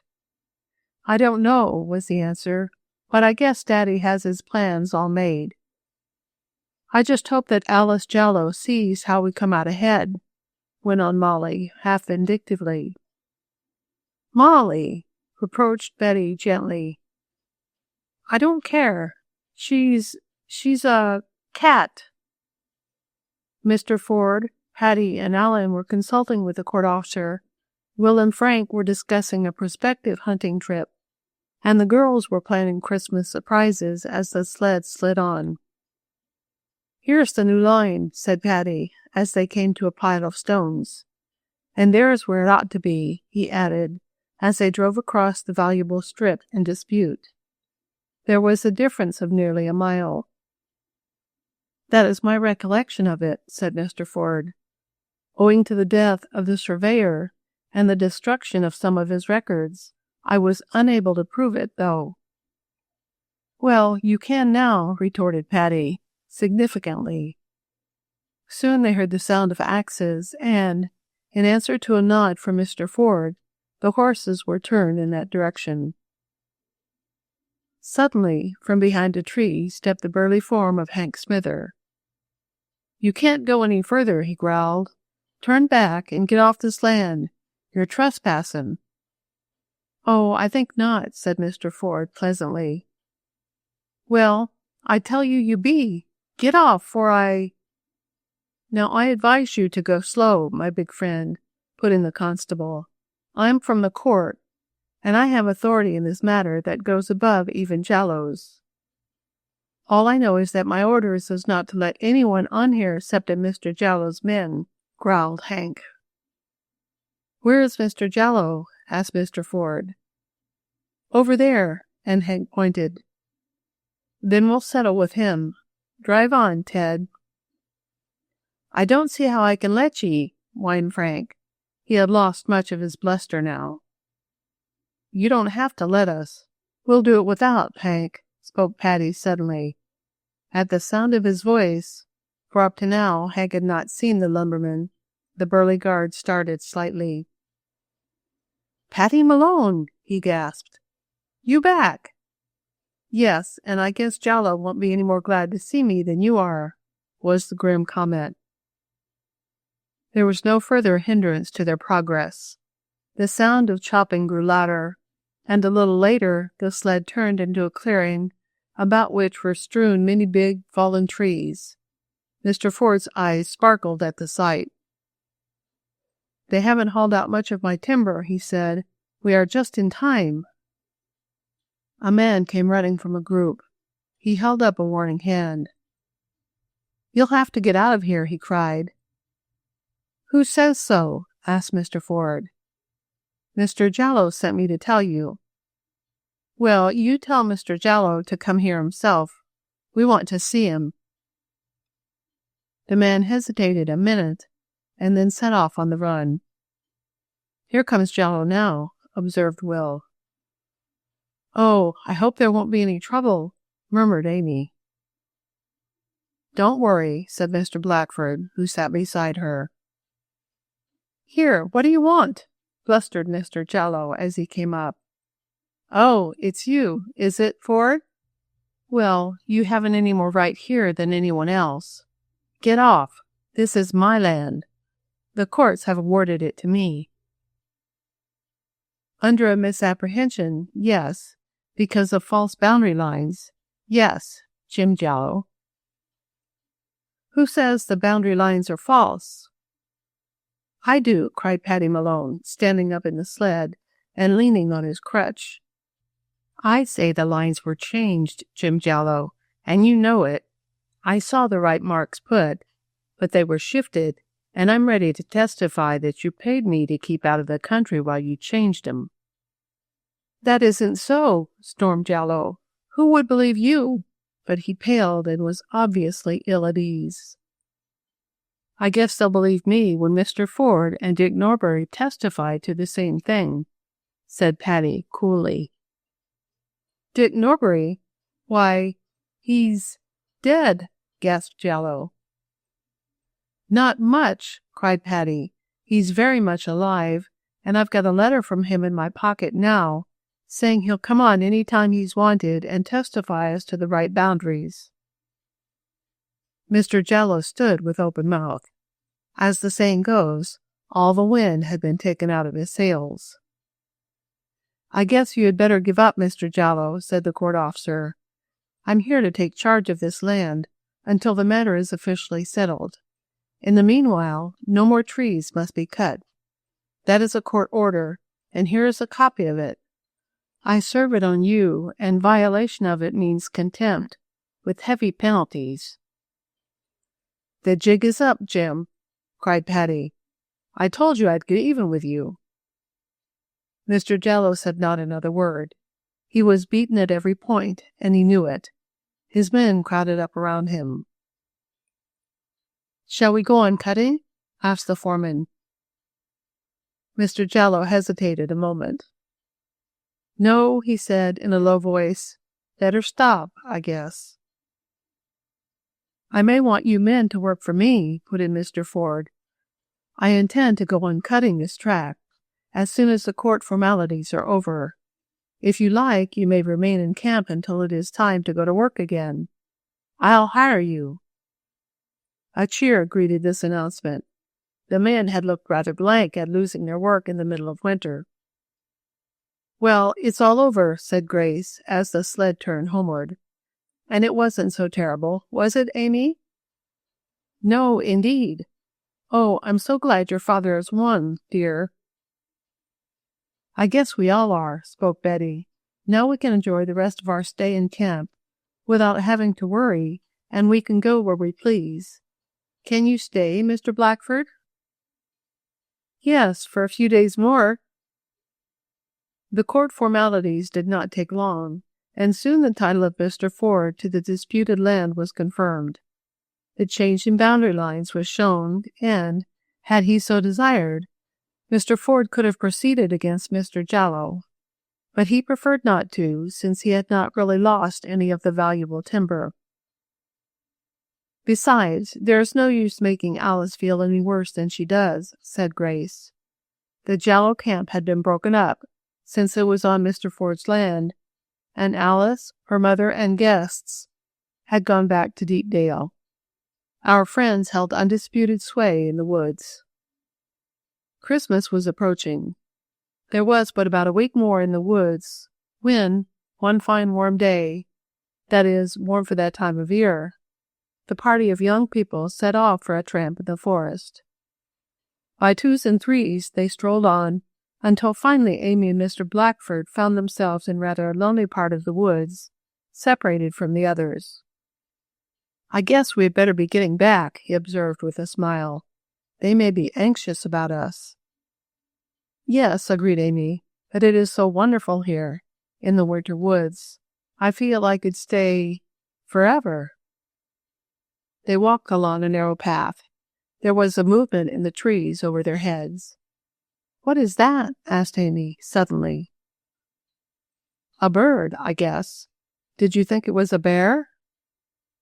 Amy did not answer at once.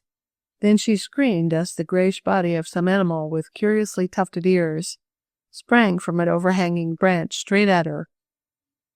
Mr. Blackford, who was carrying a heavy cudgel, turned quickly at the sound of Amy's voice and pulled her to one side. He was not altogether successful, for the keen claws of the lynx grazed Amy's shoulder, tearing through her coat and dress, ripping off the sleeves and leaving her arm exposed to the shoulder, a slight scratch through even the thickness of cloth, bringing blood. With a snarl, the beast turned as though to repeat the attack, but Mr. Blackford brought down the cudgel on its head with such force that the brute turned with a shrill cry of pain and fled. Then the young man, who had caught the almost fainting girl in his other arm, turned his attention to her. "Amy, Amy," he cried, "are you hurt? Speak and tell me." Slowly she opened her eyes. The blood came back into her cheeks, that paled again at the sight of the crimson mark on her arm. "It is only a scratch, not deep," said Mr. Blackford reassuringly. "The brute leaped to one side. It must have been desperate to spring on you that way." "What was it?" asked Amy weakly. "A lynx, a fierce sort of beast. Wait, I will bind up your arm," and he drew out his handkerchief. As he was winding the linen about the cut, he started. A queer look came over his face. He stared at a mark, a strange red mark, on her shoulder. That, stammered Mr. Blackford. "How did you come by that mark, Amy?" He stood holding her arm. Her arm whence the sleeves had been ripped, and the young man was gazing with fascinated eyes at a peculiar star-shaped mark, in deep red, imprinted on the white flesh. In red it matched the ruddy hue of the blood drawn by the lynx. "Tell me," he said hoarsely, "how did that mark come there?" "It is a birthmark," said Amy slowly. "It has always been there. But why do you question me so? Why do you look at me so strangely?" "Because, Amy, there may be something providential in this. Because you may be my sister." "Your sister?" She started as though to pull away from him, but he held her arm, continuing to gaze at the red mark. "Yes," he answered. "Wait, I must make sure this time. I have a drawing of it. Let me compare it, please. You are not cold?" No. Amy was pale, but her heart was pumping blood through her veins at such a rapid rate that it seemed as if she would never be cold again. The flow of blood from the scratches made by the beast had somewhat lessened. From his pocket, Mr. Blackford drew a paper. Amy could see that it contained a drawing, an outline in red ink. The young man compared this with the mark on her shoulder, a mark at which she had often wondered herself. "It is the very same," he murmured. "The same shape, the same size, and in the same place. There can be no doubt of it, I think. Amy, you must be my sister." But, she stammered, "you said your sister had a V-shaped mark on her arm, just above the elbow. Now I know I said that, but it was a mistake. Or, rather, that was not the real identifying mark. The people on whom I relied did not send me all the information they had. My missing sister did have a mark on her arm, a mark shaped like a V, but it is not a birthmark. It was caused by the sharp point of a hot flat iron when she was a child. But the main identifying mark is this red one on the shoulder. You have it. Everything tallies with the new information I have." "But you never said anything to us about this," spoke Amy wonderingly. "I thought I had inflicted enough of my family troubles on you girls. I kept quiet about this. I determined to say nothing. But now, when I saw this mark on you, I was sure. There can be no mistake. Oh, Amy!" And his eyes filled with tears of joy. I hope there is no mistake," she faltered. Perhaps it will be well to say nothing to the others about it, just yet." "Perhaps. I will have further inquiries made, and then I will let you know. Poor Amy, does it pain you very much?" And he touched her arm gently. "No, hardly any, now. I will bind it up, and we will go back. Oh, Amy, I pray that it may turn out you are my sister. I want you so much." "And I hope so, too," she said. The scratched arm was bandaged, and the torn sleeves adjusted as well as could be. Then the two, upon whom fate had played such a strange trick, walked back. "I had some hopes, when you first mentioned a birthmark," said Amy, "that mine might prove to be the one you were looking for. But when you spoke of one near the elbow, I knew it could not be.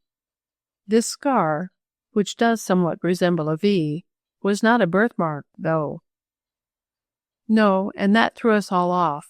But I did not then know of the mistake having been made. I only learned differently the other day, but I kept silent about it. There had been disappointments enough. But when I saw that mark on your shoulder, it came to me in a rush. Amy, you must be my sister." I hope I am. But we will wait and make sure." To this she agreed. Of course they showed their excitement when they joined the others. A double excitement, but the story of the lynx was excuse enough for that, and no embarrassing questions were asked. Amy was hurried back to the cabin to have her arm dressed properly. Chapter 25. Christmas Joys. They were gathered about a big fire on the hearth in the largest cabin, the outdoor girls, the boys, Mr. Ford, and others. The crackling blaze leaped up the broad-throated chimney. It snapped with the energy of 4th of July pyrotechnics, and threw a ruddy glow on happy faces. Betty sang, "Merry, Merry Christmas everywhere, cheerily it ringeth through the air. Christmas bells, Christmas trees, Christmas odors on the breeze. Merry, Merry Christmas everywhere, cheerily it ringeth through the air." The others joined in, and then, clasping hands, they circled around the room, their shadows flickering in fantastic and gigantic shapes on the wall as the fire danced with them. "It's going to be the best Christmas ever, the very best ever," murmured Amy shyly as she sat beside her brother. "That's right, little girl," he said, patting her arm, the one torn by the lynx. But he took good care to pat above the scratch, which had been bandaged. For there was now no doubt that Amy and Mr. Blackford were brother and sister. Following the strange revelation to him of the red mark on her shoulder, the young businessman had caused careful inquiries to be made. There was no mistake this time. The baby picked up in the flood had the red mark. Mr. Blackford's missing sister had the red mark, and so had Amy. They were one and the same. This was sufficiently proved. And, if other identification was needed, it was in the scar near Amy's elbow, a scar which at one time she hoped would prove a means of identifying her. And it did, in a measure. For the mark was that made by the hot point of a flat iron. One had fallen on her when she was a baby, making a bad burn that had healed over in the course of time. This fact regarding Amy was learned from the old diary found with her on the raft in the flood. And from another, an independent source, it was learned that Mr. Blackford's missing sister had a similar scar, caused by a like accident. Though years had almost obliterated it, still it was sufficiently plain. "They can't get you away from me now, Amy," said Mr. Blackford proudly. "I won't let them," added Amy, moving closer to him. "Pass the chocolates, sis," ordered Will. "What is Christmas without candy?" "Oh, I think of all the good luck we've had since we came to the winter camp," cried Grace, as she complied. "Papa gets his land back?" "Because you girls were lucky enough to discover the missing witness," interrupted Mr. Ford. "Then Amy finds her brother," Grace went on, "and all because a lynx happened to jump down out of a tree to bite her," cried Will gaily. And then, mused Grace. "Oh, here's a package that came by express for you today," broke in Mollie. "It's marked chocolates, but—" "Please give it to me," cried Grace. I was wondering what had become of it." "That will keep her quiet for a while," said Will. It was 3 days after the sensational developments related in the preceding chapter. Mr. Blackford, recognizing the peculiar mark on Amy's arm, tentatively decided she was his long-missing sister, and a reference to the documents, as well as a communication with Mr. and Mrs. Stonington, bore this out. Amy was not the relative of the Deepdale Stoningtons. There had been a mix-up in the babies rescued from the flood, and, as far as could be learned on hasty inquiry, the child of Mrs. Stonington's relative had disappeared. "But I've got folks at last, real folks, even if it is only one," said Amy, with a loving look at her brother, who regarded her affectionately. "You are a lucky girl," whispered Mollie, with a look at Mr. Blackford. Henry Dale called him now, since he was found to be related to one of the outdoor girls. "And my name is Blackford, not Stonington," Amy went on. "I will feel strange at first, but I can get used to it." "And tomorrow we'll go home for Christmas," said Betty, after a pause. "Well, of course it will be nice in Deepdale, but we have had some glorious times here, haven't we, girls?" "We have," they all chorused, boys included. They had indulged in their last skating race at camp and taken a final trip in the ice boat. The boys had voted to go home in the odd motorcraft, but the girls were to go by train, starting in the morning. "And now one last song," suggested Betty. "All has ended well and happily from the finding of Amy's brother to the regaining of Mr. Ford's land. One last song." They sang a Christmas carol, and then, in order to be up early, they went to bed soon afterward. "Well, I wonder what will be next?" asked Mollie, as she bade Betty good night. "Can you imagine anything else happening to us?" "I don't know," answered Betty reflectively. "There are many more things that might happen." And what they were will be related in the next volume of this series, which will be entitled The Outdoor Girls in Florida, or Wintering in the Sunny South. There we shall meet our old friends again in the land of oranges and magnolias, and learn how they saw unusual sights in the wilds of the interior. "You must wake and call me early, Mollie dear, for soon it will be Christmas, the best time of all the year." Thus chanted Will next morning under the window of the cabin occupied by the outdoor girls. But the girls were already up and packing. Ted Franklin was to be left in charge of the camp, and the valuable timber strip so fortunately restored to Mr. Ford. Patty Malone was to be foreman of the new cutting gang, many of Mr. Jallo's employees hiring out to grace his father. The Jallos had gone back to Deepdale, as I have said, the case against Mr. Jallo being dropped. "See you later," called the girls to the boys, as the latter prepared to go home in the auto ice boat, and as goodbyes were called, the eyes of Amy rested longest on the face of her newly found brother. There was to be a new life before her. She felt sure, a new and more happy life. And now that matters have turned out so well, we will take leave of the outdoor girls. End of The Outdoor Girls in a Winter Camp by Laura Lee Hope.